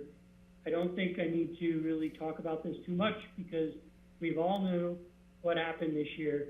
A strange effect from COVID was that the world descended upon us and the locals stayed home and our use numbers went through the roof. And it did not stop. You know, we kind of gave you updates through the beginning, but use did not stop. It was amazing. We were up between 25 and 100% on almost every single trip. I mean, and that is huge numbers increases. And all the way through September. October started to calm down a little bit, and now with the snow on some of the trails, use has definitely, kind of gone off. But we're gonna, what happened last year was the Nordic system took a huge increase when COVID hit. And with what's going on with SkiCo and what you're gonna be able to do on the hill and pass prices and stuff, I think people are gonna find the Nordic system, it's free. And so, we're going to monitor that system, but, the additional seasonal is really just for the summer because we do have 3 full-time rangers in the winter. We think we can still cover that because we can cover the Nordic trails with what we got, and we'll see where we go from there. And so, any questions on that one? I see a hand is that George? I don't think there's any questions. Oh, okay. And then the next piece, all of our budget really is in our work plan. And we'll go through the big pieces of that project in a couple moments. But, our management plans guide us on what we do. And when management plans get approved, there are a lot of action items in there. And then we bring these action items back to budget for the next year. And so you'll see that as we move forward into the next slides. And so before I get there, the biggest trends, issues, opportunities, one of the biggest things we did this year, and we got really lucky, is we released bonds, $20 million of bonds, which netted us $24.5 million at an incredibly low interest rate of below 2%. And so we now have capacity to purchase properties, and which is a good thing because, as you all have seen, the real estate went nuts here, and we're hoping to keep pace. We got a lot of cool opportunities out there, and we're working on things, and we'll be bringing these as we go along. The second thing was COVID. I'm sure you heard it from every single department today. COVID has been, a super challenge. And for us, it was a challenge in a different light than we thought. We did not expect a massive amount of use to just spike as soon as the lockdown started in March. Our numbers just spiked from the Nordic trails to all our trails. And we have a lot of trails that we didn't think that many people knew about. They know about it, they found it, and because we have this lovely app called Pick It Outside, that people found all this stuff. But it was a huge increase in use. Will it continue? I think it's going to at least continue into next year, and I just feel that people have found us, and we just need to be prepared. And so, this is a big deal. One of the things that we did with COVID, I didn't put it in here because we were working on it. We actually submitted a GO-GO grant for a Resilient Communities Grant, which is a special COVID-related grant round opportunity. And we're partnering with Roaring Fork Outdoor Volunteers, and we're hoping to triple to quadruple the number of volunteer projects because we've seen a massive amount of use, and we've got to deal with some of the issues. Our seasonal crew, we could not hire the entire crew because of capacity. We didn't want to put 4 people in a truck at one time due to COVID. So we were definitely constrained, and there's a lot of trails and there's a lot of properties out there that could use a little love. And with RFOV, we submitted this grant, and we're hopeful to get it, and it'll give RFOV a full project manager for the Upper Valley for the next 2 years. So that's a really cool opportunity, but it's totally COVID related. And then, planning and outreach, we're continuing. Lindsay will go through some of these things. We're moving on. We always do, science is a big deal for us. And so we always do our ecological monitoring, and we're educating the public through it. We're still going through NEPA on the Redstone to McClure Pass Trail. And we're doing the Rio Grande node plan implementation. It started this year with the porta potty install at Woody Creek. That's been a huge success. The Woody Creek Tavern has been excited to be able to say, we can't take you in the tavern, but there's a public restroom right down the road for you. So that's been a great success. And, and we talked about the feasibility study for the Brush Creek to Aspen Trail. And maintenance, we're continuing. We'll talk about that when we go through the work plan. The Rangers compliance, this year's been tough. We have issued, I don't even know the number, but, dozens of percentage. We had a lot of compliance issues this year, and we issued a lot of tickets. And we're hoping that the public realizes, we're serious about maintaining North Star and all the other trails and properties that we manage. And so it's been a difficult but successful because we're educating people while we do the compliance issues.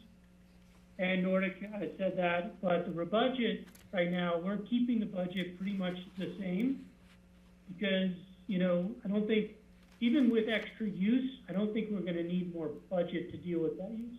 So that can kind of stay the same. And we always add in a little climate action plan. We're proposing to install solar on the new Emma barn. And then we're going to be looking at a solar array somewhere on the Emma Town site. But, really, truly, we just converted the historic house to all electric. We took the gas lines out, and when we renovated the house, we made it all electric.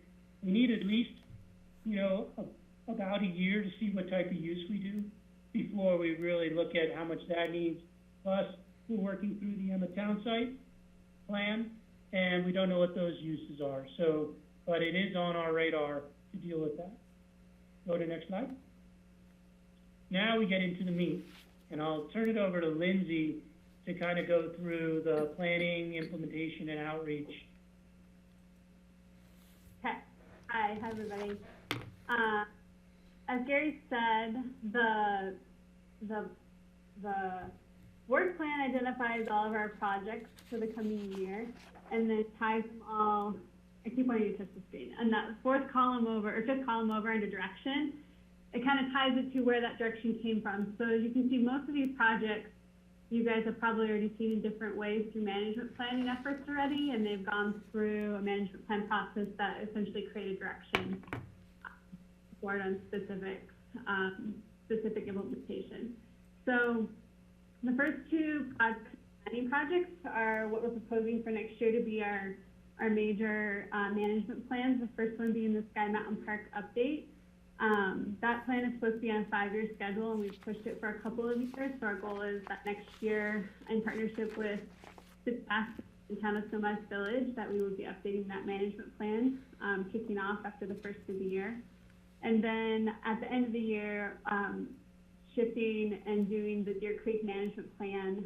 There's currently an interim management plan for that open space, which has it closed to the public. And we have been getting public requests as to when that management plan will be coming. And it feels like, this year we can fit it in after Sky and finish out 2021 with that management plan, the creation of that management plan. moving on from there, a lot of these are things that are in progress and they're just going to carry forward like a lot of our projects do. They carry forward through multiple years. The first one's CIOT agreement, in particular with North Star. That's actually about finished, but realistically it's not going to be finalized until next year. The North Star parking improvement design. So once we have those good agreements in place, then we can work with engineers in the community on the parking areas that were all part of the discussion in that 2020 North Star management plan update. The Emmett Town Site Advisory Committee, we just closed public comment on our draft of our recommendation, and so the committee will be working on updating that recommendation and bringing it back for adoption in 2021. Then the trail connection Gary's already talked about from Intercept lot, although now it's supposed to say Fresh Creek lot, right? But from that connection to Aspen, so working again with our partners on how or what our options might be for that trail connection into Aspen. Beginning some of the implementation on the Rio Grande Trail node plan, and that first implementation round includes interpretive panel design. So as part of that Rio Grande Trail node plan, it called for nodes with interpretive elements following the Rio Grande Trail, much like what they have on the RAFTA section. And so that budget line item includes developing those interpretive panels. The Redstone Park site plan, we have a steering committee and we've begun meetings with them. That park is, if you guys recall, we had an overall park management plan for Redstone. After Elk Park, Redstone Park had elements identified for update that the community wanted to work on. So it's not like a complete overhaul. It's focusing and fixing some of the lower hanging fruit, like ADA access, things like that. So we're working with the committee on what they want to see happen in Redstone Park. NEPA for Redstone to top of McClure Pass Trail, as well as the engineering for Redstone to top of McClure Pass Trail. Both of those are projects that will be continuing into 2021. The Watershed Wildlife Connectivity Habitat Condition Study, that is working with the Watershed Biodiversity Initiative, and we aren't adding additional money in, but that study and process is also going into 2021. So we're just carrying forward that, making sure, our staff's working on that. Including, along with that, is the Crystal River Resource Enhancements. This was part of the Carbondale Crystal Butte Trail Plan, when our whole biodiversity section in that plan. One of the elements of that was working with a Crystal River Steering Committee on what we can do to help with the Crystal River, and in particular the habitat along or riparian areas along the river. So we have a committee that we're working with on that one. We put an estimated dollar amount in just as a placeholder, really, because we know that committee is going to be coming forward with some recommendations and moving forward on some elements, and so we wanted to make sure that it was on the radar and something that our staff is also, continuing to participate in. Can you go to the next slide? Oh, here's just some, fun photos of what we work on. So Sky Mountain Park Management Plan. Lindsay, Yeah. George has a comment. Oh, yeah, Lindsay, could you go back to that previous slide for a sec? Sure. Yeah, so under I have a question. Under the Deer Creek Management Plan, you have board direction. Are you looking for board direction today, or what do you mean by that? Oh, it just means that is where the priority was set from. So. Okay, I see. Yeah. Okay, great. Thank you. Yep. Mm-hmm.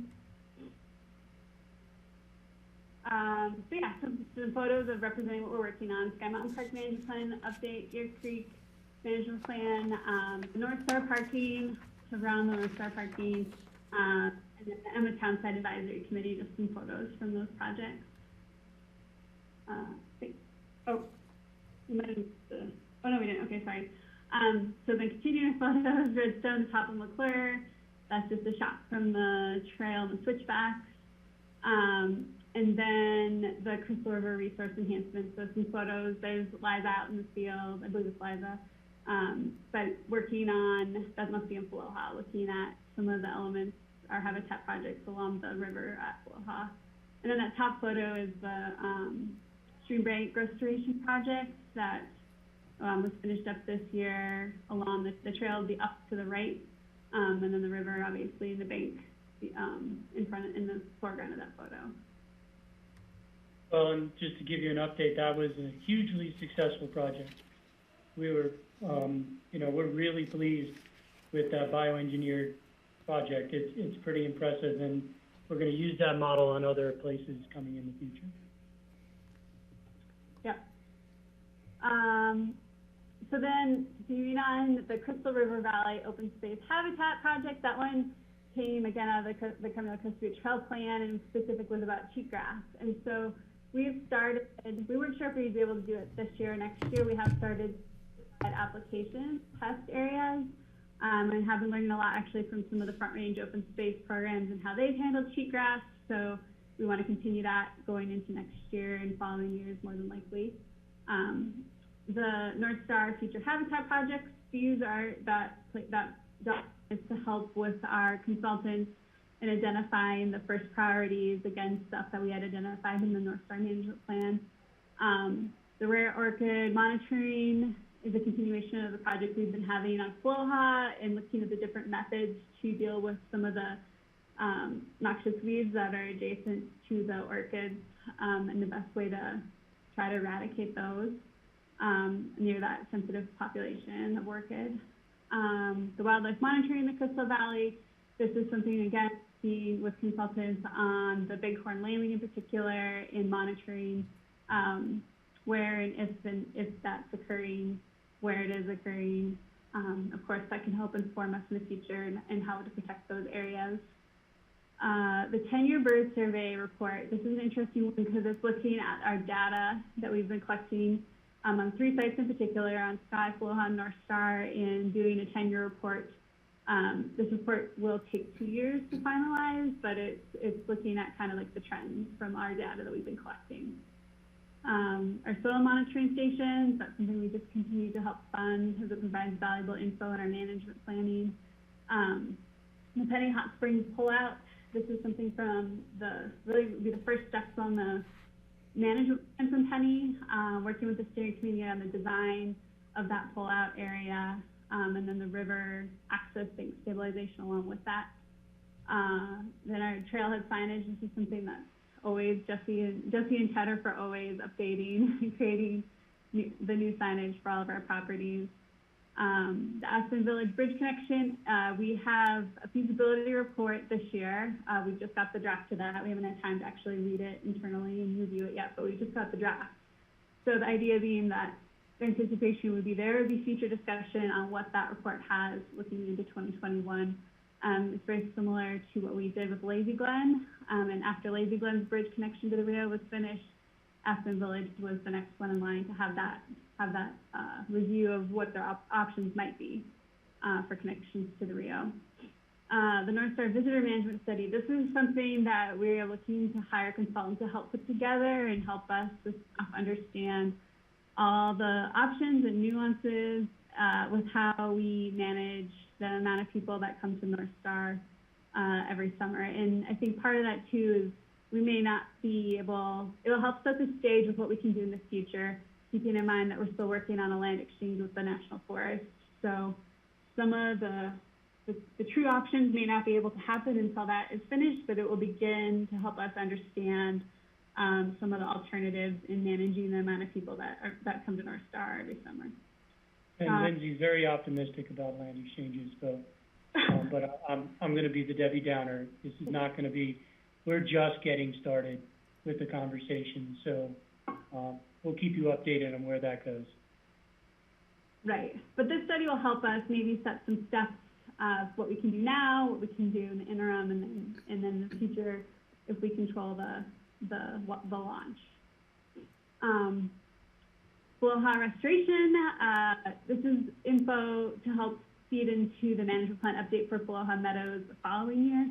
This is us working with our consultants on identifying the next steps and priorities for restoration, habitat improvements, things like that. Wildlife monitoring, this is part of our ongoing monitoring studies that we do, in particular on North Star and Sky. Ecological on-call service tasks. These are things that come out through the year, like baseline studies for potential acquisitions. Maybe once in a while we need like an unforeseen wildlife assessment on a property. So this helps this is the fund for that would be, yeah, this is the fund for that. I'm sorry, Connie, can you go to the next one? Some more photos of North Star, and that one on the right there for North Star is the FEN and the plug that went in this fall, which has also been a really successful project. And then, yeah, looking at the bottom there to the left is Penny, and so kind of starting to get an idea of organizing that pull-out area, organizing the access down, revegetating the rest of the bank, and directing use around there a little bit better. And then our ongoing wildlife monitoring, as well as that 10-year bird survey update or report. So then looking at implementation projects, this is kind of split between the planning team and split between Ted's resource team. But the first one is the placeholder again for Redstone Top and McClure. If NEPA is finalized in 2021, there could be first steps in that project in 2021. Node plan Woody Creek Trailhead. This was one of the bigger priorities out of that plan. That trailhead area, when we put that bridge in 2011-ish, and then the utility company came through and tore a lot of stuff up, and so during that node planning, it was identified as a top priority for organizing, cleaning, providing some amenities, planting vegetation, things like that at that trailhead. The James H. Smith Trail reroute and bird blind, that is 2020 North Star Management Plan. So working with our crew, potentially as a volunteer project with our FOZ on that reroute, and then the crew's currently assembling in the shop the bird blind, and then it will be located on site as part of that project. The sagebrush test plots and the Brush Creek Pond restoration, these are continuations of projects that began this year. And a lot of this down below is also continuation. So like flora repairing restoration, lazy glen repairing restoration, all those things are ongoing restoration projects. The Roaring Fork Gorge Fisherman Reroute, this is something we're looking at as a volunteer day. We've been working with the angling community and guides on identifying the desired access routes to the river, and then as part of that then identifying all the ones that we need to restore and start blocking off, because right now it's very braided routes, so having designated routes down, finding those routes, restoring the rest. The Glacier Management Plan implementation, again, assuming we have an adopted plan at the end of this year, this is something we're putting here as a placeholder that we will be working on beginning implementation on in 2021. And then the restroom at Wildwood is working with the Forest Service on one of our porta potty shelters at the Wildwood launch area. Here we go, photos representing all that again. Lovely porta potty and shelter. The Floha repairing restoration areas, same thing as Lazy Glen, repairing restoration areas, and then our test plots and pond restoration at Sky Mountain.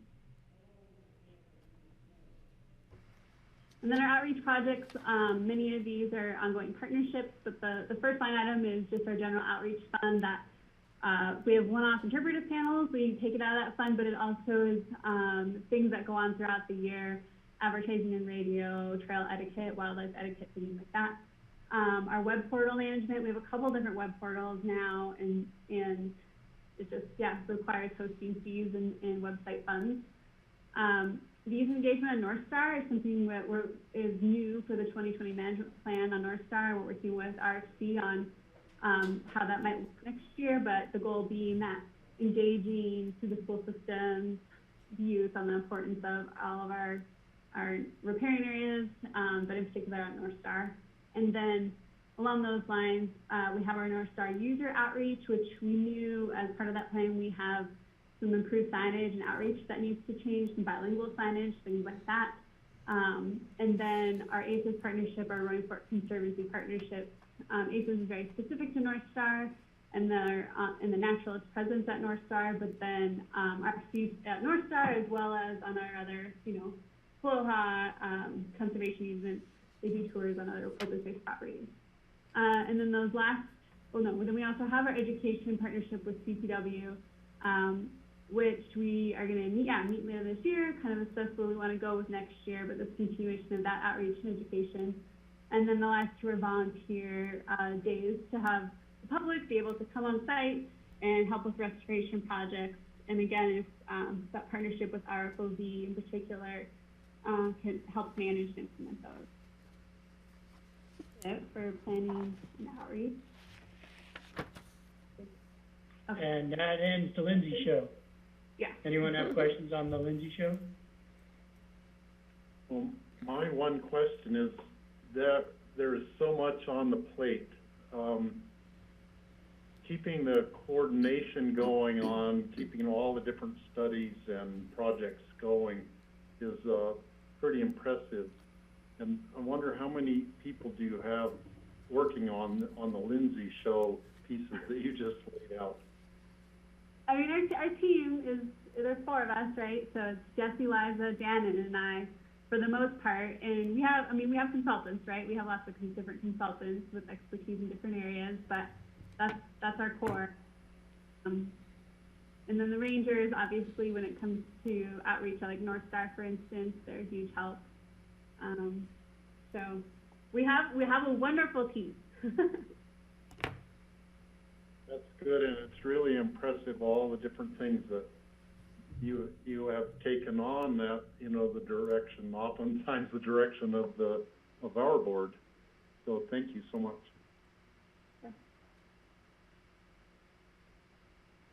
Okay, you can hit the next slide.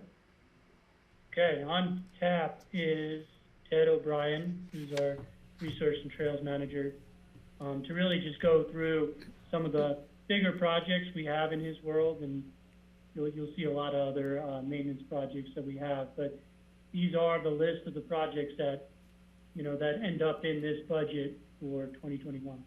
Ted, all you. Thanks, Gary. Hi, everyone. So yeah, we have a lot of projects on our 2021 work plan. Most are routine maintenance or minor improvements on existing assets. But and I'm happy to answer any questions you have on those. But for now, I'll just hit on the larger ones like Gary's just mentioned. So first up is we're going to be resurfacing the Emma Trail. So that'll be a mill and replace since the foundation is pretty old. We'll have a new foundation there. Hopefully that'll help reduce the number of volcanoes we see on that trail due to the vegetation along the trail.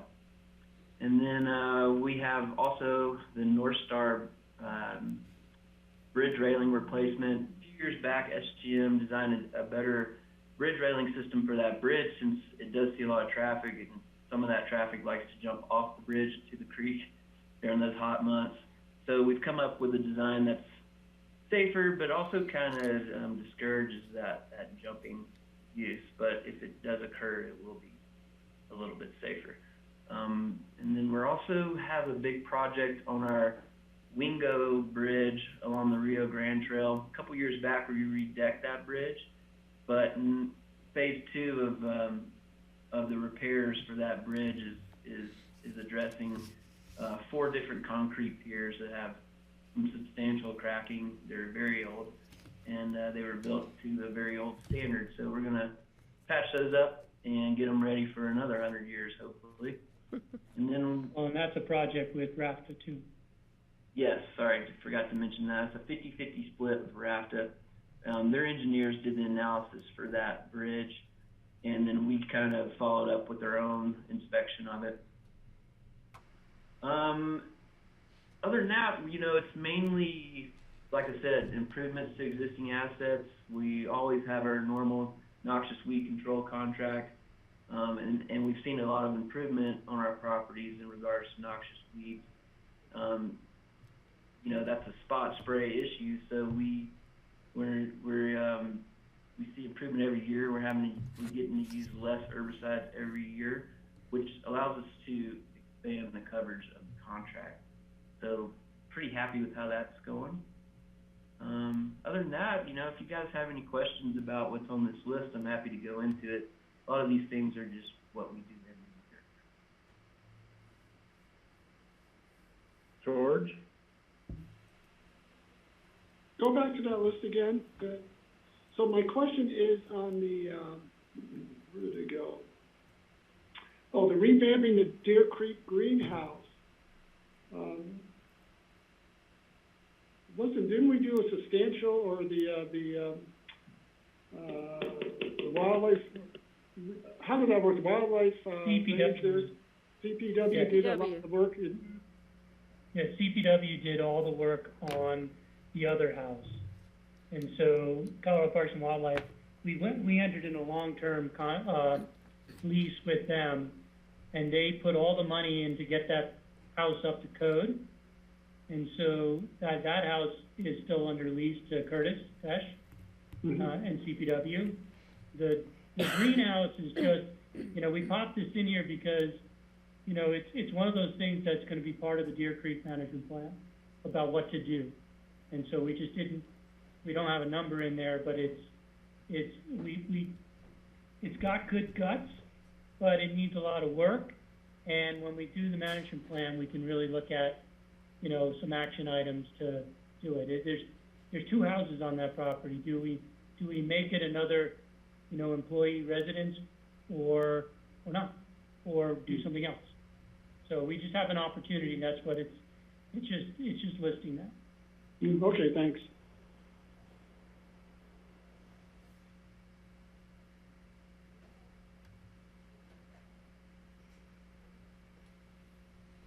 There's the Lingo Bridge Piers. It's amazing how they got so tagged with graffiti, but yeah, the bridge is over 100 years old, so it was a railroad bridge. It still handle what we do with it, but those piers, if we fix those piers, that bridge will be there for as long as we need it. Yeah, the other picture of the bridges you see there is the Pick and Iron Bridge. That was part of the Pick and Iron orphan property we inherited a couple years ago. It's a really cool footbridge, pedestrian bridge over the river, but it needs some new decking. So we have that in our work plan as well. You might see it again in the budget supplemental that the price of wood has increased nearly 200% on certain wood products. So, but we want to get that done next year as well. Okay, next page. So agricultural, I do have Paul Holzinger, who manages all our agricultural and conservation easements, and the overall thing we're doing is mostly we're doing some pretty significant ditch improvements to get the water to where we want it and to work with neighbors on that. And you saw the Emma Barn solar. I talked about that earlier, and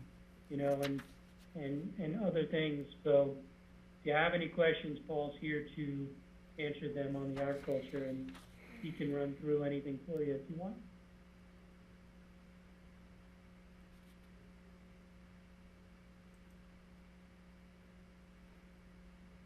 Paul, at some point in time, I don't think we need to do it today, but I'd like to have a deeper dive into the Kramer ditch and what your plan is on that.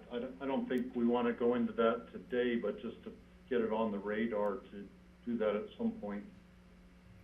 I have a question. Steve, I have a question. Yeah, well, Patty. Steve, we can put that on a work session for you. We'll do that at the joint meeting in December, Paul. Is that okay? Good we'll do idea. it in the public session of the joint meeting. Sure. Okay, That'd be perfect. my question's pretty simple. It's about the Emma Barnes Solar. Are we looking at grant opportunities, or have we already looked at that, or can we help you with that? Yeah, we're right now we just wanted to put this in as a placeholder here, but we are exploring whatever grant opportunities are out there. Right now I'm talking to 2 different contractors just in preparation for January 1st. Money is ready to go, so all right. we'll be looking around, yeah. All right, just let us know what we can do We to got help a you with grant that. on Patty. We got a grant on Lazy Glen from Corps. We'll keep trying to keep that well going, but the county's doing a good job of putting so much solar up that we're kind of out of opportunities to do it, but we will definitely look and keep asking and see, because we got a significant, grant and rebates back on Lazy Glen, so. Well, tell them this one's on the other side of the river and the other side of the highway, so it's a different viewplane for the traveling public. A huge benefit there. Got it. Okay, and the only thing we popped on there is that coke ovens picture. You guys approved that we adopted the coke ovens, so it's I don't think it's going to be a ton of work for us, but we definitely will be managing it and watching it and having our rangers be looking at that. So, cool. Next. So here comes the fund balance projection. With the bond, you can see we significantly increased the capacity of this program. And so, that bond has closed in 2020. Oh, thank you, Connie. I was trying to do it with my cursor, and I was like, no one could see that. So yeah, so the net bond proceeds are there. And so overall, we have some pretty significant capacity going into 2021 and the future. And what we're doing is really attributing the debt service to the acquisitions, because that's really where the money is coming from for acquisitions, and it helps not knock the overall thing down. So maintenance, we don't go above where we're at already at 30%. You guys all know our charter lists the numbers that we can go, the percentages that we can put into each pot. And I was, when we were doing this in 2016, I didn't really see the backlog of maintenance that we had, and I didn't see what we'd purchased. And so, I felt we'd maybe be at 24% now for maintenance, and we're at 30. And I'm keeping it at 30 because even though we run some good balances by 2025, I know we're going to buy more. There's going to be other issues that come up for maintenance, and so I'd rather show a little bit of balance in there. And if we're moving forward, as you all know, and this is for the public too, is we just have to keep every percentages for each pot. We just have to keep it within that range at the end of the authorization. So when we come to 2040, the acquisitions, we have to have it between 25 and 75% of our expenditures. Trails acquisition and construction has to be from 10 to 40. And though we're keeping it small right now, there might be projects we can bump it up in the future. And maintenance too. Maintenance is limited to 35%.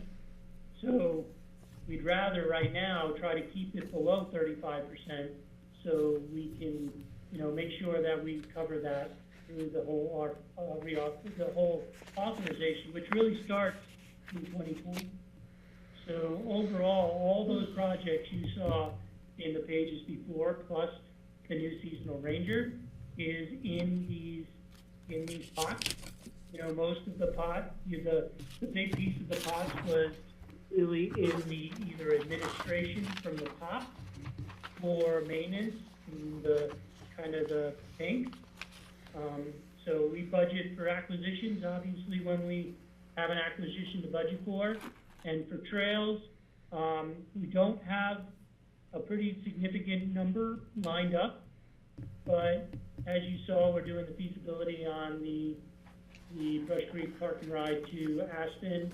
And we're also looking at the NEPA on McClure Pass to Redstone. And, with these cost money. You can see in 2020, that was the second piece of the Castle Creek Trail, so that was a significant expense. We're going to start looking at other roads as well, how we can improve those and kind of see where we're going, but we need some capital to be able to do that. So do you guys have any questions on the fund balance projection?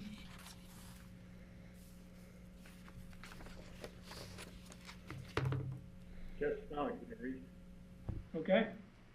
Hit the next one, Connie.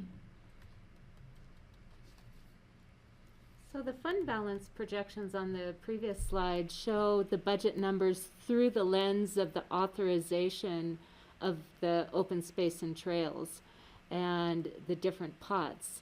This slide shows the same numbers but just put into the format of the other county funds. We have the revenues at the top, and property taxes have actually declined a little bit from 12.87 million in the 2020 initial budget to 12.83 million in 2021. The Open Space and Trails Fund has a fixed mill levy, and the assessed values this year went down by 0.15%. It's a small decrease, but you do see that reflected here. Other than that, revenues are fairly steady. A couple items to note in 2020 is intergovernmental. We received contributions for the Castle Creek Trail, and then of course the bond proceeds, 20.4 million. Other revenue line items, there's the increase in seasonal rangers, otherwise not too many changes. Last year we kept a lot of their projects in professional and technical services or some of these other categories, whereas this year we really pulled everything from the work plans that were presented to you out into this projects or one-time costs, so that those costs were not inflated in the out years of the plan, but we could actually follow the work plan year by year and present the cost to you that way. Then we have a number of capital items, the solar on the Emma Open Space barn, some radios, computers, and vehicles, a turf maker and a small excavator. So that brings the total expenditure budget of just over $7 million. Then we have the debt service payment. You'll notice the increase from about 1.2 million in 2020 to about 2.7 million in 2021. So it's about 1.5 million more with the new $24.5 million bonds. This leaves an annual surplus of over $3.7 million. And you will see that the fund does have surpluses showing every year. Remember that we are not appropriating acquisitions yet, but that will happen as the different opportunities come up, and we'll draw down on either surplus for the year or on the fund balance. You see a large jump in fund balance from 21.8 million at the beginning of 2020 to almost 32 million at the end of 2020, of course with the bond proceeds. And then the annual surplus added to that brings the total fund balance to over 35.6 million. Any questions on the 5-year plan or any other questions for Open Space and Trails staff?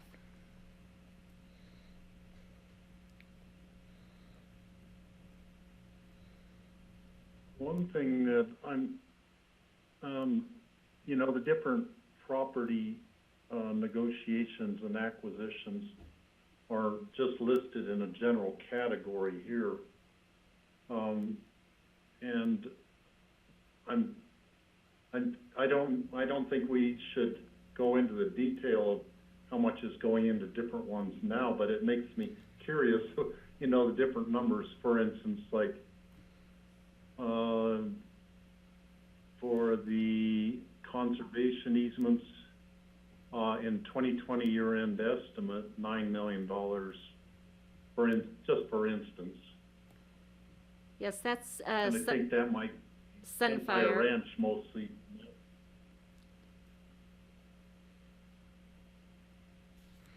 I'm comfortable moving it forward. it's TD, you know, the Thompson Divide Ranch.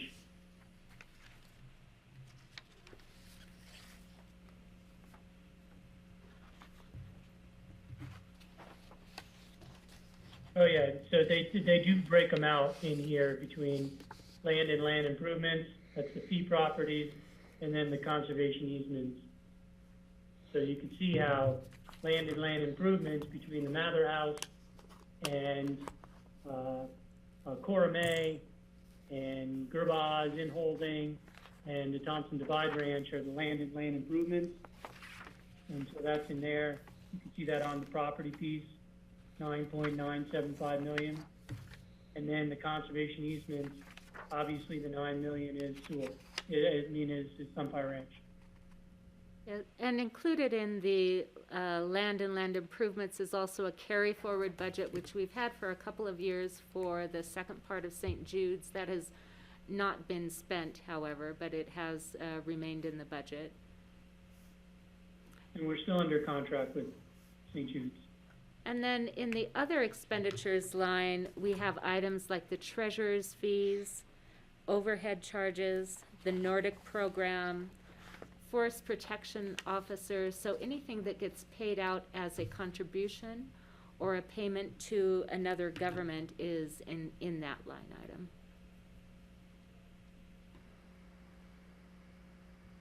And one thing we want to note is next year is that we're not contributing to, you know, like the Colorado Parks and Wildlife has found different funding for their elk demographic survey. So they're not requesting funding from us, or CPW is not requesting any funding from us. And also the Watershed Biodiversity Initiative, we're just carrying forward all the funds so they can finish that study next year. And so, you know, the other expenditures is really, you know, Nordic is always, you know, a big one. We're going forward with a forest protection officer, and so those are included in those. Okay, thanks, Gary. So yeah, so that's all we got. So I just want to thank you guys and thank my staff for dealing with a very difficult year, as everyone else has dealt with a very difficult year. But we're ready for 2021 and see what that brings. Thanks, Gary. Thanks, everybody. And I'm comfortable So, moving this budget forward. Yeah, I'm good at moving this budget forward too. Greg is also, George? Yep, we got 4 thumbs up on that. So I saw a thing about the pandemic, kind of a joke. Somebody said, why did anybody buy a planner for the year 2020? Because everything was so honked up on anybody's plans. But I think you guys did an amazing job on sticking to your plans and, you know, getting things accomplished. That's great. Thank you, Steve. And it was a challenge, but, you know, honestly, the public process overall for us, you know, it's, yeah, we can't do in-person meetings, but we're seeing a lot of participation, doing it online, and it kind of evens the score sometimes, because, you know, who shows up at public meetings is the same, you know, sometimes the squeaky wheels. And so really, truly, you're getting a ton of comments still. North Star was a great example. You guys got comments from second homeowners that usually would not be able to participate. So I think overall I give Lindsay, Janet, and Jesse, and Liza a ton of credit for barreling through that. It was not easy, but North Star was a huge success. And Glacier's been pretty good too. Well done. George? Yeah, I would just say, I mean, Greg mentioned this earlier, but I think this is going to be the new norm. And I think as we go into the future, even with COVID, hopefully once that's resolved, that I think we should still maintain public meetings, but also Zoom meetings for those people who can't or aren't comfortable attending a public meeting but want to provide input. And they don't have to be in-house to do that. So I think a combination is the way to go, as we continue down this road.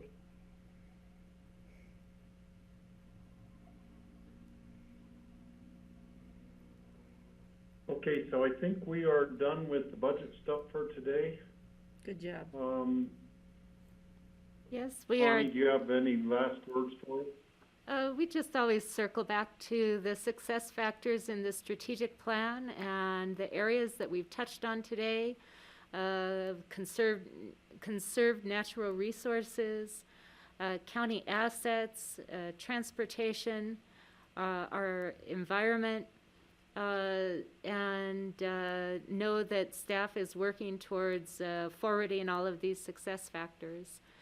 Next week, you have another budget meeting on the 10th, and that will be the Citizen Grant Review Committee for the Healthy Community Fund and their grant recommendations. And then also the district attorney will be here virtually to present the district attorney's budget for 2021.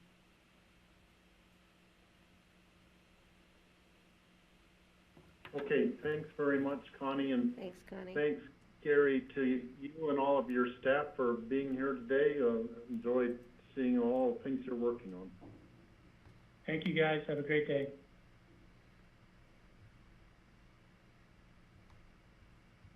So moving on, I think we have a review of future agendas next, John.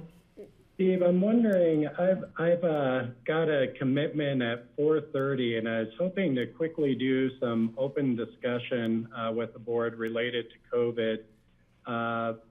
Phyllis has joined and can maybe hear future agendas after, but I'm wondering if I could just give a really brief update, and then I'm going to hand it over to Nan and then Phyllis. Are you okay if you make that change? Absolutely, John. Okay, great. Thank you. So give me just a second here.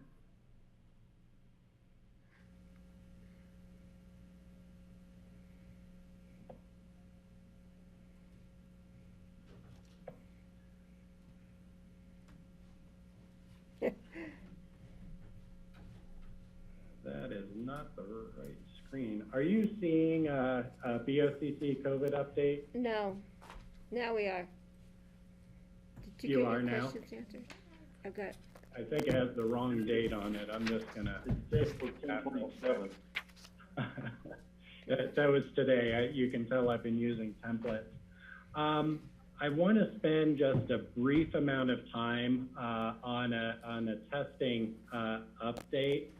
We're going to spend some more time, hopefully next Tuesday, on more specifics. But just wanted to bring the board up to speed on some of the things that have been going on. And then Nan is here to talk about CARES Act funding, a grant that we received for rapid rehousing and homeless prevention. You may recall that at a previous meeting we talked about the multi-organizational kind of partnership for testing that's been pulled together. There's been obviously a lot of changes that have happened, particularly this last week. And I want to talk a little bit about those and talk a little bit about next steps. First, good news, the Pickens County has received, is in receipt of 2,000 tests from the state, which are state-funded tests. They're curative tests. They're the same ones that the school district is using. They're self-administered saliva swab test that needs to be done in the presence of a trained healthcare professional.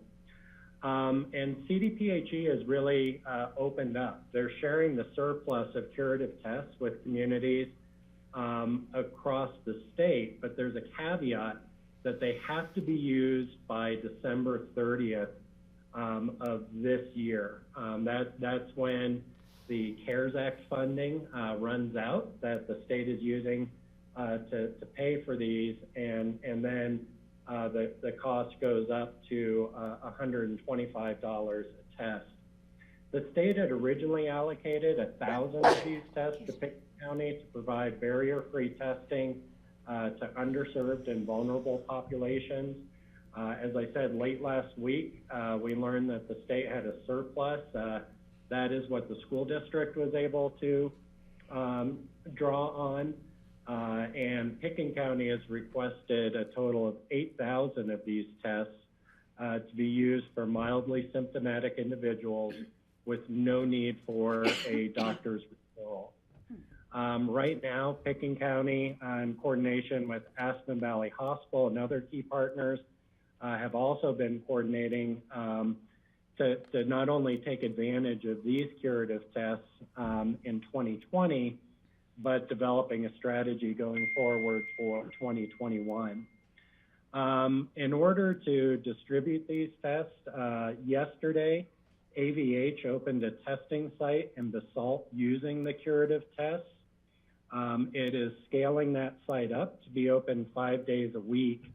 And people interested or who are mildly symptomatic and want to take advantage of this test can schedule it at www.curative.com, and then it'll ask for location information and such to point to that site. In the spirit of really taking advantage of yes and the strategies that are involved or that are available to us, we're taking advantage right now of the resources that have been offered to the state through the end of the year while we build to a longer-term winter strategy for 2021. We have been working with the partner agencies listed on the previous slide and have settled on negotiating with an organization called COVID Check Colorado. It is a social enterprise that is headquartered in Denver. It is a nonprofit. And right now we are working on a pro forma, a plan that would include 3 testing sites plus the existing testing site at Aspen Valley Hospital. We are still working on specific locations, but our intent is to, at high seasons, have a site in Snowmass Village. So that would probably be for 6 to 7 months out of the year when we have a number of tourists and visitors there, as well as testing sites in Aspen and BOCC. Again, these will also not require a doctor's referral. They'll be for mildly symptomatic individuals and will be available for online scheduling. We still are negotiating both with the partners and COVID Check Colorado. So my intent is to bring more information to the board at the next work session. But this is a direction that we're heading to greatly expand and ease the availability of COVID tests in Pickett County. And we're looking at a shared funding model, looking at the county being the fiscal agent to provide the sites, but funding them through a partnership, which we'll be able to describe more next week.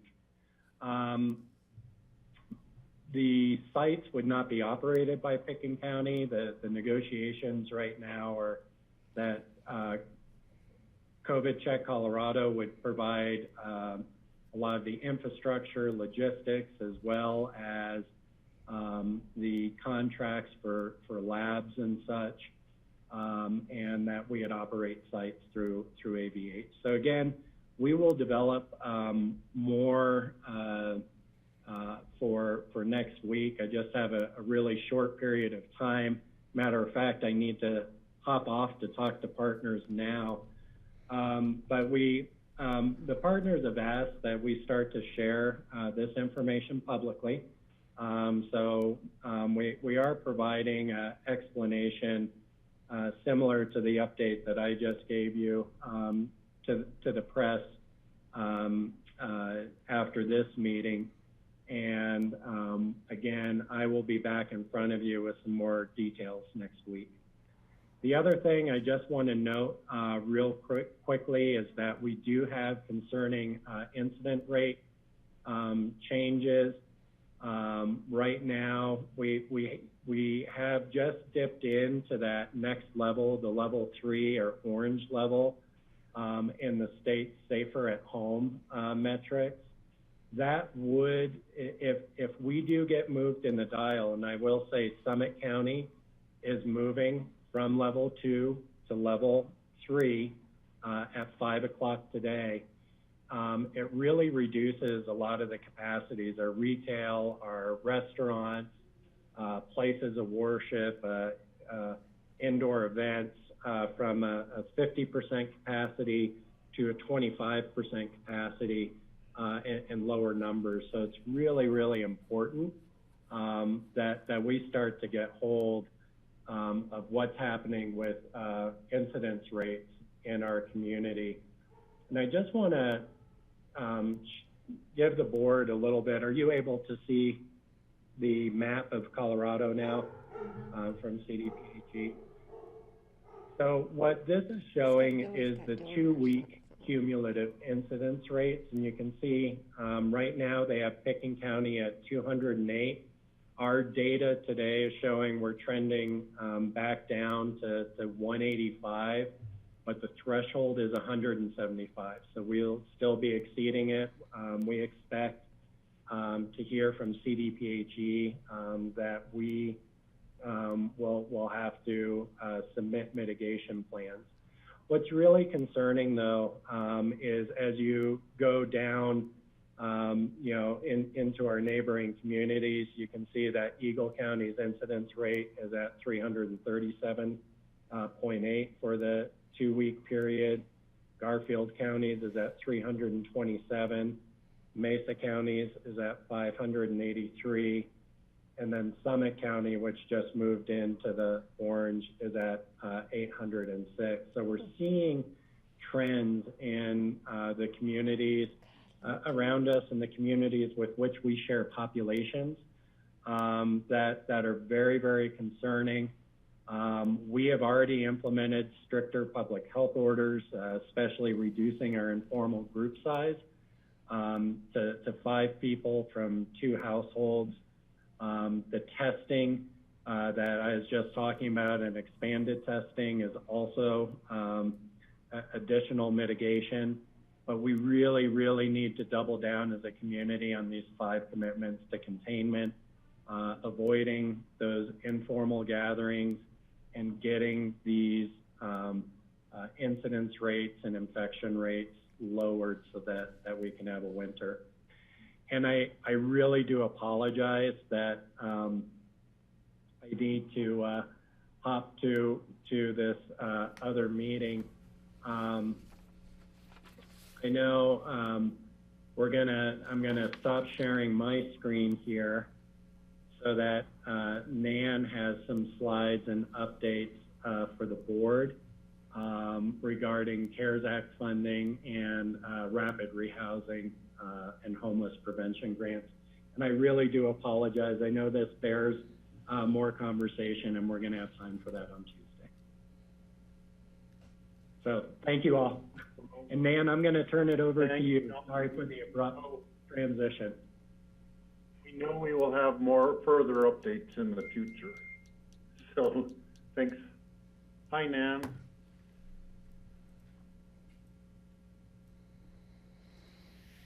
You're muted, Nan.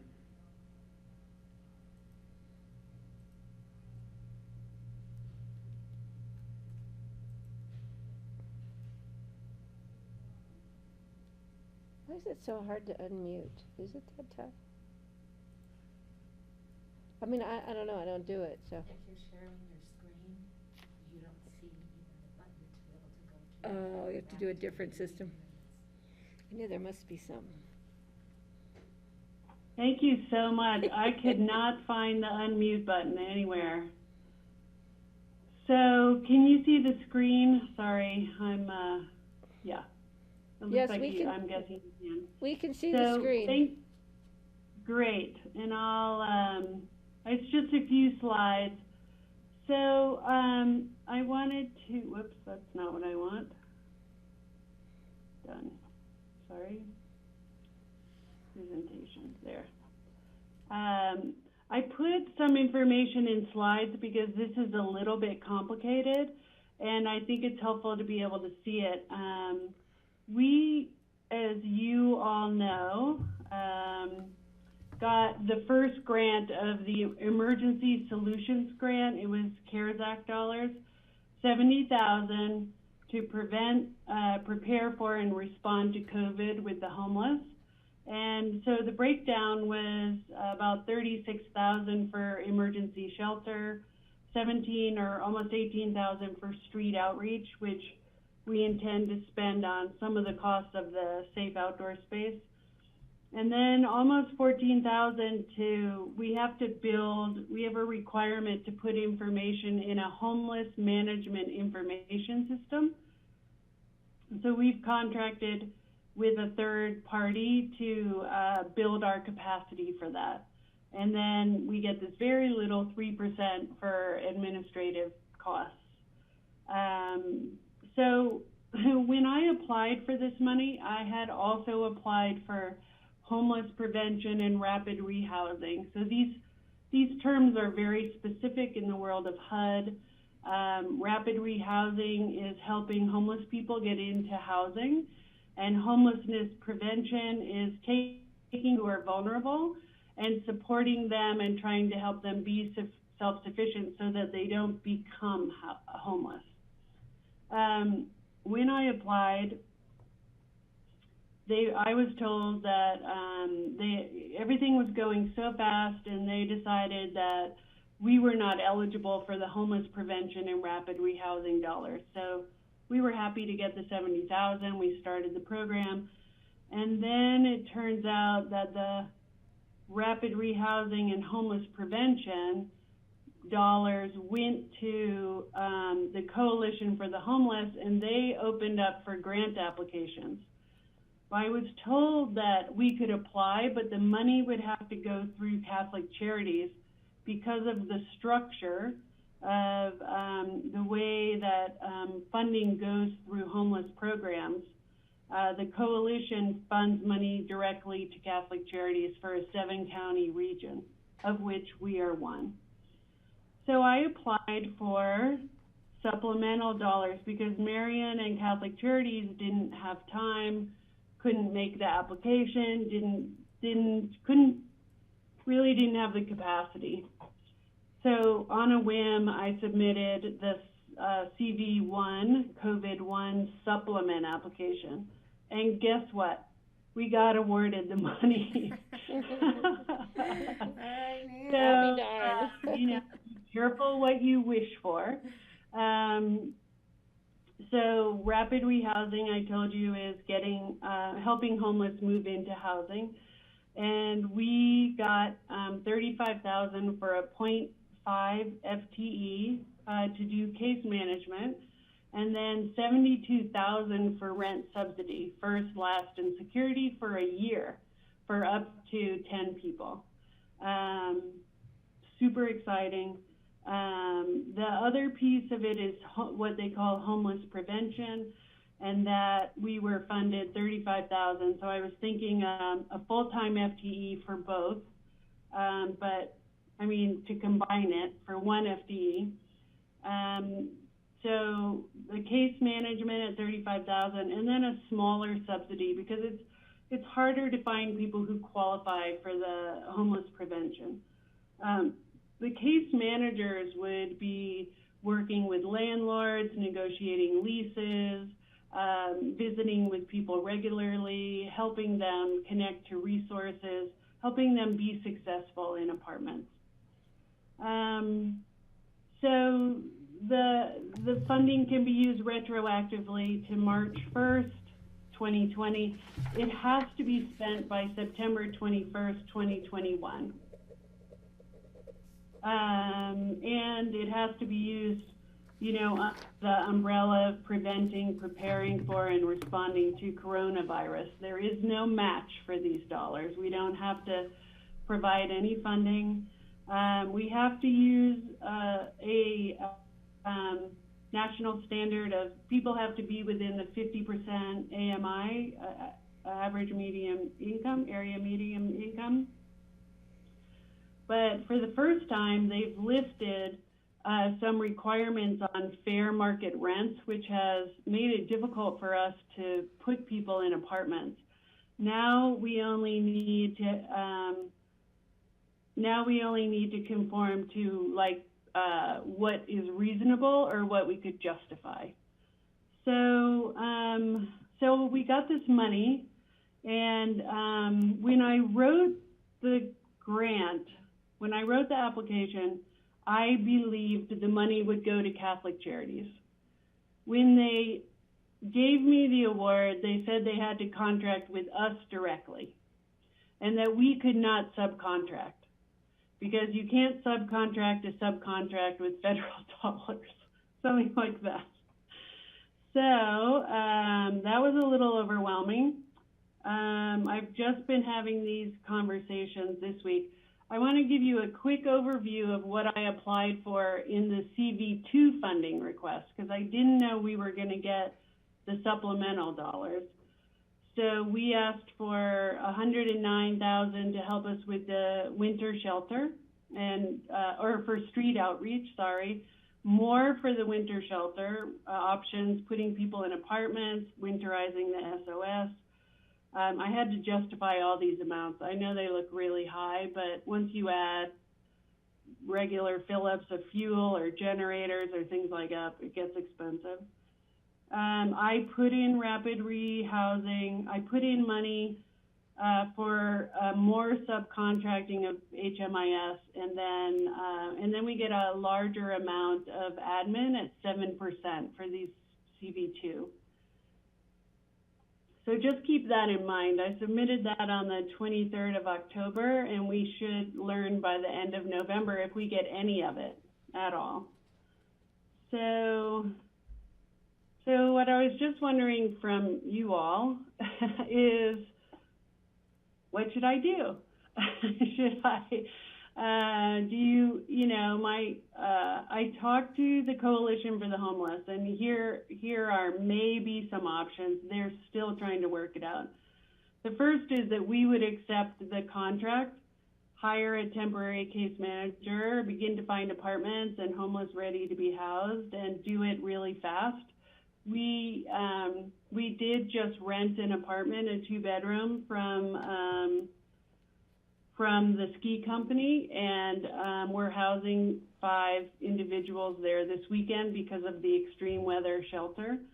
But we could put people in there for rapid rehousing if we want to move in that direction. And then we just seek further funding and work on demonstrating the need and our success. There's no guarantee of more CARES Act dollars, but as soon as we put ourselves on the map, one way or another, we believe more money will come. The second option is to decline the funding and recommend that Catholic Charities get it, and that they work on our behalf. And I spoke with Catholic Charities today. They would be very interested in taking on the full-time position and doing this work, locating a worker in Pitkin and doing it. It's just a matter of whether we're allowed to do that with the federal request. Just ignore the man in the back. There was one other thing related to that. Oh, the Catholic Charities did not apply for the supplemental money, but they did apply for CV2 dollars that we're waiting for in December. And they only asked for a part-time case manager and a part-time data management person. So when I spoke with Marion today, I said, what if we could get you this money, could you get a full-time case manager for the Pitkin Western Eagle area? And then if you get the CV2 dollars, you do all the data management. She's doing all of it, but she was very interested in that idea, but she has to float it to her Catholic Charities board. So the third option is to decline it and let the system develop it on its own. You know, we jumped in because our local nonprofits did not have the capacity to make these applications. There's a lot of reporting. There's some fiscal management. You know, it's a federal grant ultimately. So, so there's an option to let it go and let the partners apply for CV2 dollars and see what happens. So John and I just thought we should see if you all have ideas about this, so that, because I could and should and would, you know, start spending pretty fast in order to spend money by September 21st. I have a question. Yep. Yeah, Nan, what would be easiest for you to do to get this done? Is bringing Catholic Charities in, take a load off your shoulders? I want to make sure we get it done right, and that we don't lose total control over the project. All of that I totally agree with.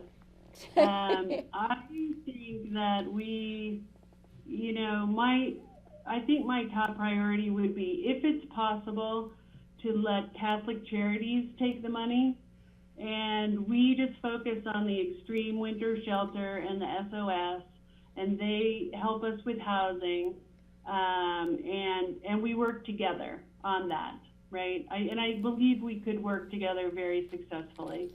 If we can't do that, if the coalition says, oh, you know, that is a non-starter, then I would say we take it and we hire a case manager. It could relieve me of a lot of the work I'm doing. Oh, I'm spending all my days on the homeless.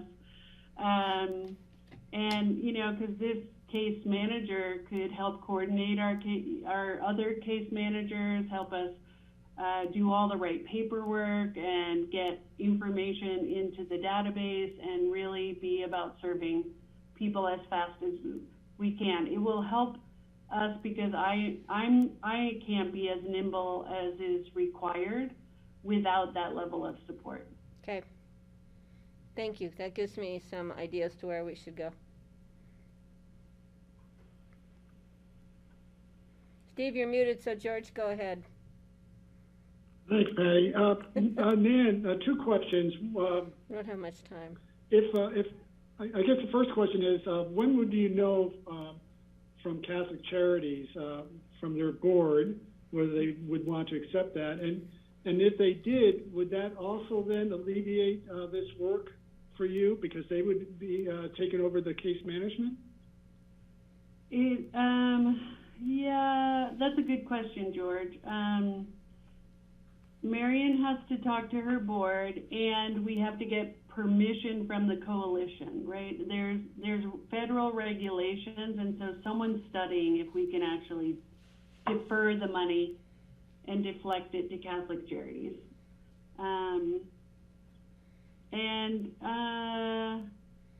I think that if Catholic Charities does it, it would relieve me of a lot of the oversight of trying to make it right and trying to get meet all the federal requirements, the case records, the data entry. I'm not afraid of that work, but it is, you know, it's another lift on top of a You know, I often call human services a DC-10, right? Because we have a wide body. We have a lot of services packed in one. But what would the timing be needed to be between Catholic Charities Board and the feds, and to try to determine if that's a possible route to go and to move this forward? Coalition is waiting just to hear that we're going to do it, and we're waiting for the coalition to tell us if we can do it with Catholic Charities. Then there's a contract that gets written. Then there's the hiring of a case manager. I have a lead on a couple of people who are interested, even in a temporary position like this, which is exciting. And then, you know, so I think what happens is once we have agreement we're going to do it, we can start spending the money, and then we can bill back, right? Because it goes all the way back to March 2020. So we could look at, I mean, we really just got an apartment. You all agreed to our winter shelter ideas. We got a great apartment from the ski company, and if we can house, if we know the money's coming, we can house 2 individuals to 4 individuals in there for the winter, and just start drawing down the money.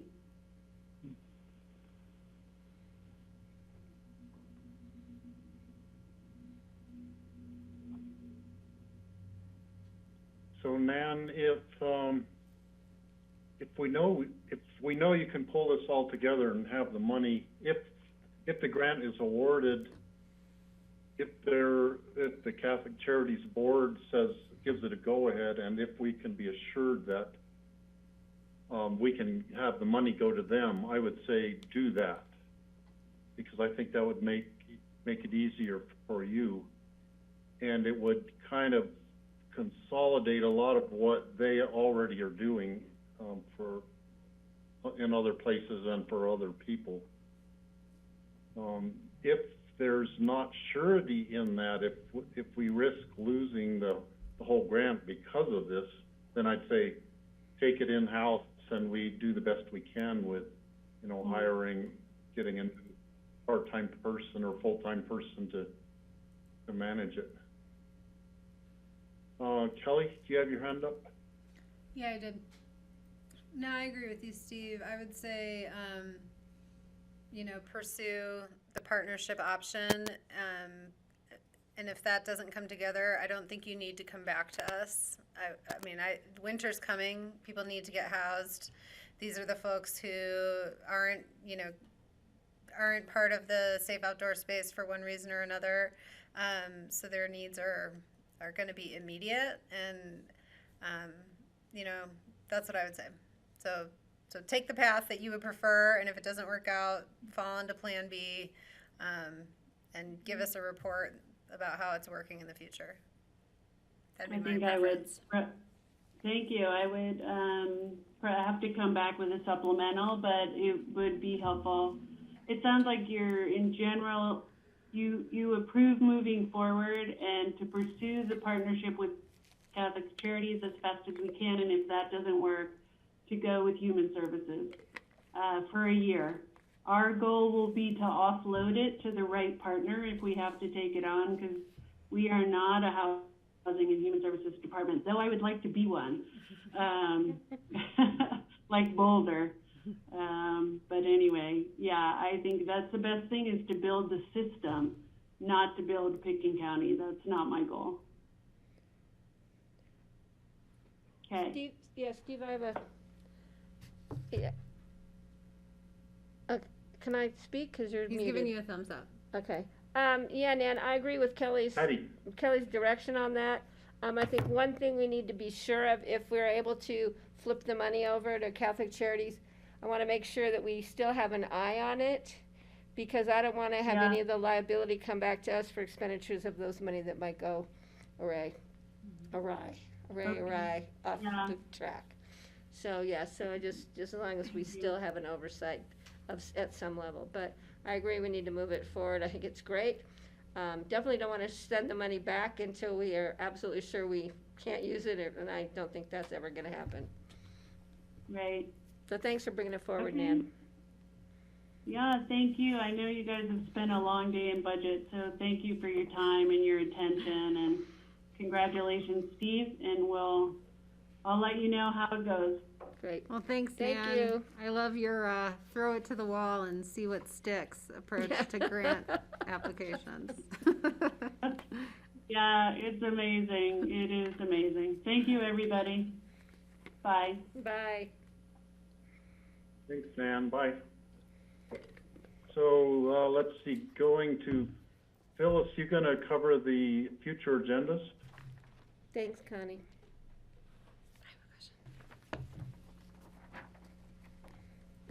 Phyllis, you're muted.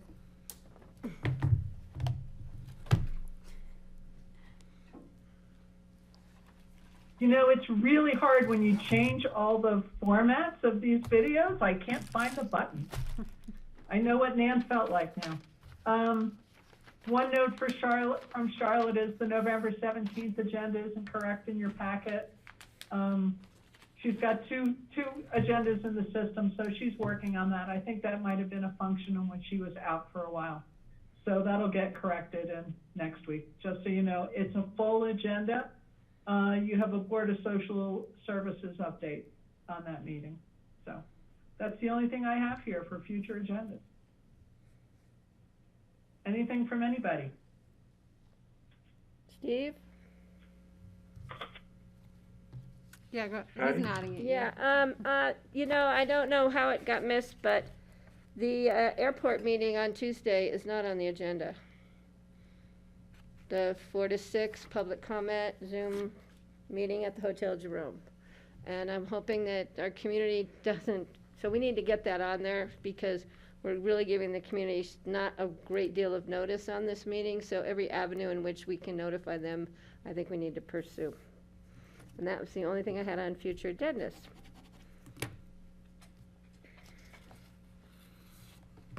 So George had asked about why is the first and second reading for the Division Committee resolution not on there, and John said he is still working on the dates on that, so that's why they're not on there yet.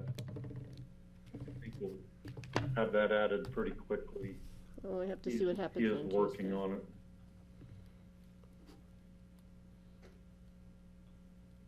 Let's see, where are we?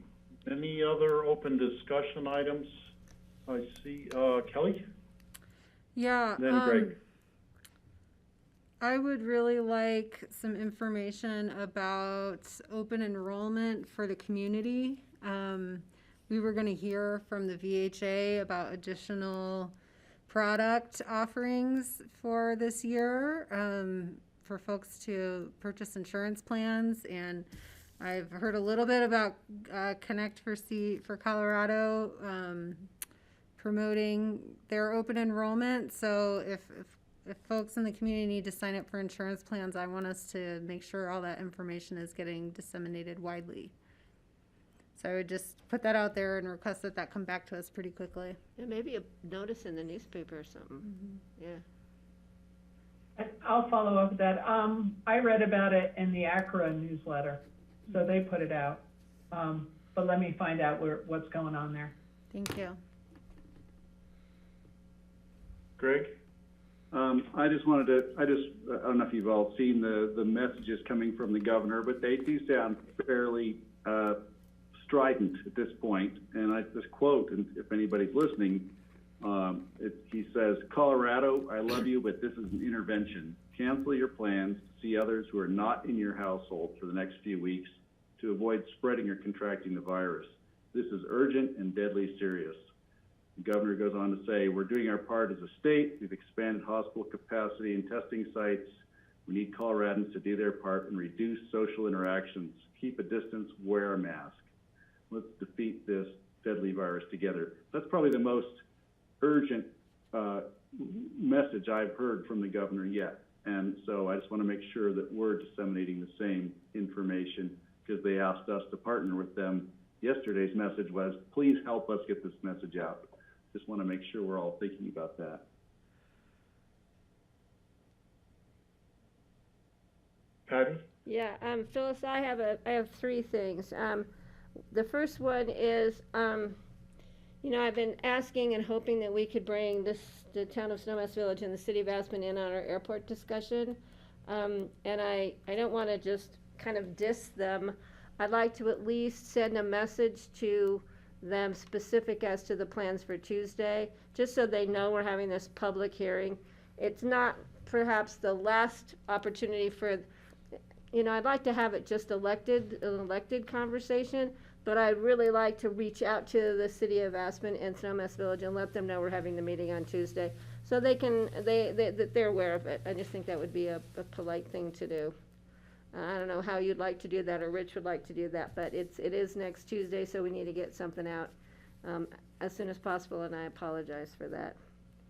Okay, the other thing I have is, in light of the sheriff coming forward with some issues with the jail, I'd like to set up at some time in the near future a tour for the BOCC. Those of us who would like to come in and actually go on a tour with social distancing and masks to see what areas of concern there are at the jail. I don't know when we will be able to do that, but I'd like to just keep that on our future plans. And the third thing I have is we need to ask our new commissioner, Francie Jacober, if she would like a desk space in our office. Because I know Greg and George have so kindly shared their space so that Dave could have a desk, but now that there's really nobody in that office, it might be nice if we offered that to Francie so we can welcome her in with her own desk space. I think we can see if Dave can accommodate his space either on the same, you know, in our office area or maybe ComDev or someplace. But I think that would be nice of us to be welcoming to the new commissioner and actually give her a desk. Thanks, that's all I have. Thank you. George and I can rent her a piece of ours, you know. Pete, by the way, Francie did plans to attend our airport meeting, and I put her in touch with Charlotte regarding being perhaps one of the attendees, if not on Zoom. Great, thanks, Greg. That's a good idea. And I think, you know, living down Valley and kind of needing a space when I do go to the office where I can work, having your own desk is important. Now I know George is doing the different model right now, just not even going to Aspen, I don't believe, and just staying down Valley. But eventually this virus is going to change, and I think we will be going more into the building again. I mean, hopefully not in the not too distant future. So I think, you know, even if we had to move David to a different office space to give Francie that desk or something to that effect, maybe that could be how we work it out. But we should just check with her and see what her druthers are. George has had a stand-up desk. He's been a stand-up kind of guy in the office. My desk is my phone and my laptop. That's all you need. Well, I'm in the office anywhere from 3 to 5 days a week, and staff does like seeing a commissioner face in there, so Kelly and I are there quite often, but in our own spaces, so just so you guys know. You also need some peace and quiet and lack of distraction, which 2 little kids don't provide. Actually, Kelly hides in the office space next to me. That's right.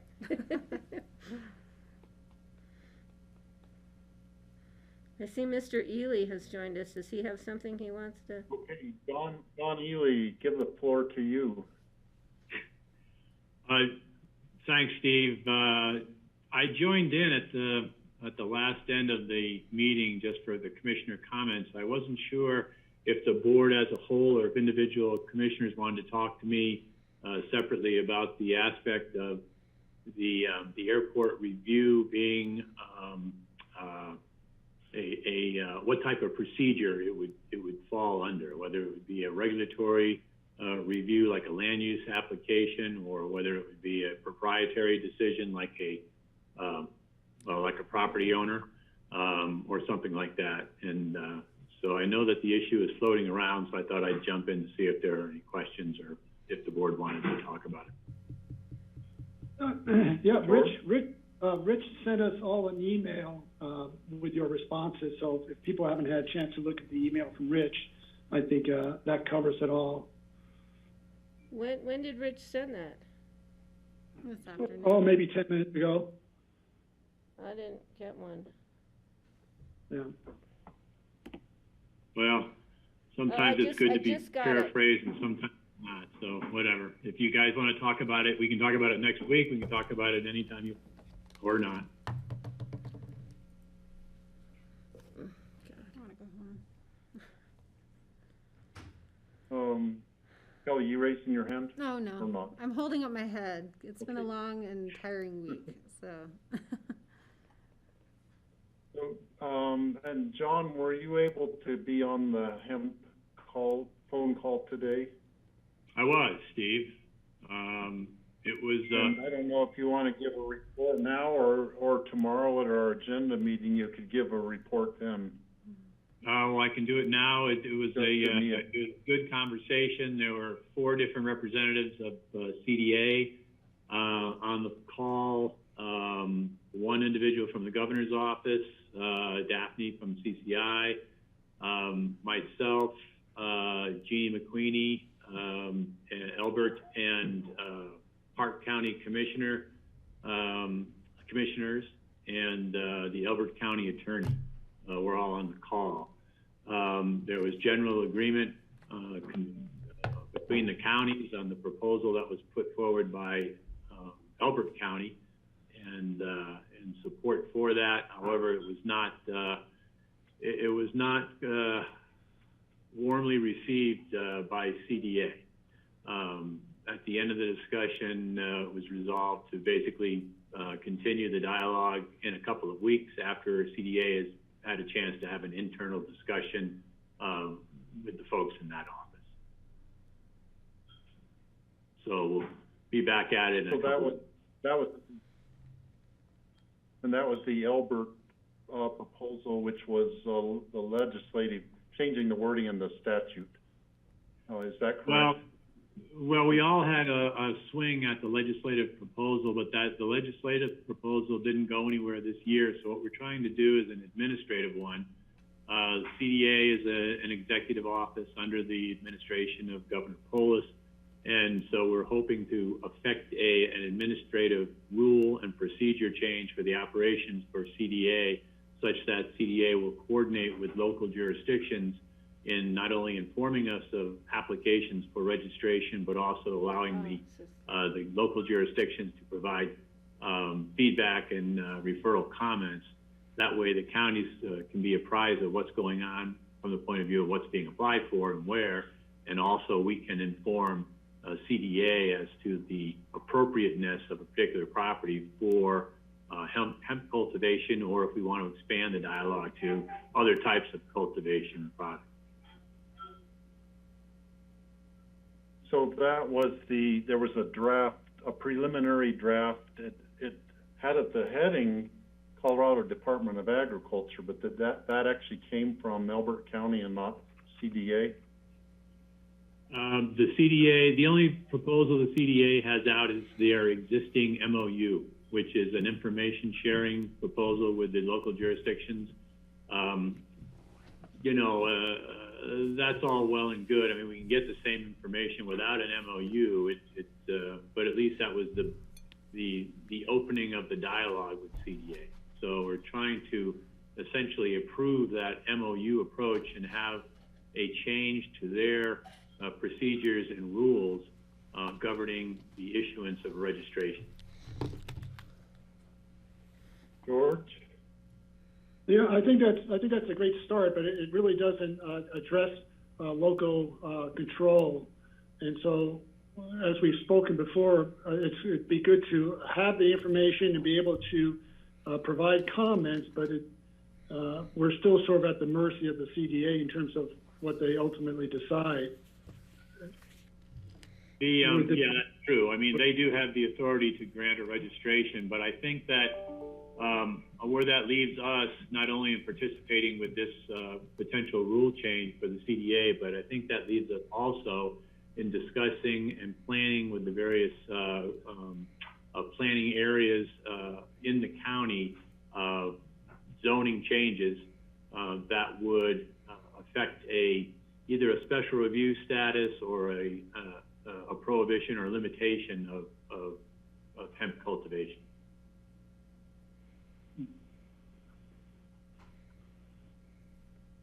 Yeah, this preliminary draft thing indicates that the referral shall request whether the county zoning regulations allow for the cultivation in the proposed location, which would indicate we would need to change our zoning rules to make it a special review use. I presume that's the tactic we would take if we were making a change. And I think we would probably have to do that in any or all ag, where ag is an allowed right, that the growing of hemp would be only under special review use, I think is the tactic we would have to take. Is that correct? That's probably the easiest approach. However, there may be sections of the county in different planning areas where we might want to just affect a prohibition. Such are the areas where the lots are, say, 2 to 5 acres in size, as opposed to the larger lots that we find in some areas of the county. You have a larger property, hemp cultivation can be accommodated easier than if you have a small parcel that will impact adjoining neighbors.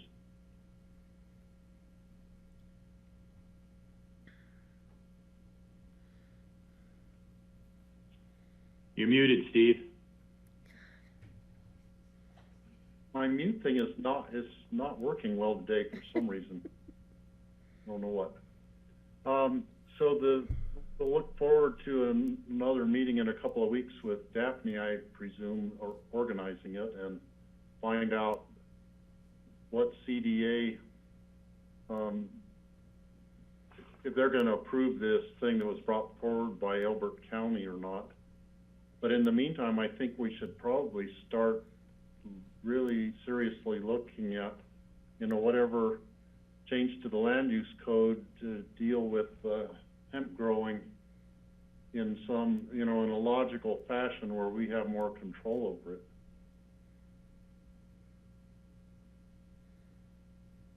I don't see there's any way of going through the winter without affecting a zoning change that would be in place prior to the beginning of cultivation season at the end of next winter before the spring.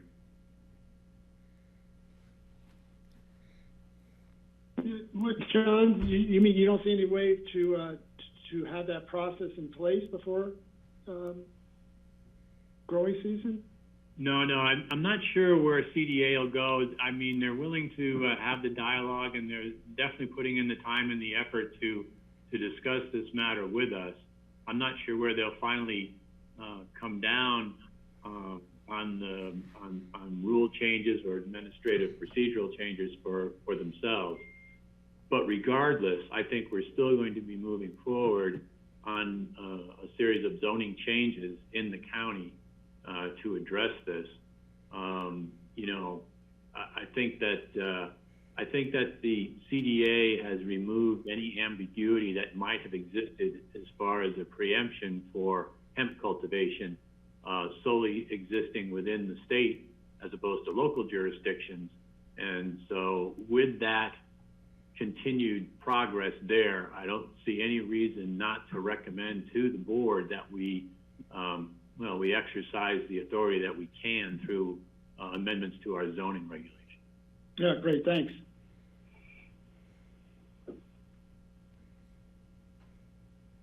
Okay. Let's see. John Ely, I was thinking that Rye was wanting to have an executive session. I mean, I guess he was meaning at some point we need to have an executive session regarding the open, the noticing of our executive session that the attorney from Pagosa Springs has brought the action against the county. Yeah, we're gonna deal with that next week, Steve. Next week, okay. And I don't know if the rest of you have heard the details about that. I don't know who all Ry contacted. He did talk to me a couple of times about it. You know about it? I think we all know about it, don't we? I do, Kelly does. Okay, and then there was the article in the newspaper today about it. I think it was in today's paper, or maybe yesterday's. I can't remember. Wasn't today. Okay. John Peacock, you're back. Do you have anything else on open discussion? No. We'll wait till next week. Good. Are we done? Okay, I'm ready to hang it up for the day. Any last thoughts from anybody? Kelly, how was your meeting? Maybe you could give us a report on it next week at an open discussion. Sure, happy to. All right, thanks, guys. All right, thank you, Grassroots. Thank you, all commissioners, and thanks, Terry. We'll see you all. We'll see Don and John and Kelly tomorrow. See y'all later.